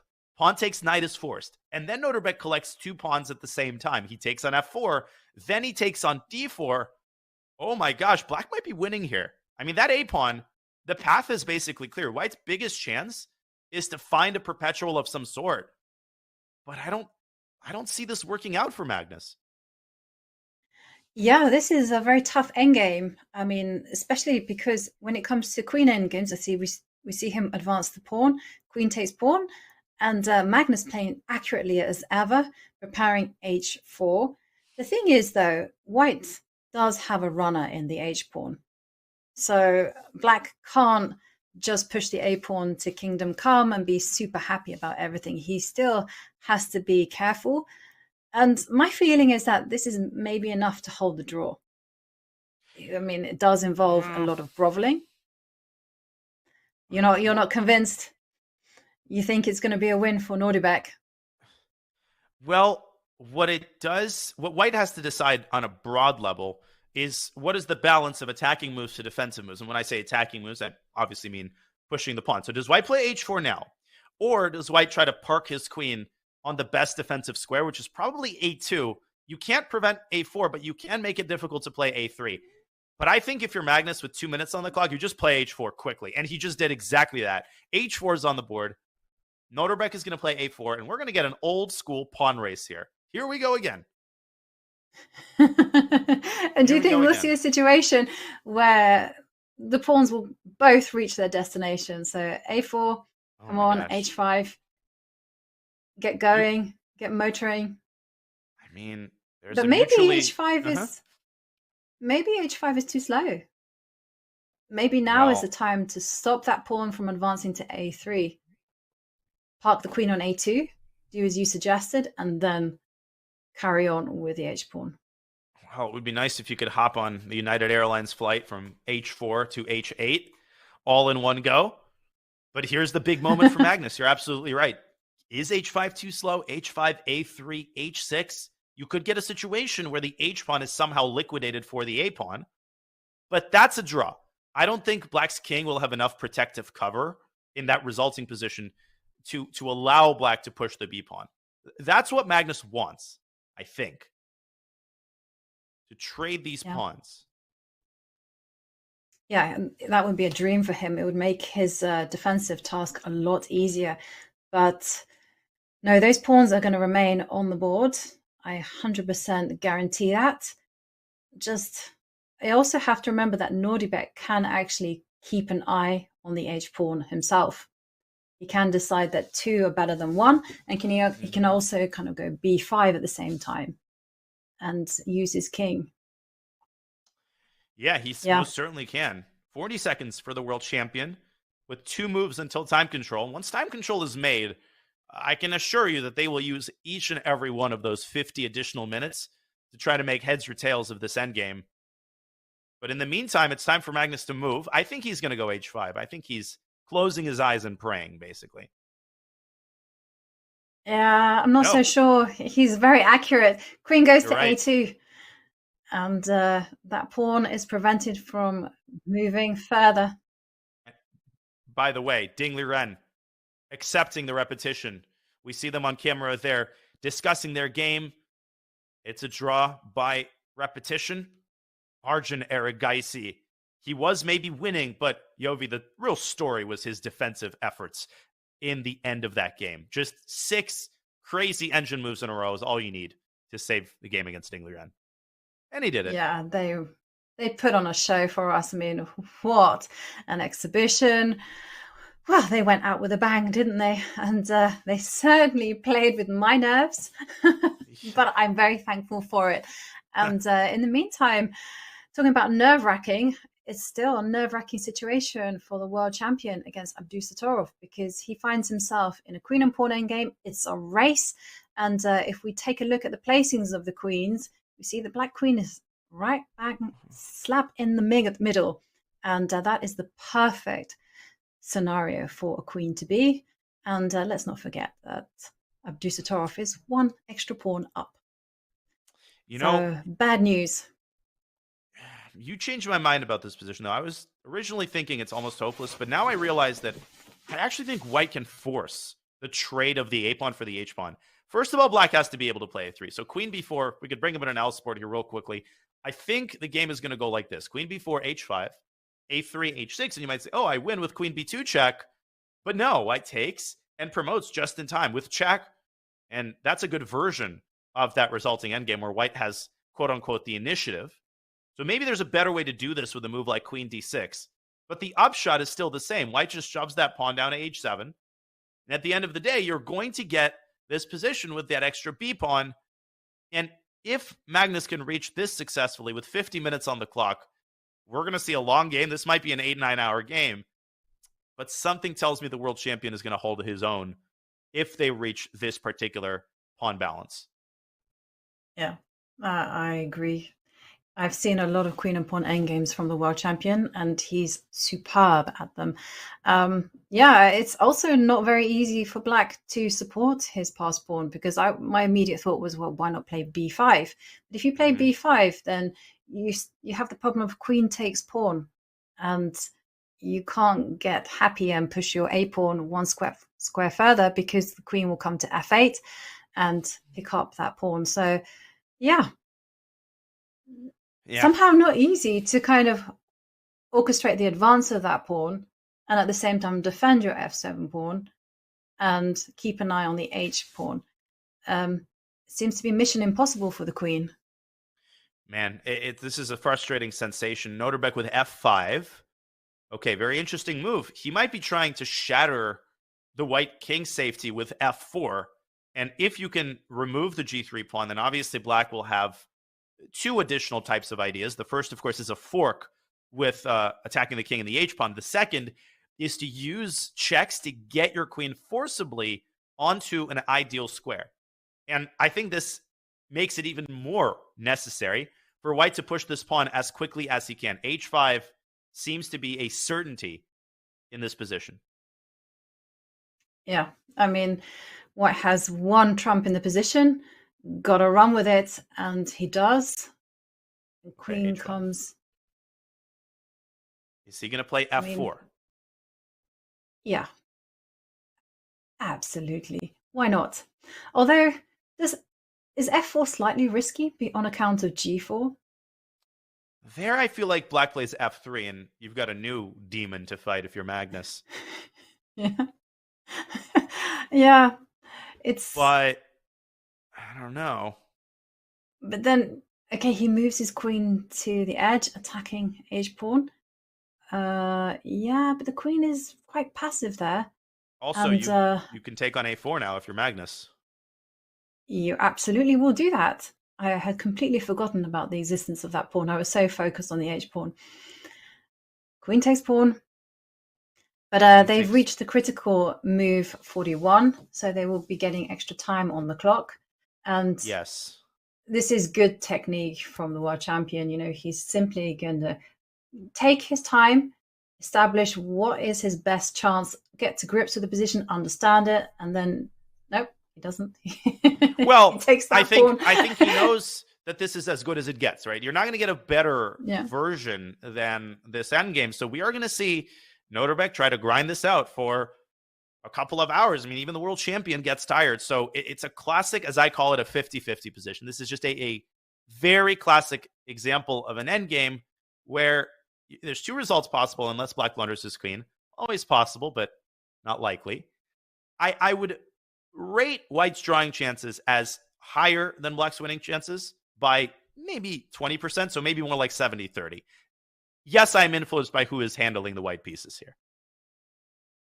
Yeah, I think that white is definitely going to draw this. I don't think that there's any way that the black queen can park herself somewhere where she can protect the f5 pawn, escort the b pawn, and protect the king from perpetual checks. I think it's just not going to happen. And you think it's more like 90-10?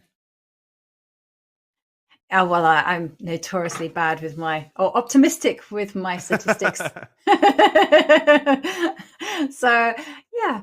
I mean, the thing is, though, and this is the beauty of the classical time control, they have 50 minutes now for the next 20 moves, and they will use that time. And they have all the energy in the world to figure out what is the best move, what are the best defenses. They can work out the subtleties. And that's it. You know, we're not going to see a time scramble where nerves are fraying, people are panicking. Nope.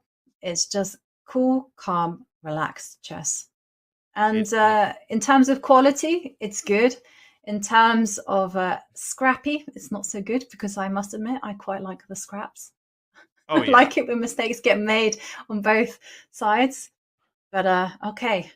Whew, that was Wow. very exciting. Deep breath. And Magnus gets up from the chair. You often see the players on move 40 going back for some candy or some coffee. They need a little bit of sugar, but you can see the time control there. Once Black's clock hits 0, make sure that you know that doesn't mean Black loses on time.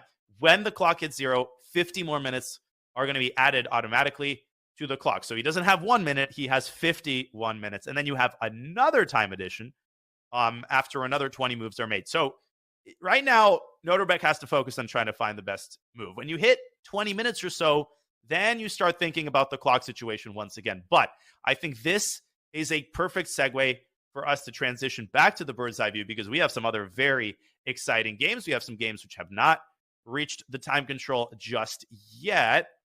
And the Gukesh game is interesting. What is going on in that game? I think we're about to see a draw in Gukesh against Rapport. Yeah, certainly looks like it. But it's a very quirky draw, judging by the pawn structure. It's not every day I see 3 pawn islands, 2 set double pawns, bishop versus knight, a pawn on h6. Is that a good pawn, bad pawn? I don't know. And the knight comes and attacks the bishop. And so the first question I would be asking, why can't White get greedy and capture the pawn? I mean, how does that trade work?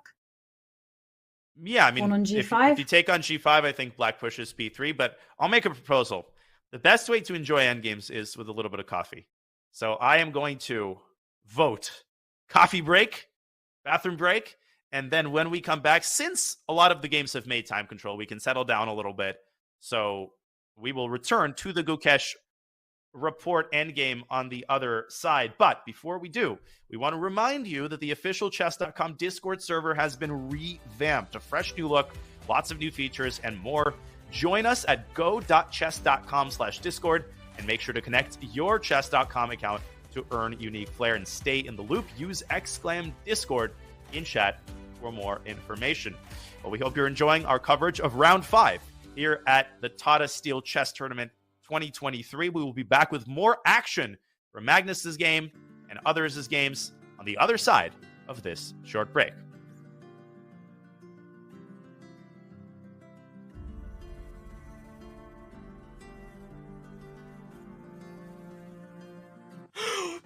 I was here. I was lost. Okay. Well, hey. 8, let's go. Oh no, I think I should have just done that. Chat, I got 14. We beat it. Let's go. No, 15. Unreal. No, first try. 8 in a row, 9 in a row, baby. Let's go. Let's go. I got a little achievement thing. I honestly really enjoyed that. That was really cool. Become a chess.com community streamer at go.chess.com/start streaming.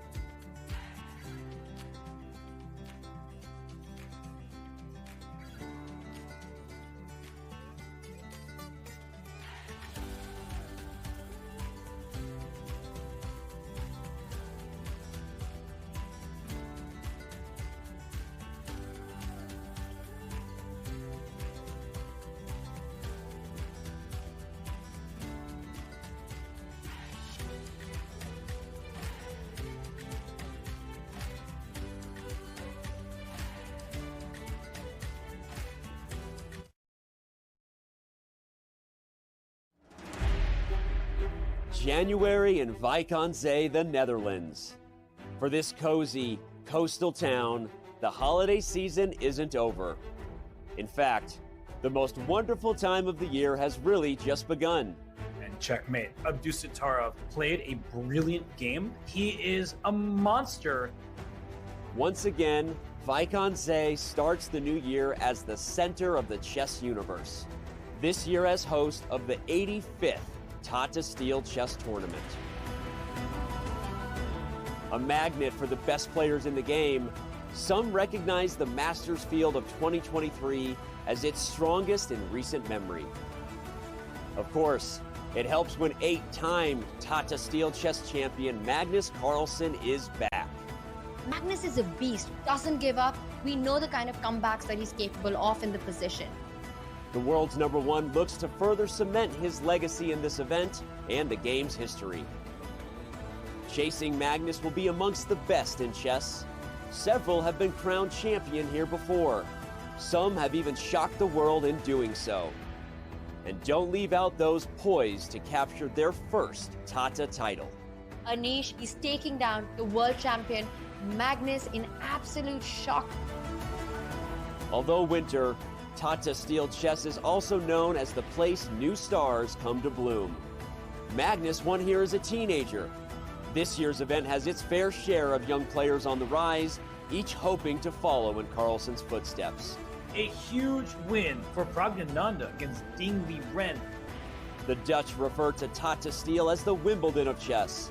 For 85 years in running, this tournament continues to be steeped in prestige and legacy, and does so again in this welcoming little Dutch town by the sea. Mein Vrienden, it's the 85th edition of the Tata Steel Chess Tournament, and it starts right now.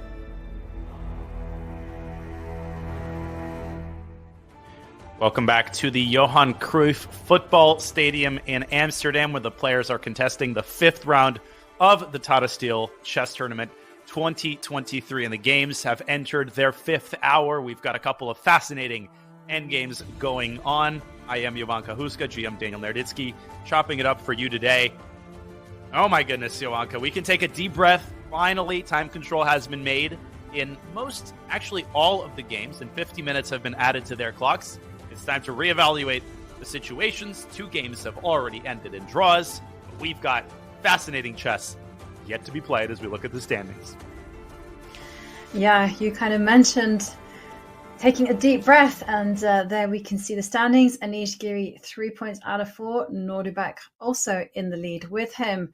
And I think that's such the right emotion for this particular point in the game, because you cannot underestimate all that pent up nervous energy the players will have had to use and had to just grit through, or get through rather, just to get to move 40. And now that the nerves are cleared, the fog has lifted, we can see that the players are in endgames. And talking about endgame, we wanted to head over to the Pragg versus Giri game.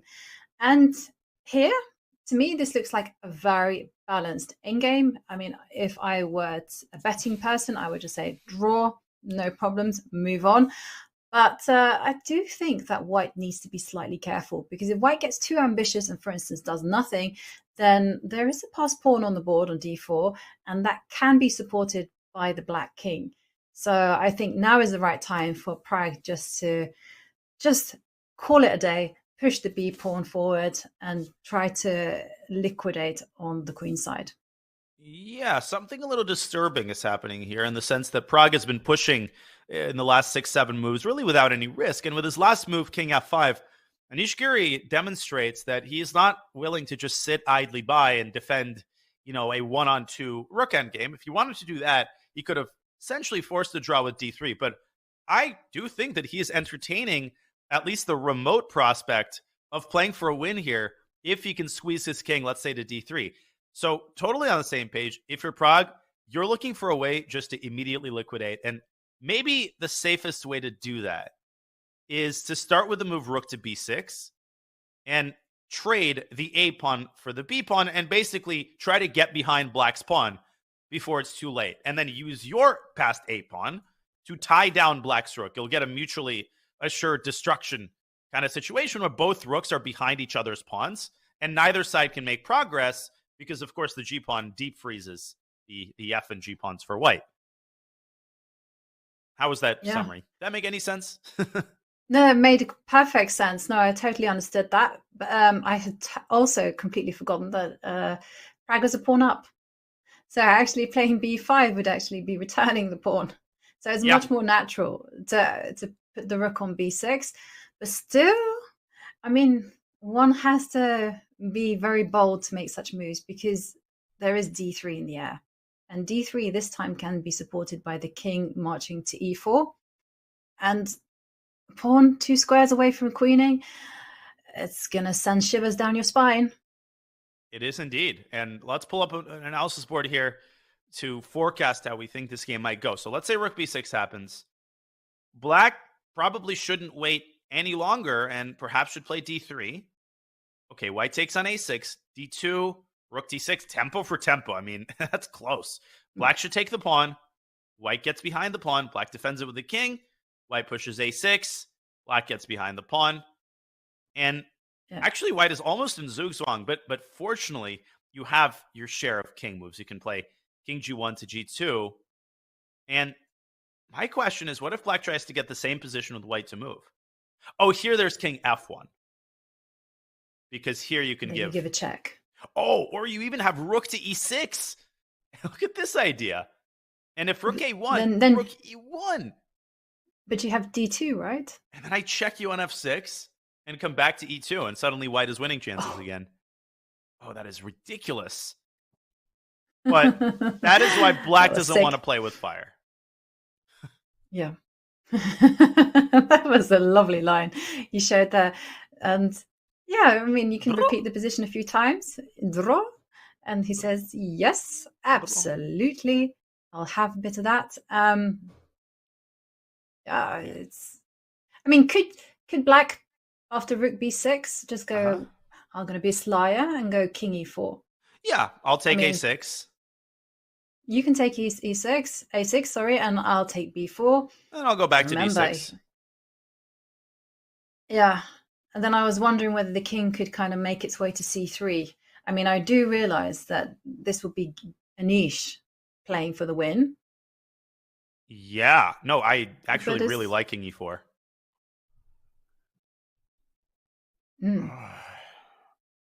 Is Pragg in trouble here, practically? I mean, it almost seems like he's struggling. He's suffering. Can we put that up on the board? Sure. If the king goes rogue, so you capture the pawn, I capture the pawn.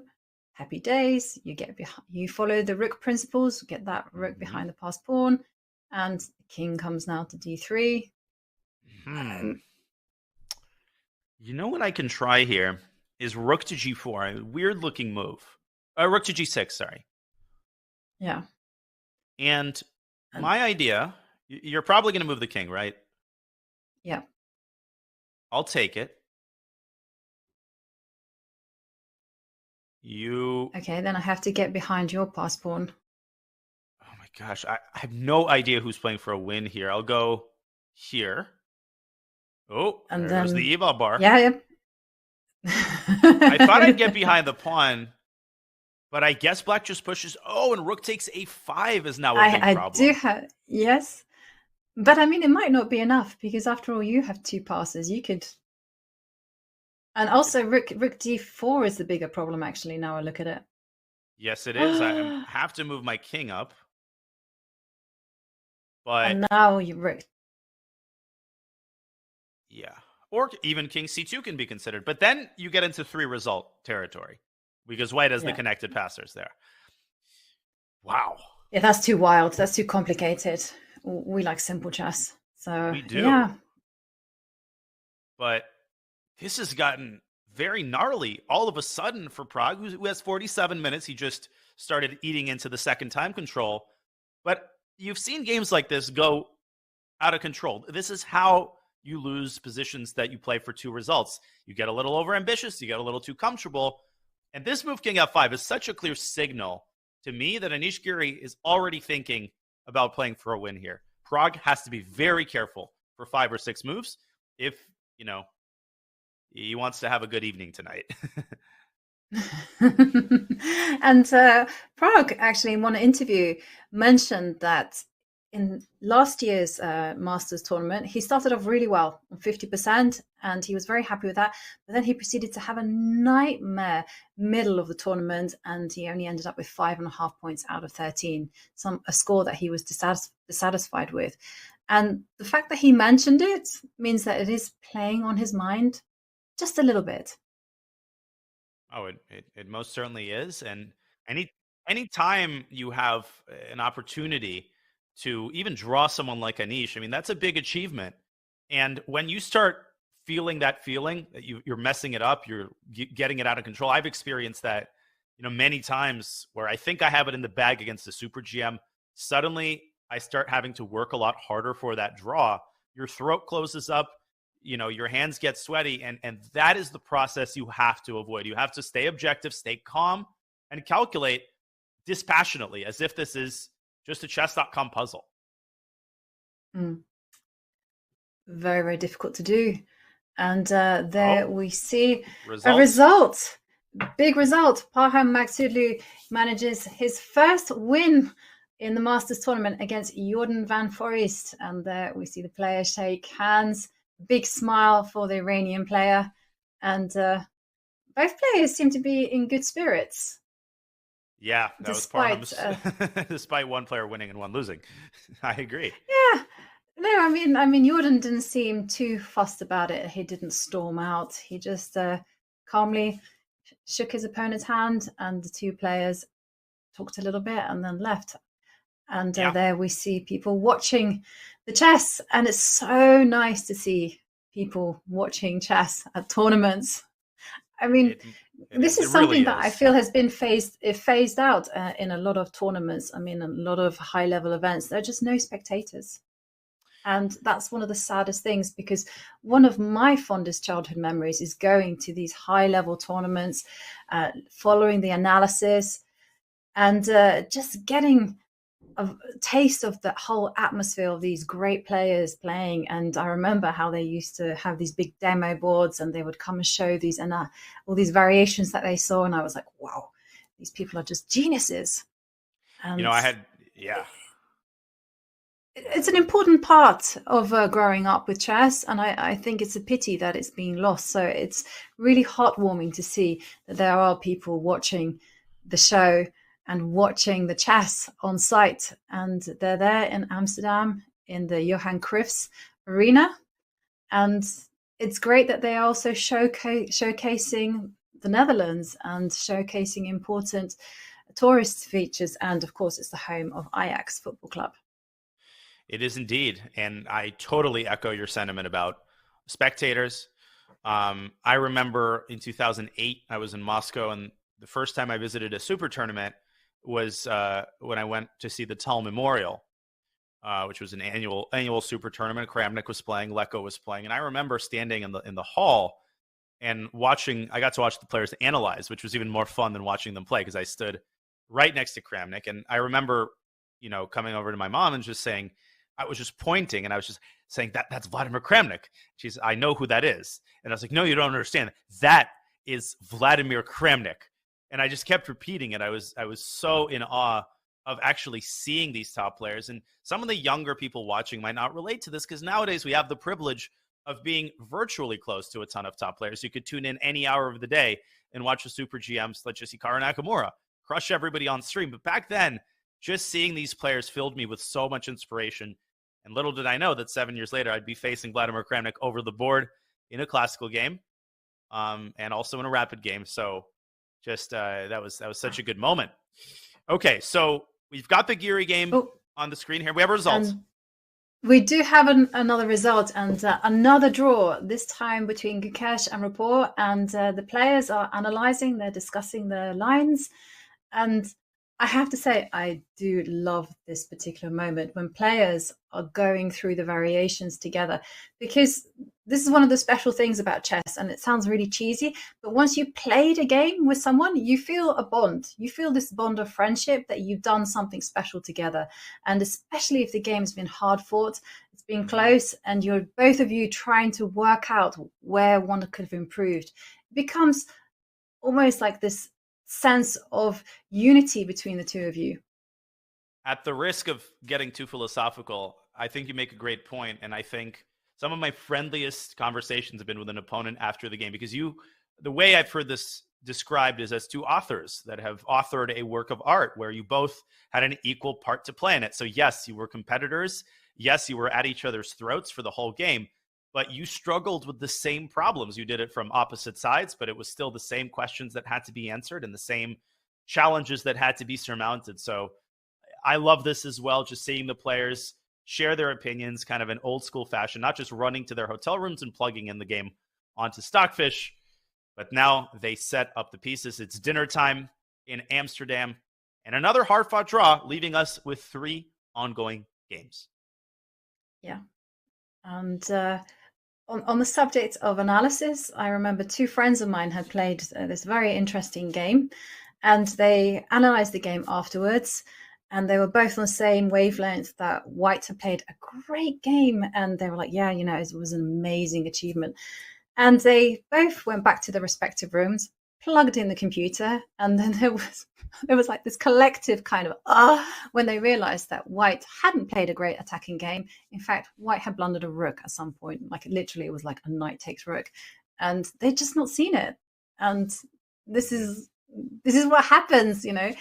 Somehow I find chess kind of bizarre in that kind of sense that you can both be on the same wavelength. You can both miss the same obvious things, or you can both be there matching each other along the way, playing superb chess.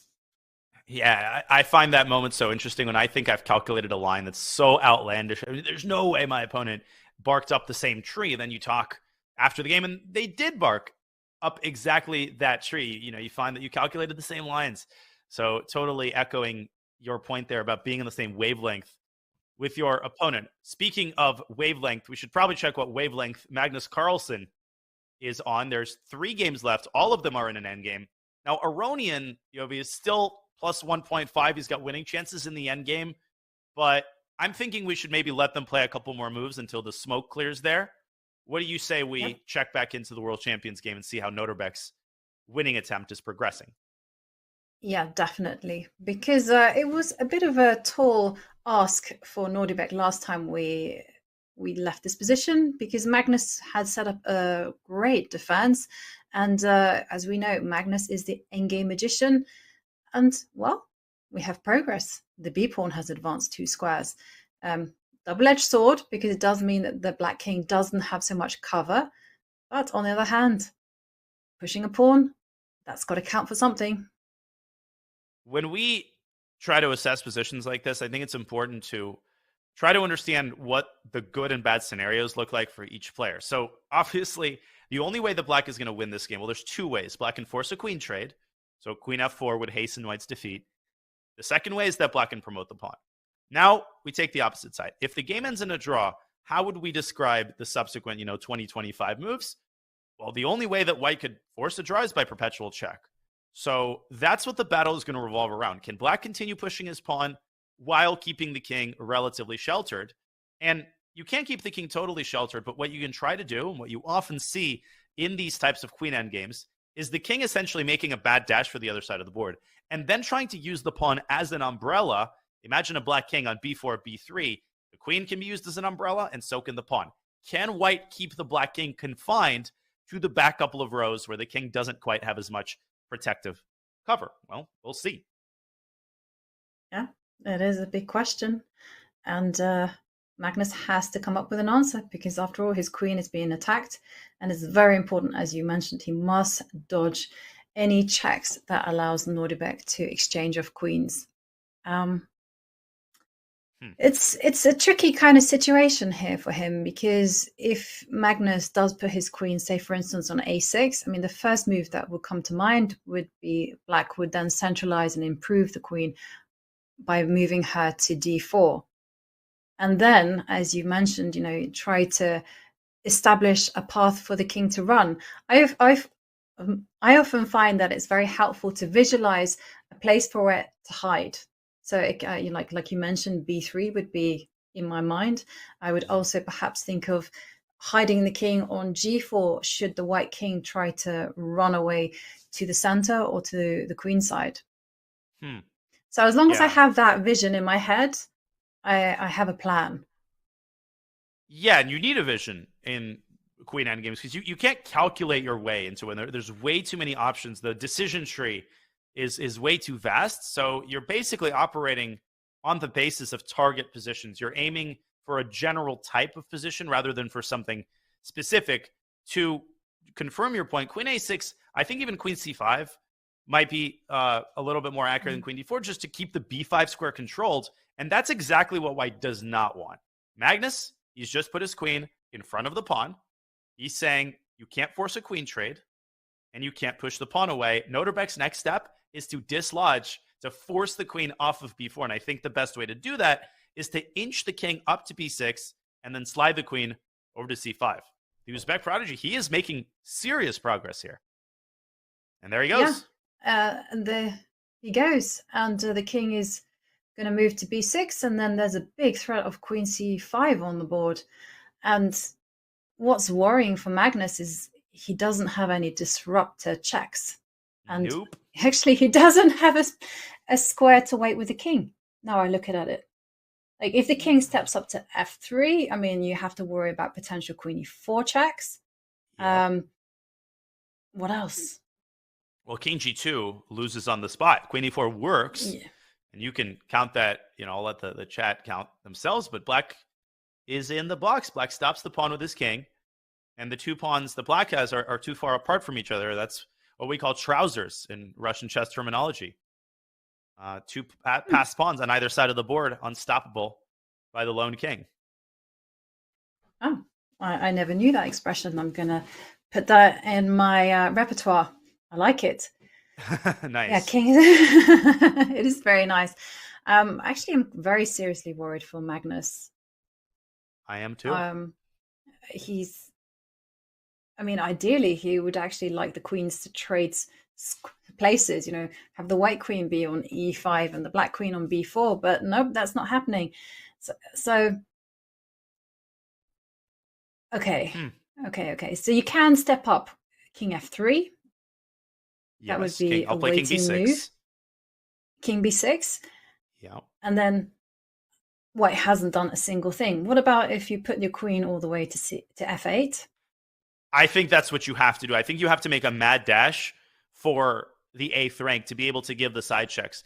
But as we clarified a little bit earlier, you can't give perpetual in a position like this because the black king has way too many pathways and can use the pawn as protective cover. So, for example, if we bring up a board, queen f8, let's say I go king b6. Now, you can't check b8, you can check d8, I go king c5. You give another check, your checks have already run out because queen f8 runs into an interposition with check, which is why White's king is on a terrible spot. It's constantly walking into these interposition checks. Carlsen with g4. He's traded the pawn. Yeah, he's traded the pawn, and I've just put the table base up, and it says black is winning. Yeah. Yeah. Well, it makes sense that black is winning, and I think it's because White's king is so terribly placed. That is why you are advised, as far as I know in these endgames, to keep your king as far away from the opposing side's queen and pawn, precisely because of the possibility that black blocks a check with a check. Yeah. Oh my gosh. This is insane.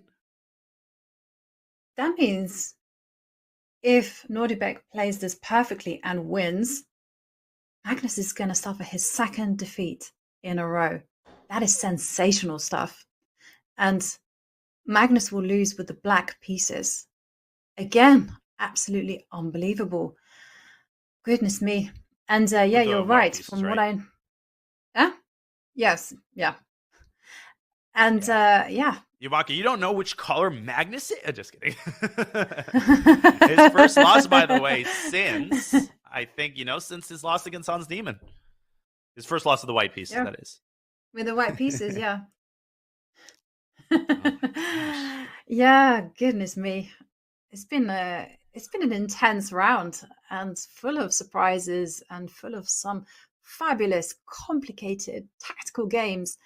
So, but okay, let's run through the technique then. So, I mean, the white king is badly placed, and it's just a question of white has to find a place actually to put the king, and then the king would presume the black king will presumably run up to the b1 square and then assist the pawn in promoting. Yeah, and there's going to be an arc to this endgame. I think we're going to follow the same pattern again and again, where white gives a series of checks. Then white runs out of checks. He has to make a move to improve the placement of his queen. Black pushes the pawn. Rinse and repeat. White makes another series of checks. Check, check, check. Again, white runs out of checks. Whatever. Queen c6. Black hides. Rinse and repeat. Queen f3 check. King b2. Black pushes the pawn again. Now, when the pawn reaches b3 or so, you have to be careful about not hemming in your king and allowing some sort of a perpetual pattern. Those patterns do exist. But the queen on e5, Yobi, is just on an amazing... I mean, look at that square. It's dominating every file and every diagonal. And once the pawn reaches b2, then the game is over. White will be on his last legs. And at that point, the win is just a straightforward matter of putting your queen on the best square and sliding the king to the side of the pawn. Magnus is lost. I just don't see any realistic chances in the long run here. Yeah, Magnus can squeeze this out for another 30 moves, but unless Nodirbek blunders a pattern of some sort, this is going to be another 0 in the tournament cross table for the world champion. Shocking. Yeah. Absolutely shocking. Yeah, it is absolutely surprising. It's sensational. I mean, it's unheard of at the same time. And the one thing I did want to mention is take a look at the black king and the white king. They're opposite each other. This is a nice rule to have in the back of your mind when you're playing king and queen endgames and you are the aggressor. Put your king opposite its counterpart. That is the best square for it.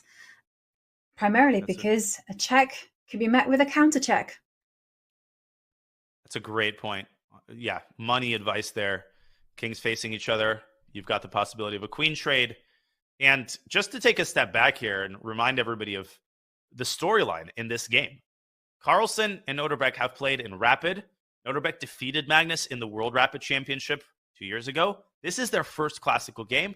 And it's a matchup of the generations because Nodirbek was born in 2004, as we pointed out earlier. Queen g8 on the board, by the way.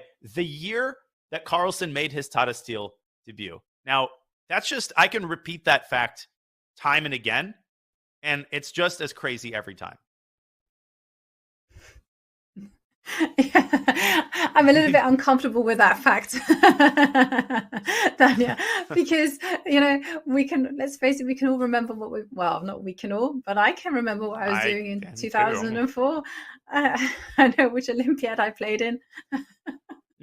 And so just to think that this is Nodirbek. This is when he was born. Was it the Calvia Olympiad? Sorry to cut you off there. It was the Calvia Olympiad. Oh, nice. It was a very good Olympiad.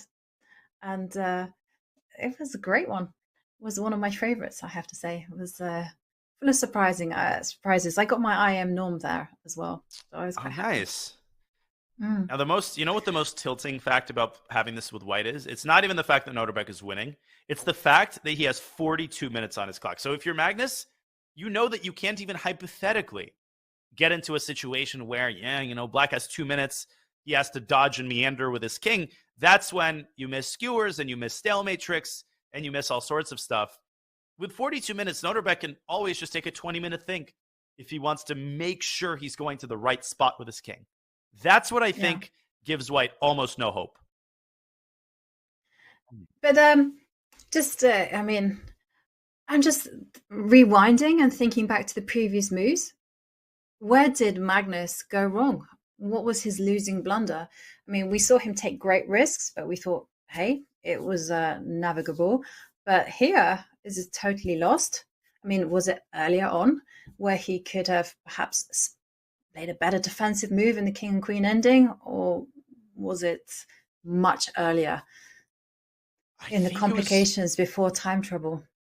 I think it was much earlier. I think it was as far back. Well, first of all, the exchange sacrifice. I think in retrospect, in 2020 hindsight, we're obviously going to criticize that, and I think analysts are going to criticize that idea, especially given that Magnus had lost the previous game. He was trying to manage his risk, but you can understand what Magnus is going through. He wanted to knock Nodirbek out of the park. He wanted a confidence booster, and instead he's about to get a second loss in a row. So I think the exchange sack set him up for failure. It forced him to play super accurate, and then he made maybe 2 or 3 more inaccuracies in the 20s.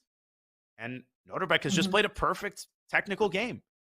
I mean, he hasn't made a single mistake in the last 15 moves as the Uzbek Grandmaster. Crazy. He's I mean, we've gone on and on about how insanely talented he is. For me, thinking back as well, I was thinking perhaps that key f4 move, which allowed Nodirbek to trade into this favorable queen and pawn ending. And I remember you were just like, whoa, how can he play this? And turns out that it was a very difficult endgame that he would fall into. Indeed, it was. And as Nodirbek continues to convert this endgame, Magnus doesn't even want to look at the board. I was going to say he's not in his chair. He is in his chair. It's just, I'm afraid, that expression Magnus makes before he resigns the game. So he might not be long for this board as he stares in disgust at the position. Folks, we will take one more quick break. The game is about to enter their 6th hour. And when we return, the Uzbek Phenom continues to try to push for a shocking, sensational win against Magnus Carlsen here at the 2023 Tata Steel. We will be right back.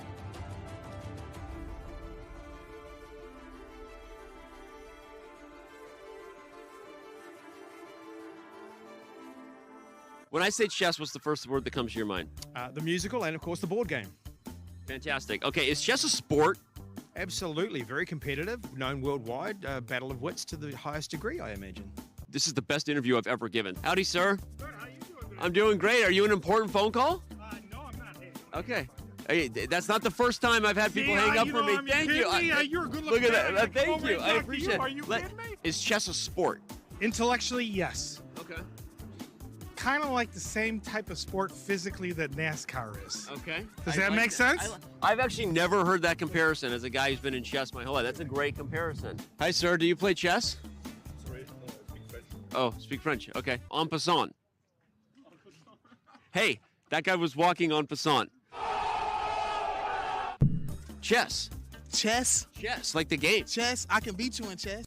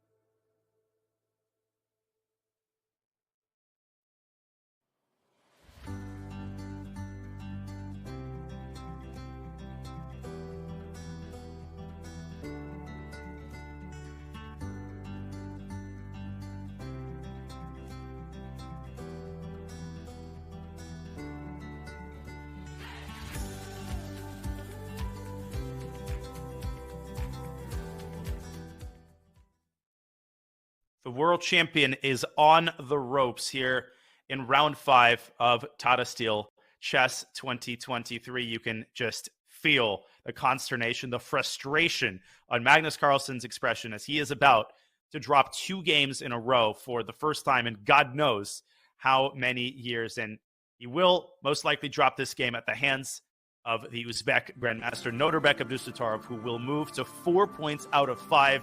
An unbelievable start if Nodirbek can display some accurate technique and finish this game off, Yovi.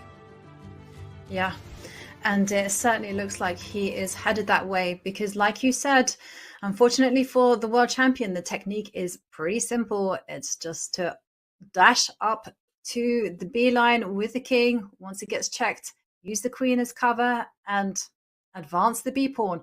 The plan is as simple as that, and it doesn't matter whether it takes 60 moves or whether it takes 10 moves. The result, unfortunately, is not in doubt. The only minuscule chance that Nodirbek has is if he puts his queen in the wrong spot and white is able to secure a perpetual check. But that's a tough ask. That is, you have to basically set that up cooperatively, and unless Nodirbek blunders the pawn or walks into a stalemate trick, he's got 40 minutes on the clock. So the most important thing is for him to take his time, to proceed methodically and meticulously. Don't get pinned, don't get skewered. Just be calm and be careful. And that is exactly what he's done all game long. Magnus has taken a long time on this move, trying to work out any chance at all. Can he put his queen on a tricky square? But we know what the answer to that is, Yovi. Yeah, unfortunately, it's not yes. I mean, I actually felt that think was more for the world champion to gather his thoughts, just to collect himself, just to see whether it was possible to do the job in hand, which is to secure the draw. I mean, there was also this moment of realization on the camera where the world champion just was thinking, where did I go wrong? Where did it all just go turn from a drawing position to a losing position? And, well, there was a lot of regret on the world champion's face. But now, looking at his body language, I see that, yeah, he's not feeling too optimistic either. It's difficult to make a suggestion, especially when you know what Black's plan is going to be and how simple it will be. It's impossible. And Magnus is, by the way, down to 20 minutes. So he doesn't have forever to procrastinate. Now, this is one of those end games where, at first of all, Nodirbek just looking at Magnus like, when are you going to resign, boy? But Magnus could resign at any moment, okay? It's just one of those things where it depends on how long he wants to suffer here. It depends on whether he bears out an inkling of hope as to Nodirbek blundering. But just looking at his body language, I don't think he is. Yeah, look at Nodirbek's stare, that death stare. Look at that. Yeah, I know. It's not often you see someone eyeballing Magnus Carlsen, and he's not looking away, is he? I mean, the game is over. That's someone who knows he's got it in the bag, and he's enjoying his moment and looking at the clock, looking at Magnus, looking at the position. Yeah. When are you going to resign, son? That's the unspoken words uttered by Nodirbek Abdusattorov's death stare there. And he is enjoying every second of this, sipping on his drink. I always like to point out that when somebody drinks water during a game, that generally means they're satisfied with their position. That means they have the mental capacity to focus on their beverage and their snack and the spectators, anything but the board, because he has it all figured out. Yeah. And he's kind of doing that Beth Harmon thing, you know.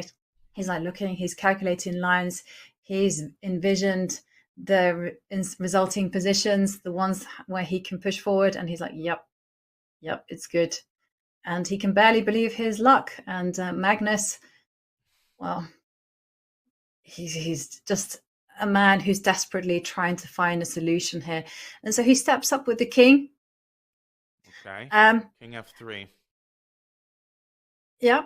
And taking a look at the table base, I can see that the path is still relatively clear. You know, he can, Nodirbek can step up with the black king. He can give a check on c3. The things he cannot do, for instance, and it's it's a bit of a ridiculous move, is actually just move the king to a square like a6 or c6. Then it would turn into a draw. But why would you go backwards or sideways when you can go forwards? King b5 is the obvious move to me because there's still no checks. Now, there's another thing which you have to figure out, and perhaps, okay, forget it, king b5 is on the board. He's going to play this perfectly. I was going to ask queen c3 check and b3 with the king on b6. That could get dicey with white delivering all these back rank checks. It's probably was still winning, but you can do this whenever you want. Just king b5, and now you're ready to play queen c3 and b3. And zigzag meander the king all the way back around behind the pawn. The path is so clear. It's laid out with beautifully paved roads, and you just got a road going straight through the forest here. Yeah, and there's signposts along the way, so Exactly. It's all pretty clear cut. I mean, like there was one trick in the position that I can see. Say, for instance, a miracle happens, and the queen. Maybe you could set this up. So the king will find itself on b3, and the queen will be on b1. Okay. Yeah. So there you go. And then queen b1 check. Woohoo! And yeah, okay. Let's forget that queen b2 is possible. You do not want to play king c3. Yeah. Oh, that would be bad. I would quit chess if I did something. I would literally, if I lost to Magnus like this, I would get up from the board, and right then and there, with other games still going, I would announce my retirement. Yeah. But you couldn't, though, because you're playing Tata and you have to show up the next day. And then, but you could do like the famous interview by Ivan Sokolov. That was great, where he said, if he survives the night, he will live to 10,000 years. That is a great phrase. I mean, yeah, the heartbreak. But chess is like that.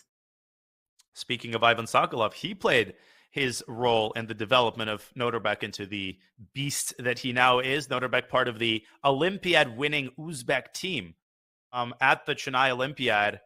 An unbelievable Cinderella run by a team that did not have at the time a single player over 2,700. But of course, Nodirbek was still 26 something. He was 2,700 in his heart.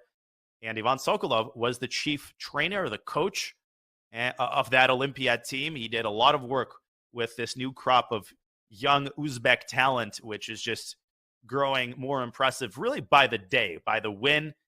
And Nodirbek isn't the only ones. And Darov and Vohidov and Vahidov and Idov. I mean, you've got like 5 or 6 incredibly talented GMs, headlined, of course, by Nodirbek himself. Yeah.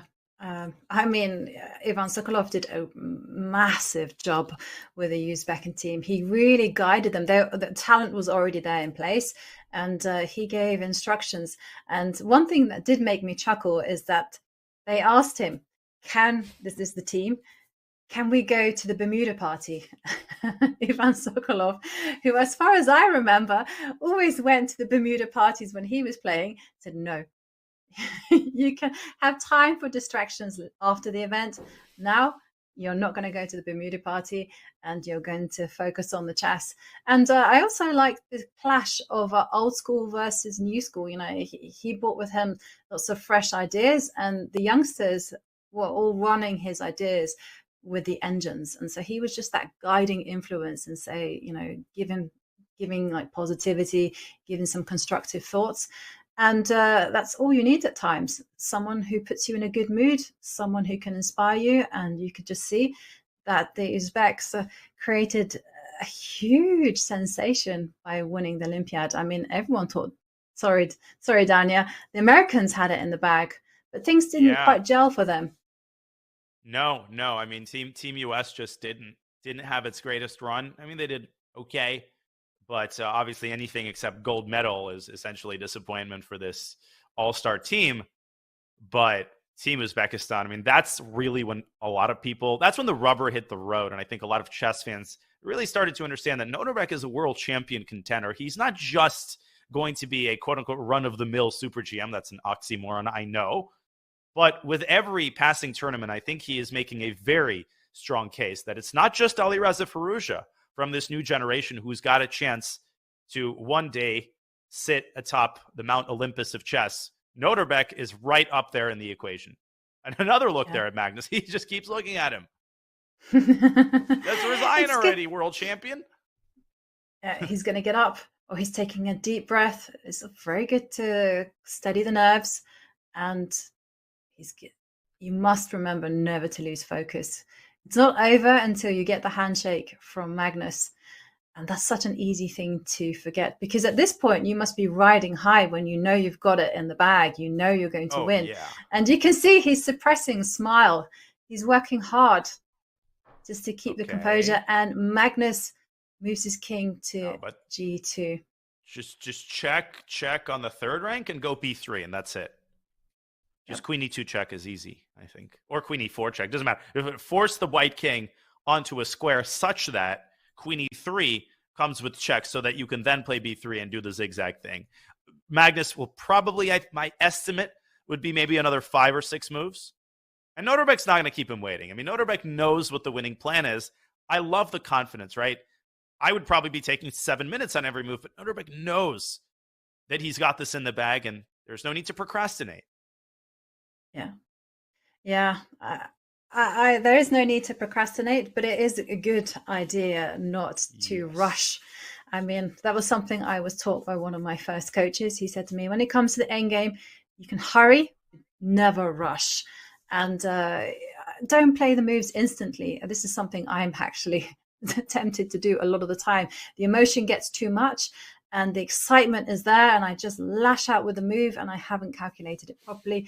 I haven't taken my time to be cautious, and there we go. Queen E2 on the board. Queen E2, it's happening. Yeah.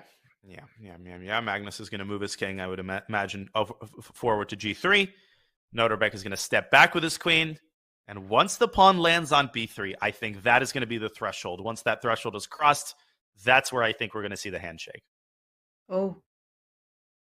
He made a move. We were going to... No, he hasn't, but I thought we were going to see a result. And speaking of results, we do have another result. Yes. Praggnanandhaa and Anish Giri, their game ended in a hard-fought draw. Well, let's give ourselves a little credit. We called it. They went down the exact path we had analyzed. If we rewind a little bit as we see the players there amicably discussing the game and setting up the pieces, they liquidated the B pawn for the A pawn. Anish decided not to go king E4. That might have been a chance to torture Pragg a little bit further. I think Pragg must have been very relieved to see D3. And they got a situation where neither side is able to make any progress. Another peaceful result, and a good result for Anish, who leads the tournament right now and holds a draw with the black pieces. Solid. Yeah, very solid.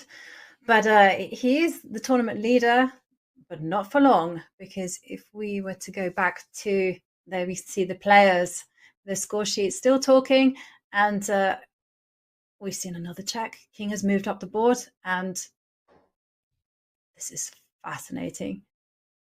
Queen up to E3 goes Nodirbek. He's playing fast. My prediction. I'm sticking to my prediction. Once the pawn hits B3, I think he's going to resign. Okay, I was going to say B2. I don't know. Somehow I feel that Magnus is a never give up. And look, he's got bathroom up. Yes, but this is a good sign. This means that he's willing to play a long, long game. If you got to go, you got to go. I actually think he might be. There's an arbiter there. Not sure what he's doing. Maybe Magnus checking out the results on the other boards as well. Anything to distract himself from this position. Nodirbek double checking there. You called it, Yovi. Notice that he's taking right around a minute, 2 minutes. A lot of young players, they get very excited and they play in 5 seconds. That's what you want to avoid. B3 is on the board, and this game is wrapping up at a furious pace. Yep. And look how measured he is. I just love the composure that he has when he makes those moves with his hands. And deep breath. Here we is go. Magnus back? He is. Is he going to resign, though? That's the big question. Nodirbek just, drinking that water enjoying himself immensely. Let me tell you, he is euphoric right now on the inside because he knows how the game is going to end. There's not an inkling of doubt left. Well, never say never. It's not over until until it's over. I was going to say the other quote, but I won't say that one. I know which one you're referring to, so yeah. I will also not say it. I'd like not to. PC these days. No. I'd like to keep commentating, please. Thank you very much. Yes. Okay, so what is Magnus going to do if he doesn't resign? Just make a spite check. Check the king on b8. Can't even check along the diagonal. I mean, that's the only move you can do. Nodirbek is he's looking at Magnus with a progressive air of impatience. Like first it was, I got you. Now it's like, really, Riley? I mean, are you really holding me back from going to Tarantella? Oh no, they're in Amsterdam. Tarantella is the only pizzeria in Wijk aan Zee. It's the player's favorite restaurant. So if I'm Nodirbek, I'm starting to think about pizza. And nothing tastes better than pizza after beating the world champion. As if I would know. Presumably they have to go back to their hotels in Wijk. Oh. So maybe there's a train to catch, or there's a car ready to ferry them to their destination. So maybe they are going to have dinner at Tarantella. Maybe it's a bit late, actually. It's 7. People eat so late? Well, 6-hour difference from the East Coast, so it's 7 p.m. there right now. Yeah. I think, that's a perfect time for dinner. And it's funny, the first time I visited Wijk aan Zee, I played a qualifier for Tata Steel. I didn't qualify. Spoiler alert. But when we landed, the organizer was warning us about how far Wijk aan Zee is from Amsterdam. I hate to say it, it's grueling. It's a 30-minute train ride. And I was going to say, in America, we drive 30 minutes to get our groceries. So you're not going to scare me with that. 30-minute train ride is quite significant. But I agree with you. I live in Norway now, and it can be like, to the nearest city, it will be 3 hours drive. Oh, wow. Yeah. That's quite a distance. It is. And you kind of don't grasp how remote it is until you actually been there. But 30 minutes drive, I also wouldn't be fazed by it. But I've also been very swayed by the Nordic culture, because here it's all about early dinners, not about late dinners at all. So 7, 8 p.m. By 10 p.m., all the restaurants are closed. Yeah, I mean, it's the same here. I think it's similar to America. 9 p.m. is where like 90% of restaurants close here. Okay, we have a spite check on the board. The king is going to zigzag up. Instantly. And now, yes. But now this is the crucial question to decide an issue between Danya and myself.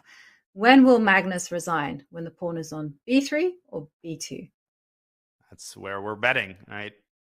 I bet b3. You say b2. Now, maybe it'll be in the middle. It'll be the exact moment that Nodirbek is pushing that pawn. Magnus stops the clock when the pawn is on b2.5. Oh, then it's a draw. I look forward to seeing that occur.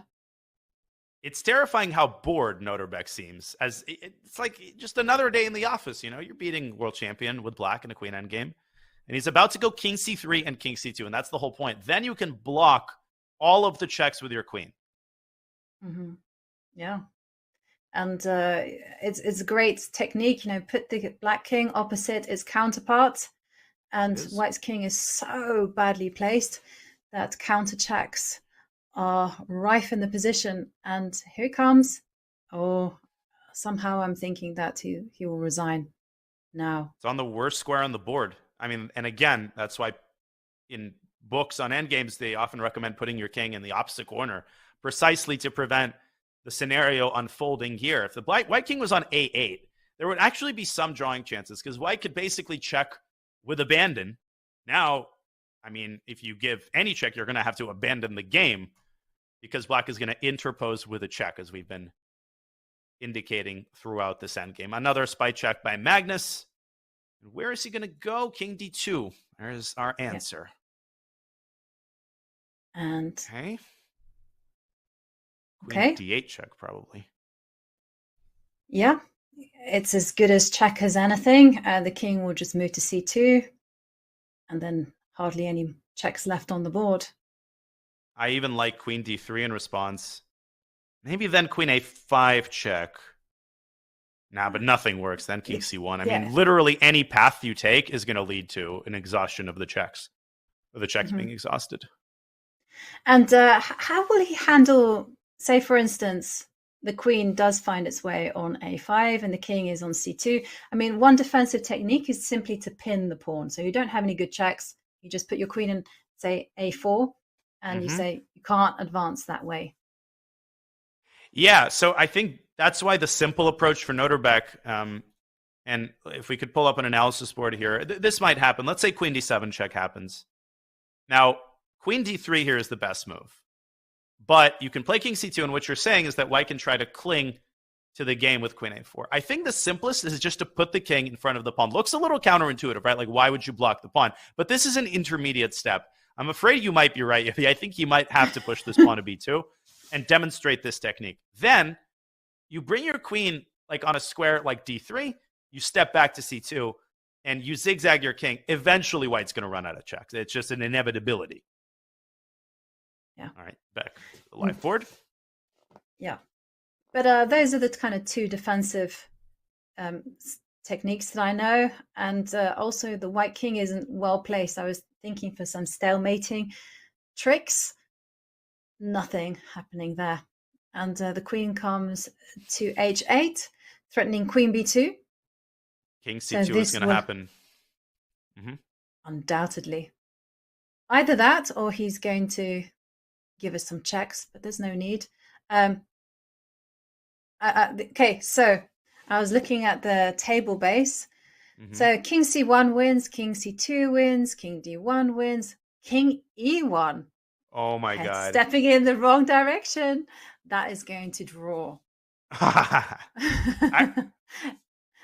And a bad square for the queen would be queen e1. And that makes a lot of sense because queen b2 is threatened. Oh, no. Yeah, that definitely want to avoid. I think Nodirbek is deciding between king c1 and king c2. It's important to point out that king c1 walks into queen a1 check, but that doesn't help because then the king moves up to c2, and the pawn and the king dominate the white queen. When the white queen is at close quarters with the king, that's when it's at its least effective. Yeah. Oh, God. Magnus is disgusted. Yeah, he wants this game to end. And he's really just thinking back to his previous moves and just trying to figure out where did he go wrong. He's using the energy there. He just knows that this is a hopeless task in front of him. He cannot save the game. And he's just resigning himself to the fact that he will lose his second game in a row. King moves to c2. There it is. Mr. Cool slides the king one square. b2 is a big threat. There's no rush on the clock, but there's also no rush on the board. You're not at risk of a 50-move rule. You've got about 47 more moves until that becomes an issue. So you're just, moving your king around until you find the ideal construction between your king and your queen that enables the pawn to inch forward to b2. Magnus also with 9 minutes, but the 15-minute addition after move 60 is going to be a totally moot point. Yeah. And I was wondering what's White's best practical chance. I was wondering whether the queen could come to a1 and whether, for instance, if Black managed to push the pawn to b2, there was any chance of a perpetual, and the answer is no. So even the most obvious move on the boards are going to win it for Black. Yes, they are, and we've entered the 6th hour of play here in Tata Steel as Carlsen continues to give a series of spite checks. Resignation is coming, but I think you're getting proven right. If Magnus hasn't resigned yet, that probably means he wants to let the pawn reach b2 first. Yeah. Maybe we're wrong. Maybe the pawn will queen, and that's when he'll finally give up the ghost. So what's the actual best move? I would imagine that it's queen c3, queen f5 check, and then queen to d3. Okay, king d1. Whoa. Oh, because there's no checks. Haha. Nope. Nope, not at all, because the queen will intercept on the second row and give a counter check. And okay, but the king is no longer guarding the b pawn, so I guess the queen could put herself on the b line, just b8, b7. I'm trying to figure out, to your earlier point, if the pawn reaches b2, is there ever any construction where white can continue giving queen checks and black somehow cannot maneuver the king to a proper square? And I'm thinking after queen b7, queen d2 check, king moves away, b2. Is there anything available? No, I don't think so. Queen h8 by Magnus. And I think just queen d2 check and b2 ends the game. It's as natural as can be. Queen d2 check. King has to step forward. b2.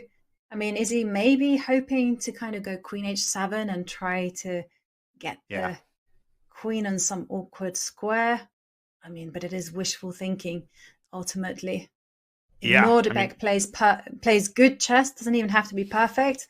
I mean, I'm just, again, looking at the table base, and I can see virtually anything wins, as long as he doesn't put his king on the E line, which, let's face it, no one is going to do that. Everyone is going to support their pass pawn. The reason that Magnus is continuing to play, I think, consists in a line like this. So let's pull up an analysis board here. Queen d2 check is very likely what's going to happen. b2. It's not immediately over after queen h7. Like, black has to actually figure out a way to promote the pawn. But I think the way to do that is to go queen c2. Now, careful. Queen e1 would have been checkmate. So, that's something you have to be cautious about. Magnus is going to continue checking and checking. And black has to finagle some construction here. It's still not that easy to do so. So white's going to kind of keep waiting with his queen. And in a situation like this, actually, Yovi, this starts getting a little bit more complicated than it looks. Because anytime the king moves away, the queen starts giving these diagonal checks. So there's a little bit of calculation remaining to be done. Yeah, that is true. And Magnus taking a sip of water. Yeah, there is still play, but it really is just about, you can even stumble upon the right configuration with the king and queen. This is the whole beauty of black's position. You don't have to win in 20 moves. You don't have to win in 5 moves. You can even take you 50 moves. A win is a win. It can be as scrappy as you like. It can be bad technique, but the result is not really in doubt. No. I mean, I can start to understand why. I will be honest, I was kind of skeptical in the sense that I thought it was over, but now I'm beginning to see that there is still, it still makes sense to not resign. I'll put it that way. The result isn't in question, but I think it's admirable, actually, that Magnus is putting himself through the suffering and squeezing out every last chance. Even if there are no chances here, that's what world champions do. Right? This is not something he's forcing himself to do. This is just who he is as a player and as a person. He plays until the last drop of blood, no matter how miserable he is at the board. Yeah. They have a catchphrase. He talks about it in the Grind Like a Grandmaster course that he did with David Howe. And they say, you're not out to win, friends. You're just out to save every half point or squeeze a victory from a point. And if it takes you 8 hours to do it, so be it. It's quite refreshing kind of philosophy, because I must admit there comes a time when I'm just like, okay, 7 hours in, I'm exhausted. I just want to go have my dinner. I do not want to be playing any more chess. But Magnus shows that he's not afraid of grinding out those long end games, playing out those dead drawn positions, or playing out these technically lost positions. It's not over until Nodirbek demonstrates the correct endgame technique. And so he's given a check. King has to move. This is a dilemma. Do you move up the board? Do you move down the board? Should you put it? I think you move down the board. Yeah, I think so too, because the black queen, could give some checks on the third row, and that would, in some situations, nicely cover the black king. So I would probably put the king on h1, just because they often say, just put the king in a corner, just tuck it out of harm's way. Well, yeah, you should definitely try, because the king h1 does set up some stalemate ideas if you imagine a queen appearing on g3. So it doesn't hurt. It's definitely the best of the worst, so to speak. But Magnus going to take his last 4 minutes. There is 15 more minutes added after the next move is executed. But Nodirbek, the last thing he needs right now is 15 minutes. I think he needs the most is probably some food and a little bit of celebration. But my dad would actually always say, after I would play a long game and I was like, my opponent didn't resign, it was such a long game. He'd say, on the tournament cross table, do they record the amount of moves that each win took? And it would be a rhetorical question. Of course, the answer is no. A win in 70 moves, a win in 30 moves, a win in 7 hours or in 3 hours, it's all the same. It's a point on the cross table. King g3. King g3. Surprising choice. The first move that comes to mind is b2. That hastens it. That hastens it. I mean, he wants to give up. Because after b2, basically black can check the king with the queen and simultaneously pave the way for promotion. So b2 simply ends the game on the spot. And there he goes. And he's reaching out to touch the pawn. I was surprised by that move from Magnus. Because like you say, the queen can block any checks on the third row with a counter check. B2. That was a bad move by Magnus, and I really do not understand why he played this long and then makes a move that is literally equivalent to capitulating. I also don't understand why Nodirbek's not playing b2, because b2, queen h7, okay, he just did. Queen c3 check. If you go to the second rank, you allow the queen trade. If you go to the fourth rank, the queen moves back to b4. And the reason I'm saying this and talking so much is to hide the fact that you were proven right in terms of where the pawn is going to appear when white resigns. Yes, I have this uncanny ability to get random things correct. Where is Magnus? He's out of there. He had enough. He's getting ready to resign. I think he knows that king g3 is a big mistake. And there we see the spectators. Ooh, they're getting ready for another historic moment at Wijk, and say Magnus Carlsen will be losing his second game in a row. And with the white pieces as well, that's extra painful. I mean, normally you kind of told win with white, draw with black. And here Magnus just took one too many risks. And I have to say, I've been very impressed by Abdusattorov. He's handled everything perfectly. He really played this game like a true champion.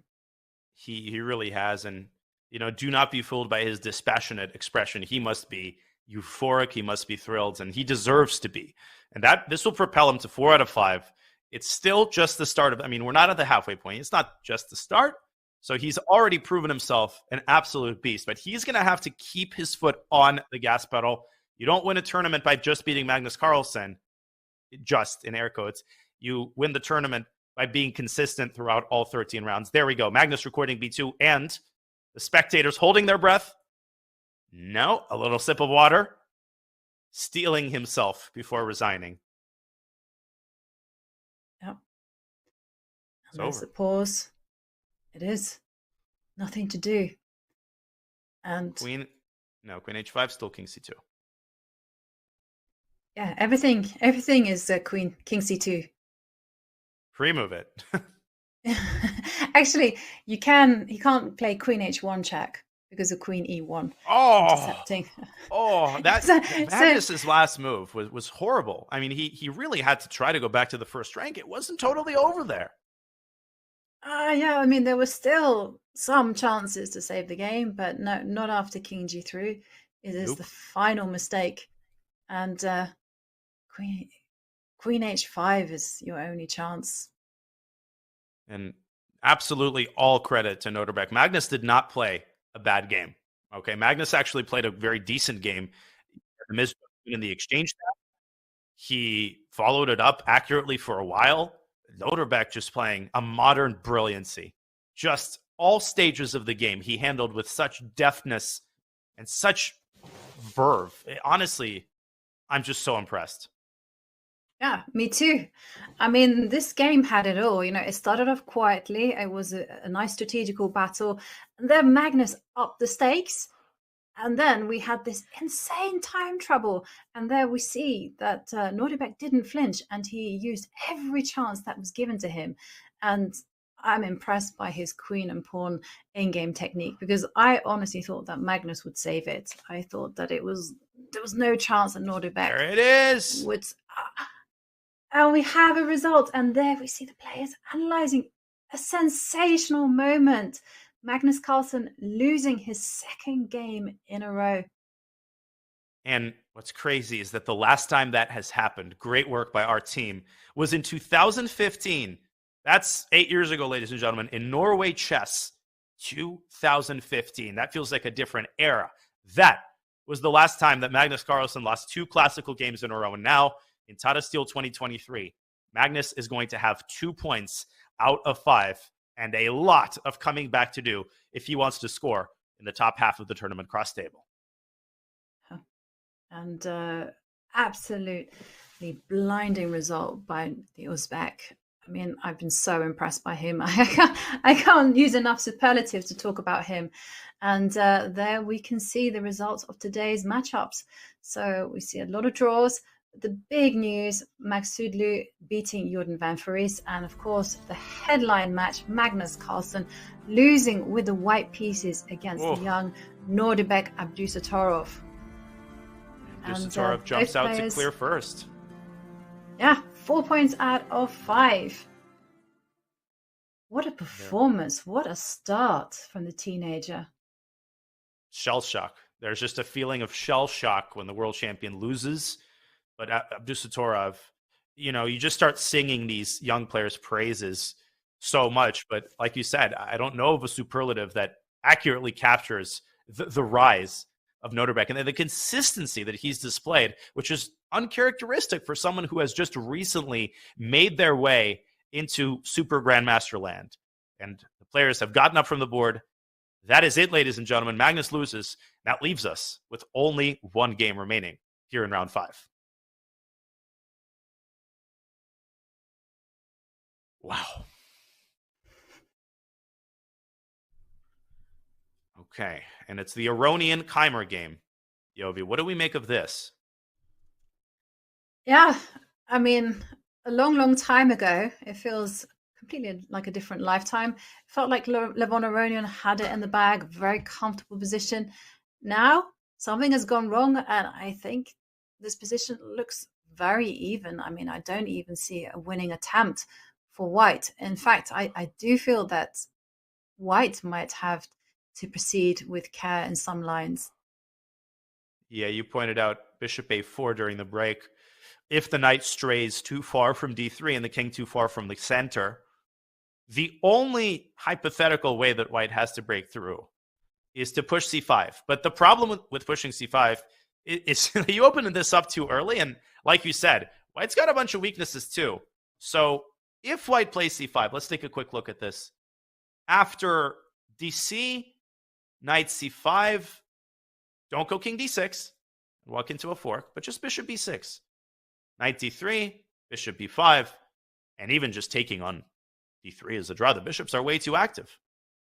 Yeah, I mean, but in this type of position, with the bishop pair and the position opening up, which favors the bishop pair, I would be playing for the win. So this is what I mean about proceeding with care. I mean, you shouldn't take too many risks. Yes, you might have been winning earlier on. Maybe the advantage was slightly less, but no, forget it. Be realistic. You have to play the position that's on the board, not the history, not the story. And, Vincent just shuffling the bishop backwards and forwards. I mean, that's all he can do for the time being, is just wait and see for Levon Aronian to react. And another thing that and Levon also maneuvering his bishop. Yeah, well, I mean, it's a small gain, isn't it? He's stopping bishop e8. Bishop, yeah, but the bishop does have the g8 square to swing Yeah, to. or king f6. Like, yeah, Aronian can also play h4, but to your point, you don't want to do this in a wrong moment and, you know, somehow give up the pawn. Of course, b4, black is tied down to b4. But what does h4 accomplish? White can never really go h5 because black controls that square with the pawn and the bishop. So I don't see even a single way to generate intrigue. And Keymer has time. He's about to make move 60 and get another 15 minutes on the clock. Maybe we'll see Levon maneuvering his knight somewhere, but where? What's the target square for the knight? d4 to c6 would be nice, but the moment white comes even close to that, black slides the bishop back to b6, and really the weakness of the f4 pawn really circumscribes white's activity and white's ability to maneuver in the way that he wants to. Yeah, it's not easy at all with this bishop giving a check. Yeah. Somehow I wasn't a big fan of Vincent waiting with the bishop on f7. I felt that he could have waited on maybe d7, but still his position is incredibly solid. The white king can't step forward again because of check. The white king can run to the side of the board, but what's it doing there? Nothing. Yeah, no, nothing at all. Not Pawn on into b4 road. is a force field. The only thing that I can see is that maybe, and it's a big ask, maybe white can sacrifice the pawn on c5 and just give it up, kind of have some kind of construction where the bishop goes to c6, pawn goes to c5, and then drop the knight back at the right minute and then come in with the king to c4. Or potentially But the then knight, again, But then again, I've kind of opened up the position for the dark square bishop, and you know, white's position is also not without its weaknesses. I'm looking at the pawn on f4. Yeah, and it just feels like it depends on a lot of ifs. You know, if white can get the bishop to c6, if white can do that, this and that. There's a Winston Churchill quote. Don't remember how it goes. I think it's the great ifs accumulate. And it's just there's too many moving parts to put in place. Levon does go h4. So he's going to keep trying. He's not going to give up the draw just yet. He's going to make Vincent Keymer prove it. And we are going to take that opportunity to take another break as we are 6.5 hours into round 5 here at the Tata Steel coming your way from Amsterdam. But first, we want to remind you of another very exciting event. Mark your calendars because Bullet Brawl Arenas are coming back to your screens starting January 28th. 9 days from now, title players will compete in a 2-hour arena with $2,500 on the line. Yes, $2,500. Watch as your favorite streamers battle it out in monthly Bullet Brawl Arenas starting Saturday, January 28th. Use !Brawl in the chat for all the details. Bullet Brawls, Tata Steel, World Championship. What more can you ask if you are a chess fan? Well, you can ask for us to return soon, and we will indeed. We will take a quick, short break, and we will be back with coverage of the final Tata Steel game on the other side of this break.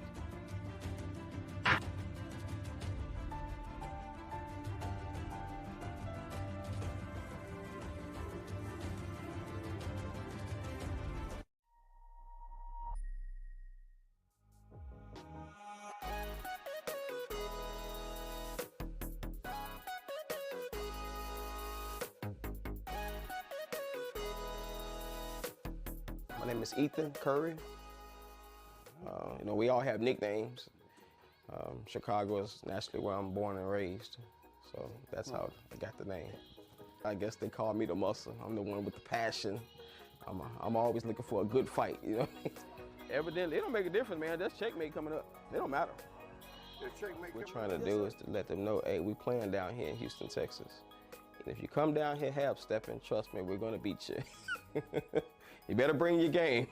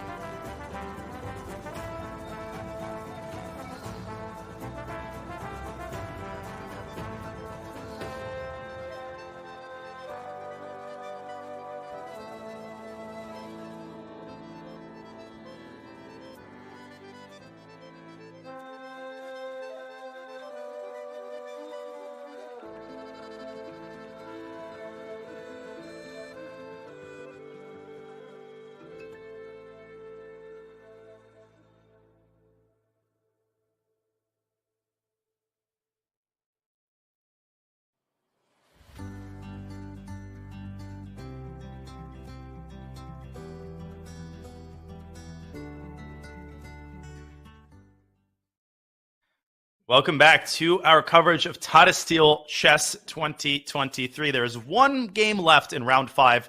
It is Levon Aronian against Vincent Keymer. Levon trying to squeeze a win out for about 50 moves now, but Vincent is very, very close to holding this game. He's just gotten an additional boost of 15 minutes because move 60 has been played. As we review the time control there, I am Ivan Kahuska, GM Daniel Nerditsky, bringing you coverage of this very important 5th round where the world champion has gone down for the 2nd time in a row. We have gotten everything we could ask for, Yovi, in this round. Yeah, absolutely. I mean, we had mad attacks, we had complicated time scrambles, and we also had sensational results. I mean, who could have predicted that Magnus Carlsen would fall to the young Uzbek with the white pieces? I mean, that was absolutely unheard of. It was not present in my kind of scenario of how things would play out. But what can we say? I mean, the Uzbeki played a fantastic game. I've been so impressed with him. It was a nearly flawless performance. In fact, I'm saying nearly flawless, but I think it was just flawless. Well, I like repeating the quote that I think was attributed to one of Alexander Alekhine contemporaries, who said that Alekhine had to be beaten 3 times, right? Once in the opening, once in the middle game, once in the end game. And that certainly goes for Magnus Carlsen. And he was beaten. Well, he wasn't really beaten in the opening. Magnus had a small advantage, but he most definitely was beaten in both the middle game and the end game. The way that Nodirbek handled both a tactical position and then a strategic game where the queen's postured for position and then perfect play in the end game to get into that queen end game and then convert it as if he does that kind of stuff for breakfast is sensational. Absolutely sensational. Yeah. And just no other words for it. And what a result. And well played. I mean, I can only say chapeau to the Nodirbek. He's just brilliant. And if he carries on playing like this, well, we're going to see someone who has strong chances of winning. And talking about youngsters, Vincent has made a move. He's relocated his bishop, you know. After all, he's been given the chance to improve the bishop. Yeah. And so he does. And where is White's knight going now? Knowing the edge of the Levon, board. he's probably going to go to h1 and then g3. But what's the point of that? I mean, you're not really ever going h5. He goes knight h3. Okay, Z. To the so edge. he wants knight g5. But what then? I mean, Black just keeps the bishop on f7. Obviously, the opposite colored endgame is just an immediate draw. Maybe this is Levon's way of essentially forcing the draw. He's not just going to go back and forth for no reason. He might have a construction in mind, but I don't see it. I don't see it either. And what about a situation where same bishops are on the board? So I'm thinking, for instance, if the knight does arrive to g5 and Black decides to trade off that knight with his dark square bishop, is that a draw or are we in dangerous territory here? It's a great question. And, 53,000 heard you ask that question. So just wanted to quickly shout out our 33K viewers on Twitch and 20K on YouTube. But you're asking the right question. You always have to consider what happens in the event of every trade. If same colored bishops, I think White wins. I think White would win by dragging the king over to d4 and then smashing through with c5. That's why Black needs to keep his dark squared bishop at all costs. It's preventing White from playing c5. Yeah. Good point. It's always very instructive to know which trades are permissible and which ones are not. And now I presume all that Vincent has to do is just continue passing with his dark square bishop. How is White going to make an inroad?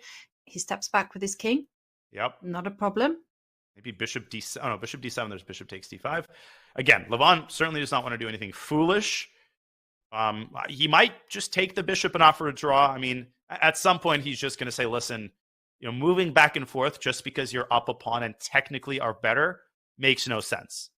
So he doesn't want to sit there for no reason just as much as Vincent. And the question really is, when is he going to admit that his winning attempts have failed? Well, we'll find out. I think part of the problem, though, is that White's pawns on the right, they're isolated. They're those trousers. They don't protect each other. Mm-hmm. So I mean, if I was thinking about your idea of bishop d7, which unfortunately doesn't work, but if you have a kind of scenario where the bishops do get traded off, you still can't press for a win because the pawn on h4 and f4 are on dark squares, and black has the perfect attacking piece for those pawns. Okay, you came up with a nice idea of bishop d7. How about I refine it and put the bishop on a6? Ooh. And then go to c8, and then go to e6. I see. But I'm not quite sure what I'm doing afterwards if you decline the trade. So let's forecast that. Yeah, bishop e8, yeah. But now I can already play h5. So this is, okay, this I think is the scenario that black has to try to avoid. Because it's not that white is winning here. This might still be a draw. But this forces black to deal with a new set of challenges. And with 15 minutes now for the rest of the game, this is the last thing Vincent Keymer wants. So how do you avoid this if you're playing black? Well, probably you go for your advice and maybe even take the bishop. Okay. Draw. Because, okay, c5, take, and king d6, and then white worse. So. White worse, yes. But wait one second. Okay. White doesn't have to offer a trade of bishops. What happens if white just plays h5? Where? Parks the bishop on c8. So, yeah, just go h5 now. I didn't realize that. I thought you have to play bishop e6. You're absolutely right. You don't. Huh. Well, then I think you can't really allow h6. Maybe you can allow maybe bishop g7? Oh, gosh, but this feels very flimsy. Now, white can create another weakness. Probably still a fortress, but this is not ideal for Vincent. Can he avoid this scenario? Yeah. So if we rewind and put the bishop back on c8, so you have a move. So I don't think you can stop the bishop. Actually, you cannot stop the bishop getting to c8. There. But not in this planet. You can try to stop h5, though. You can get this construction. Yeah. But now you've got to be careful. The knight can come to e6. Oh, gosh. Huh. This is gnarly. But if it does that really do anything? Like I go back. c5 is never good. Opening up the position favors the bishops. I still don't think it's going to be enough. Are you sure about? Yes. Yeah, hang on a second. It doesn't work because the bishop gets out to c6 with check. So now white just has to put the king on. Somehow you have to be crafty about this whole thing. You have to do it with the white king on e3 or something. But wait a minute. You have to do these kind of like. Sorry, go ahead. Yeah. I was thinking about using the old tactic that these grinders do. They play nothing moves for like 40 moves. They're just like shuffling the king side to side, and then they set up this construction. And I was thinking, if you set up this whole thing with the king on e3, well, I'll or play somewhere bishop where e1, it doesn't though. get checked. Yeah. So there is this idea of going bishop a6 to b5 and forcing black's bishop onto f7. Bishop a6 on the board, by the way, we called it.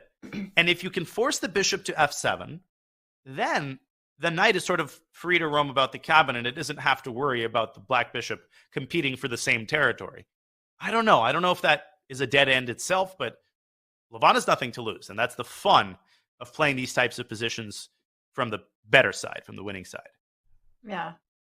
And yeah, I mean, you can take your time. Something that I've been told many times is like, don't rush, don't reveal your cards too early. If you spot a potential trappy idea, try to implement it at a later stage. First of all, catch your opponent off guard by wasting time, making seemingly useless moves or nothing moves, and then strike. Yeah, because I've you never also managed to do deplete this your in opponent's time. Yeah.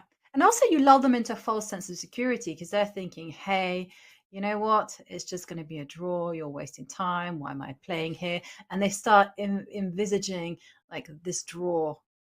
And in the meantime, you had something sneaky up your sleeve.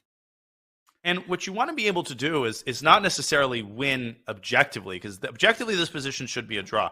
It's to face your opponent with a new set of challenges. I think that's the first step, because as you said, when you're, to borrow your phraseology, envisaging the draw, and then suddenly that's taken away from you, and you've got this new set of problems you have to confront, that makes it so much more likely that a player makes a mistake, even a player of Keymer's caliber. So love what Aronian is doing here.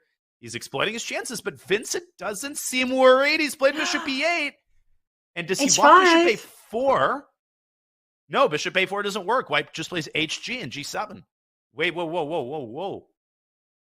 No, Levant's got to go h5. He raised his eyebrows there. He's allowed it. I thought king f6 was more circumspect. He's going to do it. This is Levant's chance. Yeah, you can just see, before he has kind of resigned himself to the possibility that it could be a draw, and now he's in calculation mode. Look at the focus, and he's a direct player. Look at him. He needs no moment to wait. He's not hesitating at all.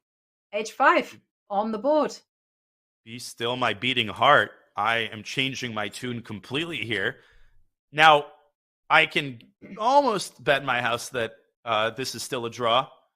Maybe the best approach for Vincent is to play what we discussed earlier and just to go bishop d4. As terrifying as it is to allow the pawn to reach h7, because white lacks a dark squared bishop, as long as you keep it on this diagonal, you should prevent promotion. But then c5 becomes a much bigger problem, creating potential trousers. I mean, because dc is going to be forced. You can't move the bishop away. Yeah. No, I mean, this is terrifying stuff, like you said. I don't think I could psychologically allow the white pawn to get to h7, knowing that it's protected and one square away from queening. And plus, at the back of my mind, I would be thinking of this old saying, which is that a bishop can't dance at 2 weddings. So that just kind of refers to the fact that when a bishop can defend along one diagonal, it's a very good piece. But if you stretch it so it has to defend against another diagonal, you're going to get failure. And there we see that Vincent is not allowing a passed h-pawn. And now we have a complete imbalance, and there's been a big change in the position. I mean, white now has a passed f-pawn. Great play from Levon. I loved the sing at 2 weddings ago. This reminds me of the equivalent Russian saying, can't sit on 2 chairs. I mean, you actually kind of can, but you get the point. But there's also an old sort of Russian Jewish joke on a similar topic, which goes something like, 2 friends are meeting and it's one of their birthdays, and the other friend gifts him 2 ties, like tie that you wear. So the next day, one of the friends comes out wearing one of the ties, and his friend says, "What, you didn't like the other tie?" So that's a funny expression. Of course, the point is, for those people who need an explanation, whichever tie you're going to wear, you're going to look upon it pessimistically and say, why didn't you wear the other tie? One more joke, if I may, before we get to this end game. Of course. Let me try to remember how it goes. It goes something like, oh, what's the difference in a pessimist and an optimist? A pessimist says things cannot get any worse. The optimist says, sure they can. That was a great one. I'm going to add that one to my collection, your cocktail party collection. Anyways, sorry for the detour. Oh, it was most welcome. Speaking of detours, that bishop detouring to d4. Actually, I was thinking that joke is like the perfect analogy for this position. You can just imagine that Keymer's thinking, oh, things can't get any worse. And Levon's smiling. Now h5, hold my beer. Sure they can. No, exactly. Yeah. Okay, so we joke. But now the task in hand is quite difficult for Vincent. White is going to go about just improving his knight. There you go. He's centralized it. And the white king is going to start working its way over to the h4 square. And if you're on the defending... No, I mean, go for it. Well, if you're on the defending side, I think it's important to identify sources of danger. Like, where is the danger going to come from? And there's multiple. You mentioned king g3, king h4, adding strain to black's position. Obviously, there's our old friend, c5, but there's our new friend, the new passed f-pawn, which can move to f5 essentially whenever white wants. And I think the game would be decided if white could squeeze that pawn through to f6. So there's the plan, simple plan of going bishop b6, f5, then king f4, and king g5. And at that point, black is hanging by a thread, and black has to try to position the dark square bishop so he can force the king away. But the moment you move away from d4, c5 becomes a possibility. So with 13 minutes left, I'm just not sure that Vincent has enough left in the tank to hold this together. Oh, it's very difficult for him. I mean, the thing is, he can't really do anything. He just has to pass. I mean, because anything else, if he tries to get active, tries to get some counterplay, like you say, c5 is going to come. He has to keep an eye on the b4 pawn, which is still potentially weak. All he can do is just sit back and react.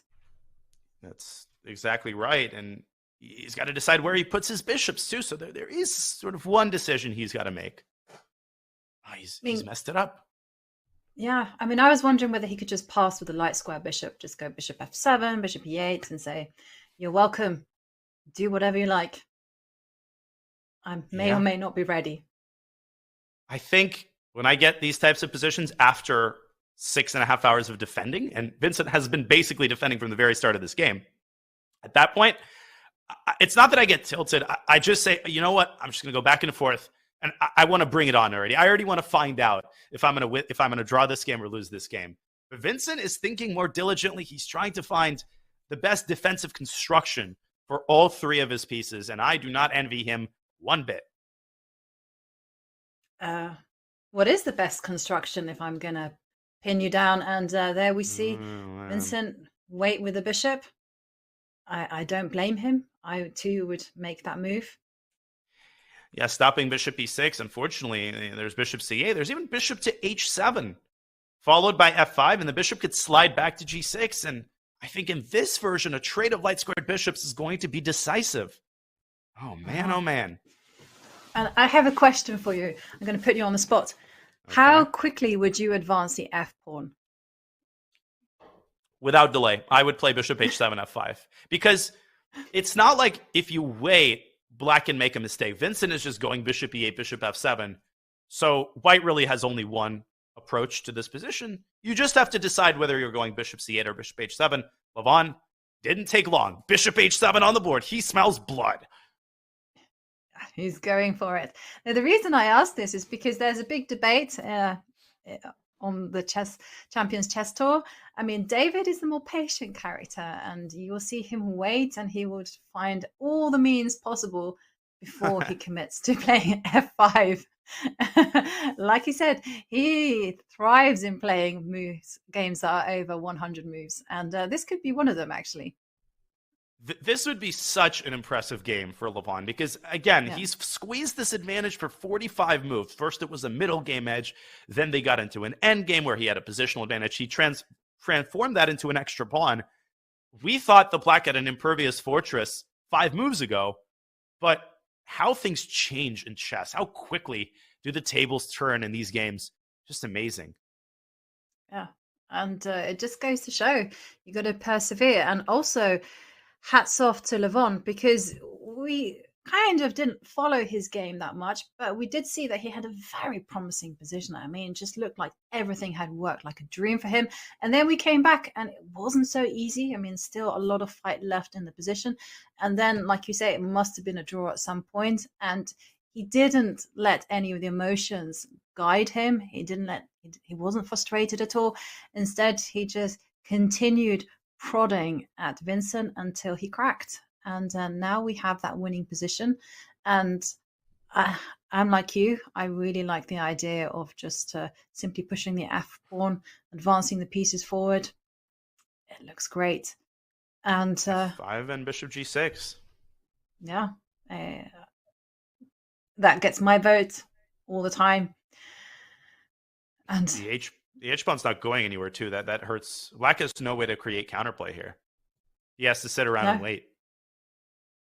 I mean, how you can't really wait with anything, because you kind of want the bishop on d4 just to keep an eye on c5. So you don't want to touch that. You also want her on the long diagonal. The light square bishop is the only piece. I mean, it's a useless. Aha! There is an idea I have, but it's really bad. Just put the bishop back on e8 and wait for f5. I know what you're thinking.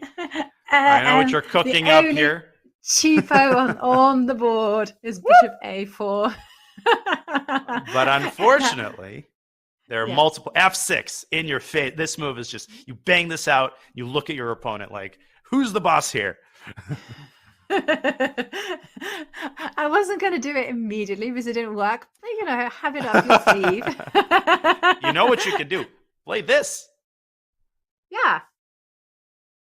But there's knight d2. There's knight d2. Knight d2. But yeah, we need some help, right? Look at this position. I love these types of constructions where the bishop. This is one of the beautiful things about chess, that just the concept that your own pawn, a member of your own team, can be the reason that you lose the game. It's so unique for this to be the case in, I think, sports and games, for one of your own pieces or things to impede your own position. Yeah, I've never really thought about that, but you're right. Is there any possible sport? I'm thinking of parallel. Well, there's the own goal in soccer, right? But own goals are largely coincidental, whereas situations where you use your opponent's pieces to your advantage are often part of a deliberate strategy. Yeah, the only thing that I can think of is one of these martial arts. I can't remember the exact name of it, where you use your opponent's strength against them. And somehow that's a disadvantage. But in terms of team sports, no, I don't. Chess has that unique factor.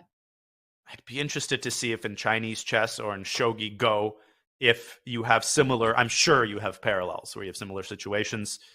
But just, there's so many elements of beauty in chess that you can appreciate, even if you're just a beginner, right? You can understand the concept of a pawn blocking in your own bishop. And, you know, that's what makes chess such a fun game for anyone, whether you've been playing for a day or a decade. Yeah. And I was also just thinking on that subject that, I mean, it's kind of unique that you have to keep the pieces that are on the board in play. Because, you know, in other sports, you know, if something is not working your way, you just go, bye-bye, you're not needed. Well done. And then you'd move it off the board. I mean, you take it away. I mean, that's how it would work. And in chess, you're like, no, you're saddled with that bad piece for life. Or, well, I'm being dramatic, of course. Imagine how much chess would change if one time per game you had the ability to remove any one of your pawns from the board. Let's just say pawns, no pieces. That would, I mean, it wouldn't just change the game a little bit. Any situation where you have a rook on h1 and there's a pawn on h2, and there's a lot of lines like that, the dragon would be refuted immediately because you would just take your h-pawn off the board and there would be mate. So yeah, it would make, it's crazy how much these small things change the game. Maybe we've hit on a new variant. Maybe think someone needs to put this one into action. And what can we call it, though? I'm not very. I'm very bad with titles. There we go. Me too. I'm notoriously bad with inventing names for stuff. Yeah. And I don't know, self-capture chess. Ugh, that sounds terrible. And meanwhile, Levon is in a good mood, and he has a reason to be, because not only is he doing well on the board, but he has history. In fact, a real good history in Wijk, can say. He's a four-time winner. In 2007, the very first time he won it, he went undefeated with an incredible 4 wins. And in 2014, his last tournament victory, he had, get this, a performance rating of 29-11. That is epic. For 2014, that is just amazing. And how much the game has changed since 2007. That was only 2 years after Garry Kasparov retired from the game. I'd like to check if Levon participated in Wijk aan Zee with Kasparov. That would be an interesting thing to check. But the fact remains, 2007 was a completely different era in chess. Levon has adapted himself successfully to each new major sea change in the way that chess is perceived. His openings have modernized through the years. And the fact that he's won Wijk 7 years apart and continues to be in contention says volumes about his status as a chess player. Yeah. And he played top board from the American team. And he's a great, great player.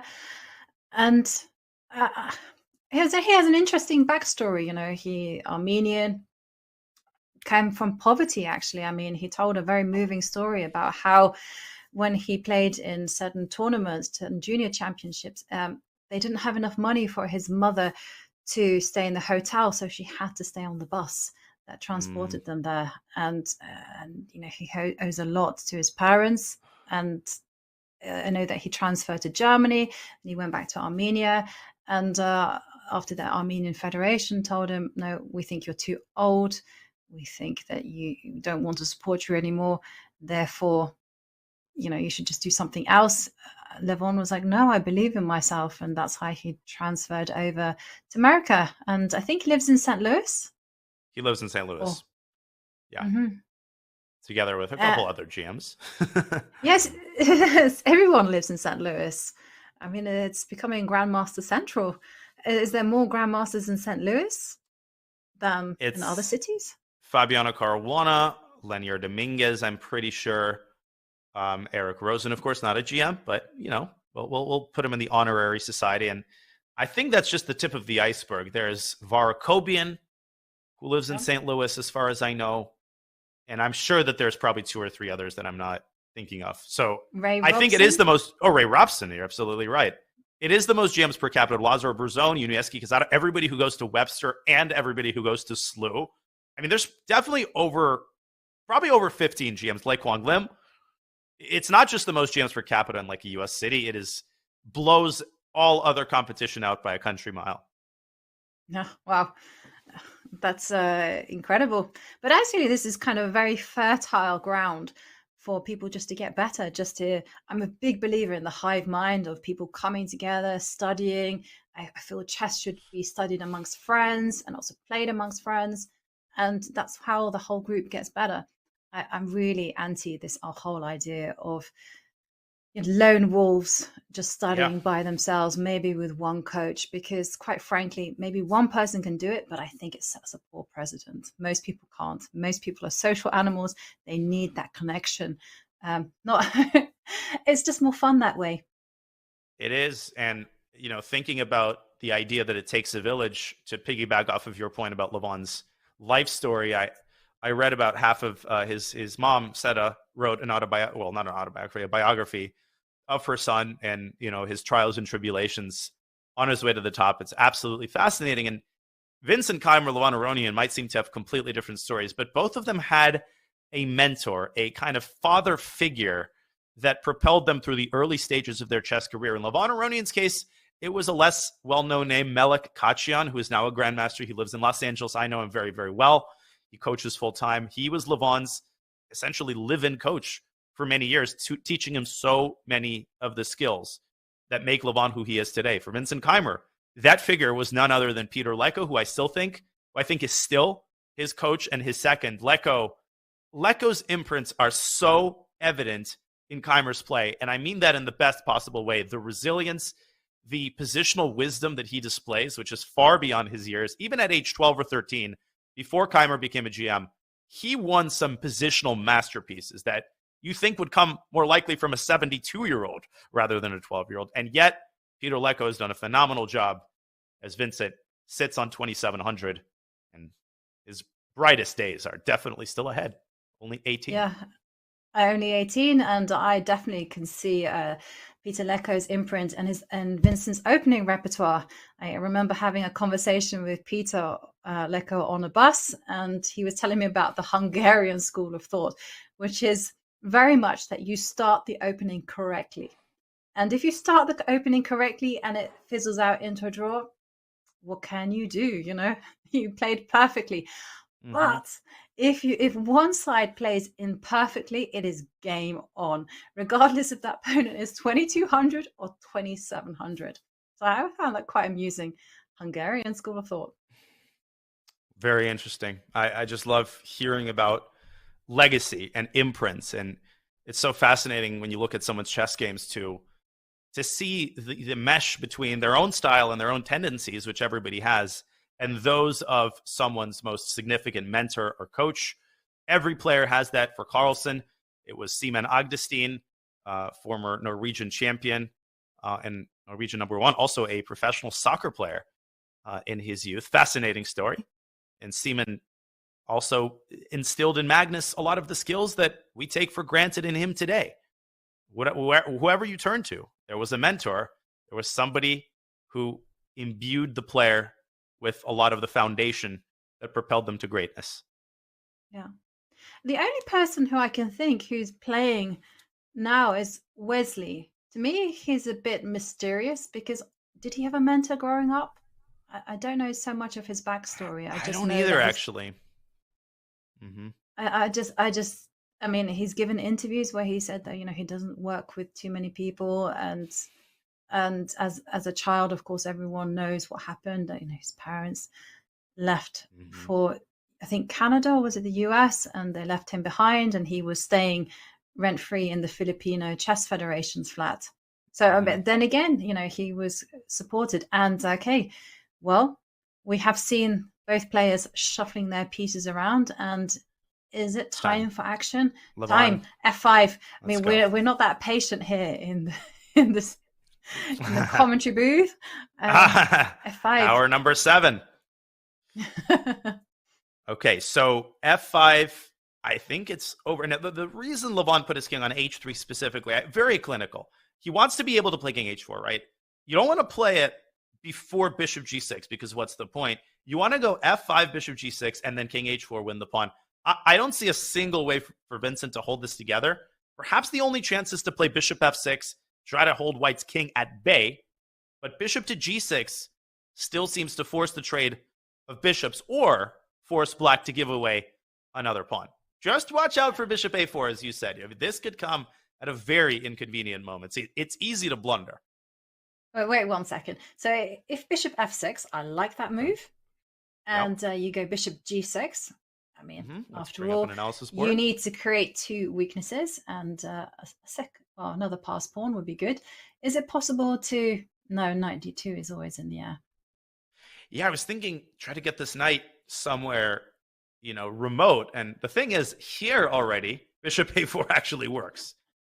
Yeah. But it's probably not winning, but it's at least a draw. The thing is, who's going to go knight H5? Levon's going to keep his knight in the vicinity of the center. And at this point, that's it. He's threatening to take and to take. And as we've already discussed, the same colored bishop endgame is winning for White because of the prospect of breaking through with C5. White's just going to maneuver the king around and play C5.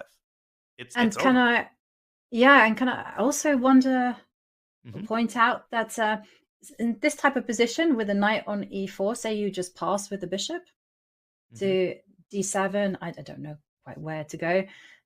Isn't C5 winning? Oh, great call. DC D6. Yeah, that circumvents all of the technical shenanigans that White would have to perform. Unless there's something happening with those pass pawns, because it's not over until it's over. Okay, so the king moves, knight takes, and then, of course, C4. No chance. No. Just don't go F6, because that would be illegal.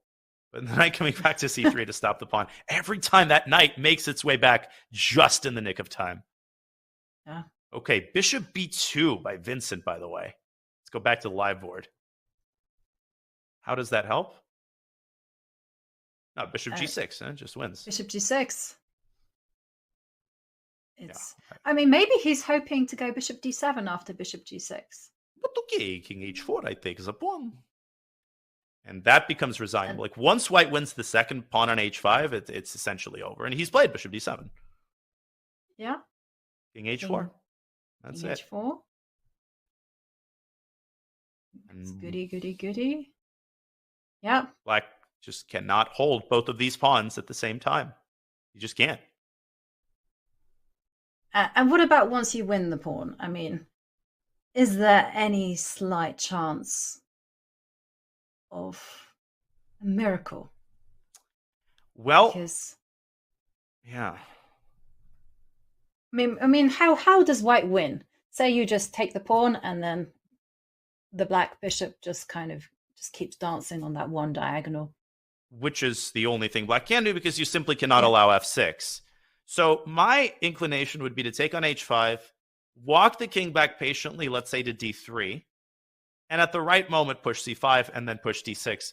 You can play c5, dc, d6. Okay, but Vincent has gone bishop c8. Probably d6 already wins, or c5 already wins. But there's no need. You can play bishop h7. Oh, and bishop h7, king g6, I think is even simpler. Yeah, is there any bishop d7 giving a check to e? Oh, look at this line. Okay, he's king g5. Oh. Then king Nice. g6 and king g7. And I push f6. I interpose with a check. This wins on the spot. That's Levon curtains. senses it. Yeah. Well played. Brilliant. What an end game by Levon. And to spot that chance from nowhere, I mean, it was just magnificent. Absolutely caught Vincent unawares there.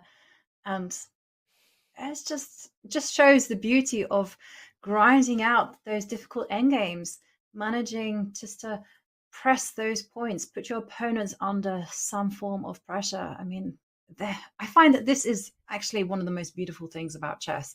I have fine appreciation for the blistering attacks and the mad combinations, but this is clever. And I feel that it takes a certain level of genius to play in this kind of way, because you have to think about it. Both players are kind of only making not both players. One player is only making slight imperfections, slight errors, and the opponent has to play with such precision to fine-tune that advantage and take the point home.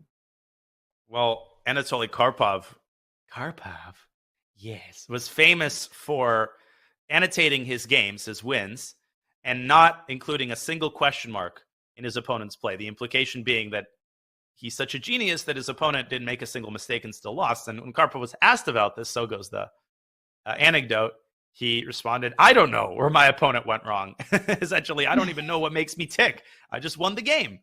And this game kind of reminds me of that. He just squeezed and squeezed and squeezed. And I don't know exactly where Vincent missed the opportunity to maintain the fortress, but this lends a lot of credence to Magnus Carlsen's now very famous words that chess fortresses basically don't exist. There's always a way to breach them. Yeah, that's true.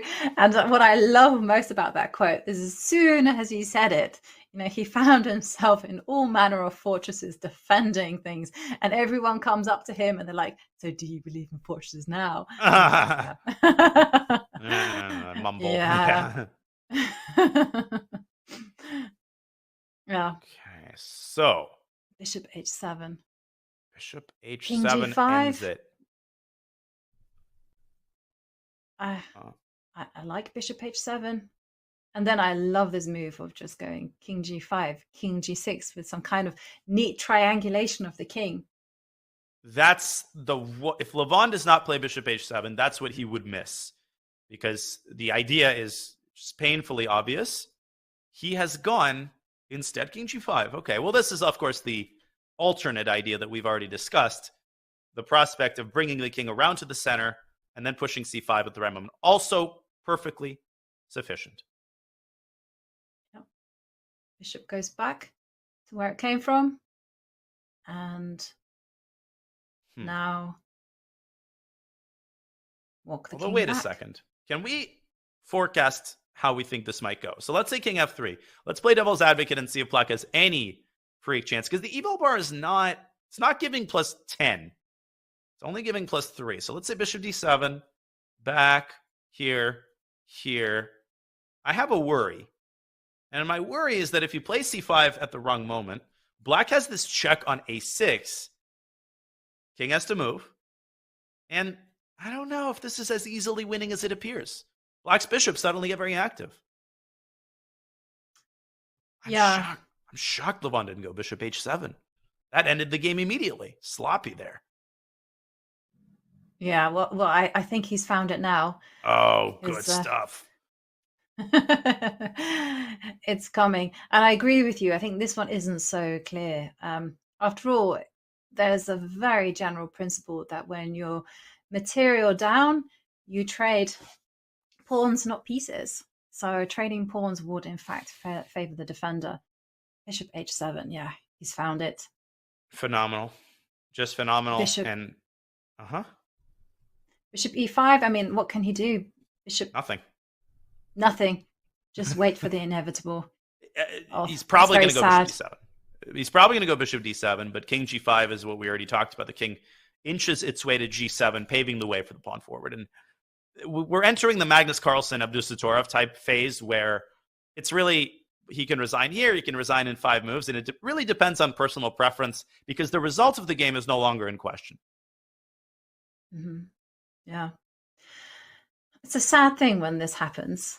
Oh, yeah. Because there's a sense of inevitability, and the players can also feel it, and the spectators also feel it.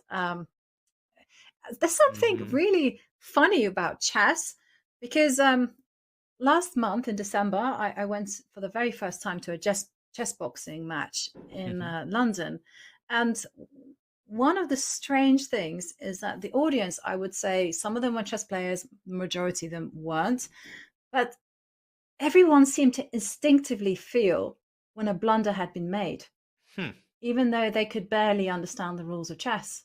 And if you could see everyone go, oh my God. And that was before the announcers had said, it's a blunder. And that was quite something, actually. And I get the same feeling here. You know, everyone can sense what is happening. Everyone understands the script that's being written. Yeah. But nothing to be done. And there we see Vincent looking at the board. He knows. Levon knows. Levon has found the correct plan. Yeah. Yeah. Despondent expression on Vincent's face there. And what you say bears out with my experience. Bishop f6 is on the board. I think knight takes f6 and king f4 is going to elicit resignation.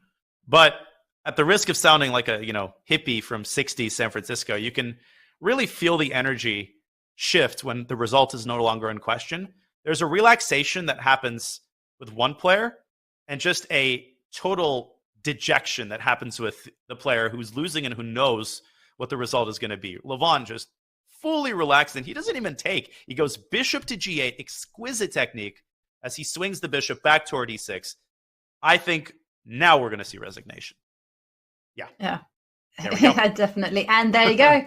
There we have a result. What a game. And I know. It's our third decisive decisive game of the round. And there we see the players analyzing, and we see Levon, I think, commenting on how he let his advantage slip, and a smile from Vincent. Incredible. Just an exquisite technical display. We have all of our results from today. This was the final game. This round lasted 6 hours and 17 minutes of amazing gameplay as we review the results from today. Levon Aronian, live update there as he wins his game. 3 decisive games. What? The game of the day. I don't think there's any debate about this, Yobi. Well, we debate. Society debates everything. This is the one remaining uncontroversial thing. Magnus Carlsen losing is the result of the day. Absolutely. And there we see the standings. He is languishing in 10th place, the world champion, on 2 points out of 5. I mean, that crazy result seemed absolutely unheard of at the start of Tata Steel chess. And now we can see that anything is possible. And tomorrow we'll have to find out whether the world champion can make a comeback. And there we see the big pairings. And Wesley So against Vincent Keymer. Ding Liren will face off against Levon Aronian. And Anish Giri now has to run the gauntlet of playing Arjun Erigaisi, who we've seen he's been phenomenal with his tactics and with his calculation abilities. And the tournament leader, Nodirbek Abdusattorov, he will face off against his rival Praggnanandhaa. And what do we think about the matchup, Jordan van Foreest against Magnus Carlsen? I mean, I'm first of all, I'm looking at Nodirbek against Praggnanandhaa, and I'm thinking this is fascinating because Pragg is in phenomenal form. I mean, he was pushing Anish Giri there at the end. He just seems so confident. He's got 3 points out of 5 after a win against Ding Liren with black. He hasn't lost a game, and he has an incredibly tall task of facing a Nodirbek who has just defeated Magnus with black. His reward is to get the white pieces. This is a game Nodirbek is going to try to win, really to pull away from the rest of the field. If Anish Giri doesn't keep pace, this could turn into a blowout in the first half of the tournament. But Van Foreest, he's got a tall task, facing Magnus, a furious Magnus Carlsen. A Magnus Carlsen that is near the bottom of the tournament standings. Those two words, those two expressions, Magnus and bottom, of the tournament standings, you don't hear at all. You don't hear them in the same paragraph, the same universe. And one of the sub-storylines, Rapport, Maghsoodloo, and Fabiano Gukesh round out our pairings for tomorrow. One of our storylines, will be how Magnus gets back on his feet. Can he not only finish in the top of the tournament standings, but this reminds me of Fabiano Caruana's performance at the 2021 U.S. Championship. He lost, I think, 3 games in a row. And yeah, he was losing to semi-retired players. And then he got up on his feet, he came back, and he tied for second. He almost won the tournament. So it is still possible for Magnus to launch a comeback and win this event. Can the world champion demonstrate that verve and that resilience which has accompanied him for his entire chess career? What do you think, Yovi? I'll pass it back to you for your final thoughts. Yeah, I think he's the king of comebacks. I mean, we've seen him do this, especially in rapid chess and blitz chess, time and time again. He gets knocked down, but he gets back up again, and he doesn't let one defeat, or 2 in this case, defeat him. So I think he will be angry. We'll see him motivated. We'll see a new kind of Magnus appear to the board. And I'm looking forward to this, actually. I think it's going to be a very dangerous game for Jordan van Foreest. It is indeed. We will watch Magnus. We will watch the tournament leader, Nodirbek, as he tries to cement his position in the tournament standings. But all of that, folks, will be coming your way tomorrow, Friday, at 5 a.m. Pacific, 8 a.m. Eastern, 2 p.m. Central European time. Same start time as today, bright and early in the States. Jovanka, I could not have asked for a better first day in terms of the games. I could not have asked for a better co-commentator. This was such a pleasure. So thank you to you for bringing the energy all 6 hours. This time went by so quickly. Yeah, it did. It was a fantastic day of chess, and the feeling is mutual, Daniel. Thank you. Well, folks, we will see you tomorrow at 8 a.m. This was round 5 of the Tata Steel chess tournament. We would like to thank everybody in the chat, over 50,000 of you cheering on your favorite players, and our lovely, wonderful Chess.com production team and our producer, Hala, for the flawless work. And now, from Tata Steel Chess, I am Jovanka Huska and GM Daniel Nerditsky. We will see you tomorrow bright and early for round 6 of Tata Steel.